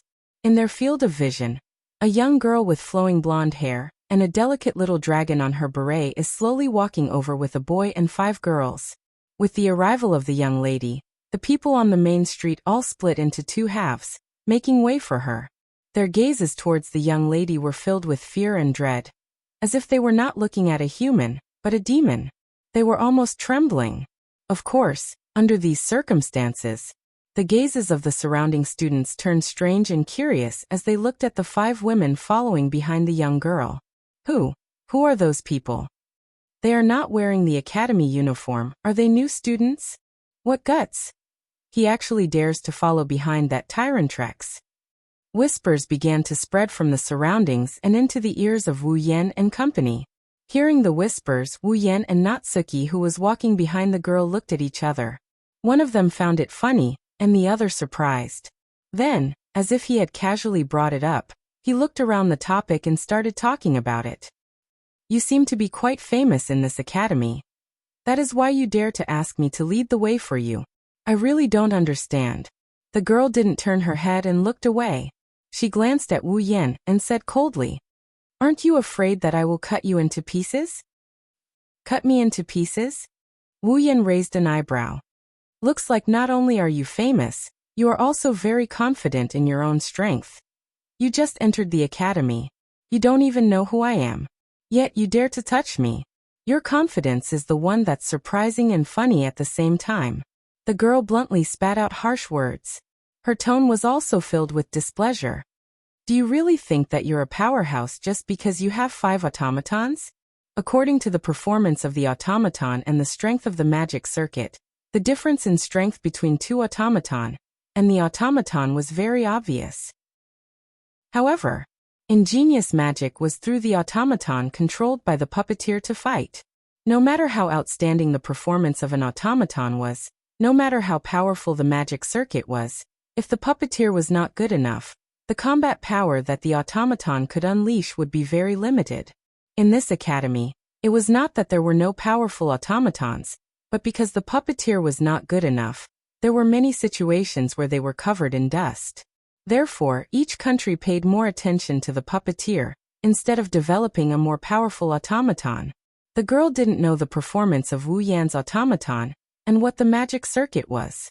But the girl was a little concerned about the ability of Wu Yan's puppeteer. Automaton relied on the magic power provided by the puppeteer to survive. Without the magic provided by the puppeteer, the automaton was just a piece of trash no matter how powerful it was. The more powerful the automaton was, the higher the magic required, and the puppeteer's control skills were required. And of course, even if the automaton wasn't that powerful, once the number of automatons increased, the magic required and the puppeteer's control skills would be higher as well. Because of this, a puppeteer would normally only be equipped with a single automaton. They would invest all of their mana and manipulation skills into the automaton, fully unleashing the power of the automaton. In this way, even if there was surplus magic, the automaton's combat time could be effectively extended. Those who were equipped with multiple automatons at the same time either had incomparably powerful magic and control skills that could unleash the full power of multiple automatons, or they were an idiot. After all, controlling multiple automatons meant that one had to provide magic evenly to every automaton, and they had to split their attention to control them. The difficulty wasn't as simple as 1 + 1. If one didn't provide enough magic to the automaton, and didn't have powerful control skills to control the automaton, in the end, not only would the combat time be very short, they wouldn't be able to unleash the full power of each automaton. What was such a person if not an idiot? What the girl was concerned about was whether the freshman before her was a truly powerful puppeteer, or an idiot. The girl would never have thought that Wu Yan's automaton could fight on its own without him controlling it. Therefore, as a puppeteer, Wu Yan's mastery of magic was extremely bad. He was even worse than a newbie. As for magic, Wu Yan didn't have much but magic. Not to mention an automaton. He had more than enough magic power to provide an army's automaton with magic power. Only I know if I'm strong or not. Wu Yan's lips curled up in response to the girl's sarcastic but probing words. As for whether my automaton is strong or not, I'm the only one who knows. Humph. The girl paused for a moment before she snorted and continued walking. No matter what, you better not piss me off. Otherwise, I don't care if you and your automaton are strong or not, I will not hesitate to chop you into pieces. Nagisa and Estrella showed obvious dissatisfaction when they heard the girl's words. Kanon consoled them by pulling their hands. Only Natsuki and Ikaros remained expressionless. They looked like real automatons who followed their master's orders. Not long after, a rather luxurious courtyard appeared in front of the group. That's where the academy's guests are staying. The girl stopped and waved her hand at Wu Yan like she was swatting a fly. There are many rooms inside, but the room number is engraved on your key. Go find it yourself. After saying that, the girl turned around and walked in another direction with the little dragon on her head. That little girl, although her mouth was merciless, in the end, she still brought us here. Only then did Nayu lazily open her mouth. Surprisingly, she's a nice brat, she's just a little clumsy, yeah. Wu Yan looked at the girl's back and after a while, he yelled out. Hey. What's your name? The girl stopped and stood there for a long time without responding. After a while, she turned around with a provocative yet joyful smile on her face. Charlotte? Vera. Don't forget the name that might chop you into pieces. After saying that, the young girl left without looking back. Chapter 1572. The Walpurgis Royal Mechanic Academy was the best academy in the magic world. Usually, guests from all over the world would come to the academy as a guest, which was a common occurrence. For the sake of these guests who came from afar, there was a courtyard within the Walpurgis Royal Tactical Academy that was specially used to entertain these guests and allow them to stay in it. The courtyard took up more space than the average dormitory and was mainly divided into 3 floors. The first floor was for the ordinary guests to live in. The second floor was for the distinguished guests from all over the world to live in. On the third floor, there were luxurious suites for the royal family and the nobles, as well as those who had extraordinary statuses and great backgrounds. Students like Wu Yan who came to register, but hadn't been assigned a dormitory would sometimes be arranged to live in this courtyard for a period of time.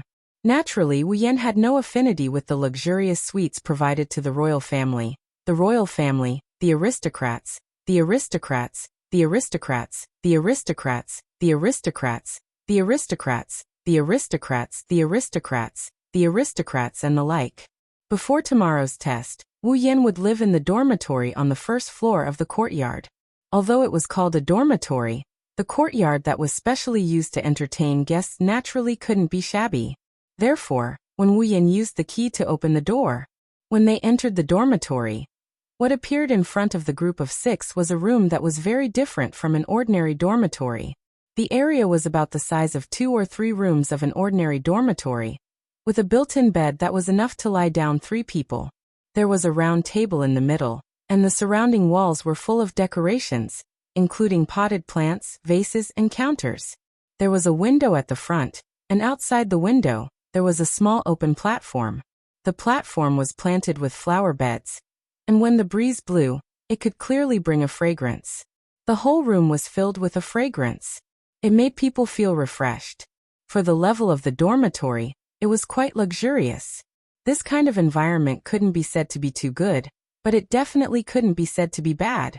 At least, even Natsuki, who was quite demanding in all aspects, eased her delicate doll-like face when she saw this dormitory. Thinking about it, he was quite satisfied. Oh my! Nagisa and Astria cheered. They jumped onto the soft bed in the dorm and dove right into it. With a face full of happiness, she rubbed against the quilt. So comfortable. Master. Ikaros followed closely behind Wu Yan. She took out a tea set and made a cup of black tea. Please have some tea. Thank you, Ikaros. Wu Yan ruffles Ikaros's hair. Under Ikaros's joyful gaze, he picks up the teacup and takes a sip. Minamiya-sensei. Kanon poured a cup of black tea and handed it to Natsuki. Please have some tea too. Thank you, Kanon. Natsuki thanked her and took the teacup. She fanned herself with a lace fan while sipping her tea. She spoke casually. Now that we've arrived at Ingenious City and the admission procedures have been completed, your path to demigod mission should begin, right? Wu Yan, who sat across from Natsuki, paused. He placed the teacup on the table and shook his head. No, I have to wait until I'm officially enrolled in the school and can participate in the classes of the Walpurgis Wangli Machine Learning Academy if I want to proceed with the 3rd round of the Demigod Path mission. Wu Yan waved his hand in the air. Instantly, a list that no one other than Wu Yan and the girls could see appeared on the screen. Wu Yan clicked on the Demigod Path, and the details of the 3rd phase of the Demigod Path quest appeared on the screen. Special mission. Path to Demigod Mission Phase. 3rd Phase Mission World. Ingenious Girl Won't Get Hurt Mission Details. Obtain the Magic Circuit. Eve's Heart X10000000. Beep. This is the Path to Demigod Special Mission. The original mission has been cancelled. Only after completing the 3rd phase of the Path to Demigod mission can the user choose to leave the dungeon. Reminder, the time ratio between the real world and the dungeon world is 100:1. The user can train in the dungeon without any worries. Have a good time. The so-called automaton, referred to those puppets that were equipped with magic circuits in their bodies, allowing the puppeteer who controlled the automaton to inject magic power into them to activate the magic circuits and perform magic quickly. In this world, a magic circuit represented a magic trick. A magic circuit was a ritual substitute for magic. In short, it was like a lamp. Inject electricity into the lamp and it would glow. Inject mana into the circuit and the magic trick would be automatically generated. The puppeteer would then be able to control the automaton and perform the magic trick quickly. However, according to the basic principles of ingenious physics, it was impossible for a single person to have two types of magic tricks. This principle was called the principle of incompatibility of magic activity. It was because of this principle that, in general, an automaton could only be equipped with one type of magic circuit and perform one type of magic trick. In other words, if a magic circuit was installed in the body of an automaton, then this automaton was equivalent to being finalized. In the future, it could only use the magic generated by this magic circuit. However, there was a magic circuit that was special. Eve's heart. That was the magic circuit that represented life. The reason why the automaton used by the puppeteers had a personality and intelligence was because of the magic circuit of Eve's heart. Therefore, every automaton was equipped with a magic circuit that represented life and wisdom. Eve's heart. Only Eve's heart could be an exception that did not abide by the principle of incompatibility of magic activity and coexisted with another magic circuit that could perform magic tricks in the automaton's body. Because Eve's heart could bring true life to an automaton, Eve's heart was like a human's heart. It was the foundation of all automatons. If an automaton was injured, it could be repaired through various channels. However, once Eve's heart was damaged, then the automaton would never be able to recover and could only be abandoned. The target item of Wu Yan's third round of the Demigod Path mission was this magic circuit that could bring life, Eve's heart. On top of that, there were 1 million Eve's hearts. In other words, if Wu Yan wanted to complete his third round of the Demigod Path mission, he had to kill a total of 1 million automaton and obtain their hearts. This was not a joke. Eve's heart was the life of an automaton. With it, the automaton could move freely like a human. Killing 1 million automatons? What was the difference between that and killing 1 million humans? Besides, it was impossible for others to ignore the fact that he had killed so many automatons. It would definitely cause all kinds of trouble. Therefore, after much consideration, Wu Yan decided to study at the Walpurgis Academy. It was all for the sake of learning how to create the magic circuit, Eve's heart, from here. If he could learn the technique to create Eve's heart, then Wu Yan could create 1 million Eve's hearts by himself. He would not need to spend so much effort to kill 1 million automaton. Eve's heart was the foundation for the creation of an automaton. There must be a way to create it in the academy. Chapter 1573. In fact, compared to the Walpurgis Royal Mechanical Academy, the highest academy in the magical world, those mechanical workshops that specialized in the production, research, and development of magic circuits and automaton would definitely have the manufacturing method of Eve's heart. Although Eve's heart was a magic circuit that could bring life, it was also the foundation of automaton. It was the most common magic circuit. In terms of price, Eve's heart was cheaper than any other magic circuit. Therefore, if he could sneak into a workshop, it shouldn't be too difficult to come into contact with Eve's heart and obtain its manufacturing method. On the other hand, the Walpurgis Royal Mechanical Academy not only required expensive tuition fees, there were also all kinds of disputes. It was hard to guarantee that he wouldn't be involved in any troublesome matters. As a choice, it was undoubtedly not suitable. But Wu Yan still chose to come to the Walpurgis Royal Mechanical Academy to obtain the method to create Eve's heart. Not for other reasons, but because the Walpurgis Royal Mechanical Academy was the stage where the original plot unfolded in the world of Smart Girl Will Not Get Hurt. Although there would be a lot of trouble and disputes here, the advantage was that Wu Yan at least knew about the Walpurgis Royal Mechanical Academy, and also knew about some of the inside stories here, including the original plot.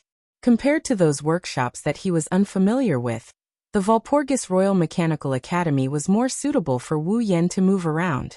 Besides, The tuition fees that were extremely expensive in the eyes of others were just something that Wu Yan could casually throw away. He didn't feel any heartache or even care about it. Therefore, choosing the Walpurgis Wangliji Academy was a good choice in many aspects. A magic circuit that can bring life. A hint of interest appeared on Natsuki's delicate face. What kind of magic is it? Although magic that can bring life and intelligence to an existence like automaton is high-end, it's not that rare. Wu Yan put away the system list. He shrugged his shoulders. Compared to being able to truly create life, it's better to be able to do so. Or rather, those human magic tricks. Eve's heart is only at the magical level. Only someone like you, who has an endless supply of spells, can say something like that. Natsuki glanced at Wu Yan. At least, back on Itagami Island, I've never heard of any magic that could bring life and intelligence to a puppet. But Itagami Island also has artificial life forms and clones, right? Wu Yan scratched his cheek. Things that magic can't do. However, technology could easily achieve this. Wasn't there an existence like artificial intelligence? Automaton is a life form similar to artificial intelligence with a body, isn't it? Let's not talk about clones for now. Artificial life forms are demons. Nayu smacked Wu Yan's head with her fan. To think that you used to be an offensive mage on Itagami Island. Did he even forget about this? Ahaha. Wu Yan rubbed his head and laughed dryly. Then he recalled something and looked at Nagisa. Speaking of demons, Nagisa, the automaton shouldn't trigger your fear of demons, right? It's fine, it's fine. Nagisa was lying on the soft bed with her chin resting on her hands. Her little feet were propped up and swinging back and forth. Her adorable eyes were bright as she spoke in a cheerful tone. Nagisa still doesn't understand what an automaton is. Strictly speaking, it's just a puppet that can move on its own, right? That's right. Then it's fine. It's just a puppet. Nagisa isn't afraid of it. Plus, Nagisa suddenly pounced on Astria. Astria is also an artificial angel. Nagisa isn't afraid of it. I'm not an artificial angel. Astria pinched Nagisa's cheeks and said angrily. She's an omnipotent angel. It's the same, it's the same. It's not the same. Neijishine-chan is an idiot. Ikaros, Wu Yan, Natsuki, and Kanon laughed helplessly as they watched Nagisa and Astria tussle on the bed. It doesn't matter if we understood automaton or not. Now that the system has imposed restrictions on us, other than suppressing our strength, it's going to make us the same as an automaton, right? Natsuki raised her hand that was wearing the limited bracelet and glanced at it. During battle, I have to rely on the puppet user to provide me with mana. Every method of battle consumes mana. Even some of the bigger movements require mana to support them. I've really become restricted in every aspect. Upon hearing this, many girls looked at the limited bracelet on their wrists. It's just as Natsuki said. Now every girl present could feel that they couldn't use the various combat abilities that they were supposed to have. It's not that they can't fight anymore, they're like a car that ran out of gas. They can only use their combat abilities after the gas is refilled. Wu Yan's mana is the fuel that allows the girls to use their combat abilities. Natsuki, Kanon, and Nagisa's restrictions are even more severe. The three girls aren't limited to Wu Yan's automaton. They are also Wu Yan's familiars. They need mana to maintain their existence in this world. If Wu Yan didn't inject mana into them, they would have returned to Wu Yan's body a long time ago. It's a good thing Wu Yan is the one providing the mana. If it was anyone else, just keeping the three girls alive would be a huge burden. Not to mention providing them with the mana they need to fight. Even though you guys are limited to automaton, you guys still have elements that other automatons don't have. Wu Yan shook his head as he reminded them. An automaton can only carry one magic circuit and perform one magic trick other than Eve's heart. But you don't have such a restriction. In other words, if we display more than two abilities, we might arouse suspicion and cause trouble, right? Natsuki hit the nail on the head and pointed out the drawbacks. In order to avoid trouble, it's better for us to fight according to the magic circuit recorded in the information you presented to the Academy. That's true. Wu Yan nodded and looked at Natsuki. In that case, Natsuki, the magic circuit you recorded is space manipulation. In the future, you can just use your space manipulation magic. You can hide your guardian for now. The lock of discipline is a weapon. It's not part of the scope. Natsuki nodded. I'll just hide my guardian. My magic circuit is healing boost. Kanon said calmly. I'll be in charge of healing from now on. I won't be using the power of purification. My magic circuit is freezing mist. It can control ice and cold air. Nagisa replied. I'll talk to Agrora and tell her not to reveal the true form of the Enchantress of Azure Ice in battle. Aye. Natsuki, Kanon, and Nagisa responded. Astria racked her brain to recall the magic circuit she recorded in her notes. She looked at Wu Yan with a pleading look. Astria's magic circuit is particle sword. It can control the size of a vibrating lightsaber. Wu Yan chuckled. That's why, Astria, you should hide your shield when you fight from now on. Wu Yan looked at Ikaros, who has been by his side since the beginning. Ikaros's magic circuit is the wave barrier, the ability to form a protective barrier. From now on, Ikaros, you only need to use Aegis to protect Kanon and me. Protect. Master. Ikaros's indigo eyes flashed with a sharp light. Yes. Just like that, Wu Yan's battle team was formed. Chapter 1574. The next morning, wake up. Teacher. Wake up. Master. It's morning. In a daze, Wu Yan heard two indistinct but strangely familiar voices that were extremely close to his ears, trying to wake him up from his dreams. Really, teacher, don't sleep in anymore. Get up quickly. Master, I'm hungry. Let's go eat. As his hazy consciousness gradually cleared, the voice that drilled into Wu Yan's ears also became clear, causing Wu Yan to slowly open his eyes. Oh. Wake up, wake up. Yeah. When Wu Yan opened his eyes, Nagisa and Astria's beautiful faces entered his vision. Wu Yan finally woke up from his dream. Ikaros, Astria, Natsuki, Kanon, Nagisa, and the other girls woke up in the bright dorm room under Kazuhi's sunlight. At this moment, Natsuki was sitting on a chair with a teacup in her hand. She was enjoying black tea. Kanon stood beside Natsuki, holding a tea set in her hands like a maid. Natsuki's black tea was brewed by Kanon. Nagisa and Astria laid on either side of Wu Yan, who was sleeping on the ground with a quilt covering his mattress. She looked at him with her red gem-like eyes, beaming with joy. Ikaros, on the other hand, stayed by Wu Yan's side as usual. She sat cross-legged on the side of the sleeping Wu Yan's head. It was as if Wu Yan was the only one left in her indigo pupils. From her eyes, Wu Yan could even see his own sleepy self. It was so bright that it made one's heart tremble. Good morning. Seeing Wu Yan gradually opening his eyes, Ikaros's pitiful pair of eyes flickered a little. She's the first one to greet him. Master. Good morning. Teacher, Master. Astria, Nagisa, and Kanon also greeted Wu Yan in a cheerful and shy manner. Until now, Wu Yan recalled what had happened last night. In the Walpurgis Royal Academy of Engineering, the automaton of the puppeteer was classified as the personal belongings of the puppeteer. Therefore, the Walpurgis Wangli Robotics Academy would not provide another residence for the automaton of the puppeteer to live in. The puppeteer would either shut down the operation of his automaton and place the dormant automaton in a facility of the Walpurgis Wangli Robotics Academy that was dedicated to the safekeeping of robotics. Either, he could only carry it with him. In other words, last night, Wu Yan's group of 6 stayed in the same dormitory.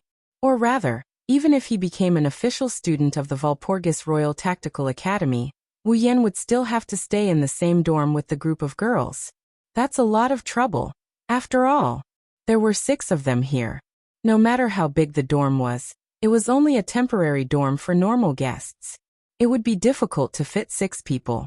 Fortunately, Ikaros and Astria were omnipotent angels. They didn't need to sleep. Natsuki, Kanon, and Nagisa were able to sleep comfortably on the large bed that could easily fit 3 people. As for Wu Yan, he had to sleep on the floor. As usual, you can't do anything about waking up early. Natsuki's expressionless face showed a hint of annoyance. Can someone like you really be a good student? I don't know if I can be a good student, but I can't avoid being late in the morning. Wu Yan yawned and sat up. He rubbed his eyes. Seriously, why can't you be late in the morning? What are you talking about? Nagisa stood up with her hands on her hips. She looked down at Wu Yan, who is still sitting on the ground. Isn't it because it's morning that you should be more energetic?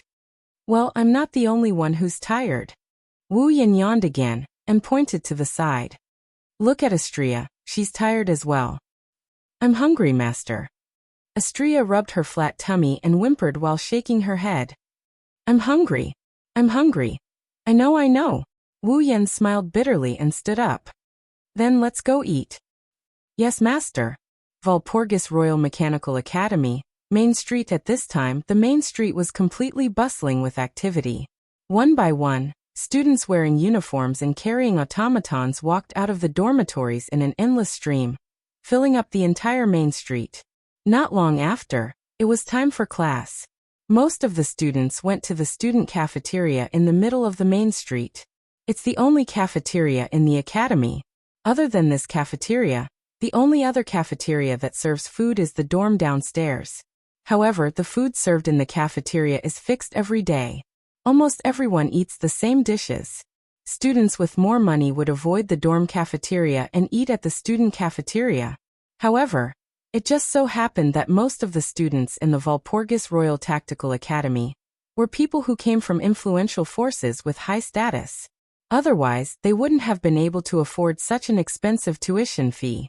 Most of the students would abandon the dorm cafeteria and eat at the student cafeteria. Under such circumstances, coupled with the fact that classes were about to begin, all the students on the main street gathered together and walked in one direction. It was as if a school sports meet was being held, and the scene was so lively that it was enough to scare people. On such a crowded street, many people's gazes were gathered in one direction at a certain time. Wu Yan was leading a group of girls to the student cafeteria. That pink-haired girl is so pretty. The blonde one is pretty too. And that girl with short silver hair. She looks like a saintess. The long black hair and the ponytail are cute too. I've never seen them before. Are they freshmen? Speaking of which, who's that annoying guy walking with those pretty girls? Whispers echoed in the air and entered the ears of Wu Yan and the others. Wu Yan led the group of girls, and under the envious gazes of the onlookers, they followed the flow of the crowd and moved forward. Not long after, a grayish-white building appeared in front of them. One of the walls was made of glass windows. It was a building the size of an auditorium. It was the size of 2 soccer fields. Stone pillars were arranged in an orderly manner, connecting the ground to the ceiling that was at least 10 to 20 meters high. It was more than enough to accommodate the flow of students. There were glass windows on the ceiling, allowing light to shine in. The cafeteria was very bright. Rows of white round tables were neatly arranged in the bright and spacious cafeteria. It was a spectacular sight. The cafeteria was filled with the fragrance of food. At the front of the cafeteria, there was a large amount of food on metal plates and containers. There was meat, fish, bread, salads, and everything else. The students who came to the cafeteria were lined up in rows. They kept moving forward until they reached the front of the food and placed it on their empty plates. It seemed that in this cafeteria, the students had to choose their favorite dishes by themselves. There was no waiter to serve them. When they saw the front of the line at the corner of the restaurant, Wu Yan and Co stopped in their tracks. They couldn't move anymore. This was because at the front of the line, on one side of the plates of various dishes, there was a person wearing a restaurant uniform who was skillfully operating a machine. He was also receiving bills from the students who had chosen their dishes. It was the cashier. You have to pay to eat here. Because of this, Wu Yan and the girls stopped in their tracks. It wasn't that they didn't have money. They only had gold coins and no notes. You're tuning in to the Li Mei's Wuxia Whispers YouTube channel. We're so grateful for your support, and don't forget to subscribe to join us on this incredible journey through captivating stories. Your generosity through donations truly makes a world of difference, as it's the primary source of revenue that allows me to expand and enhance this channel for you. Thank you from the bottom of my heart for being a part of this adventure.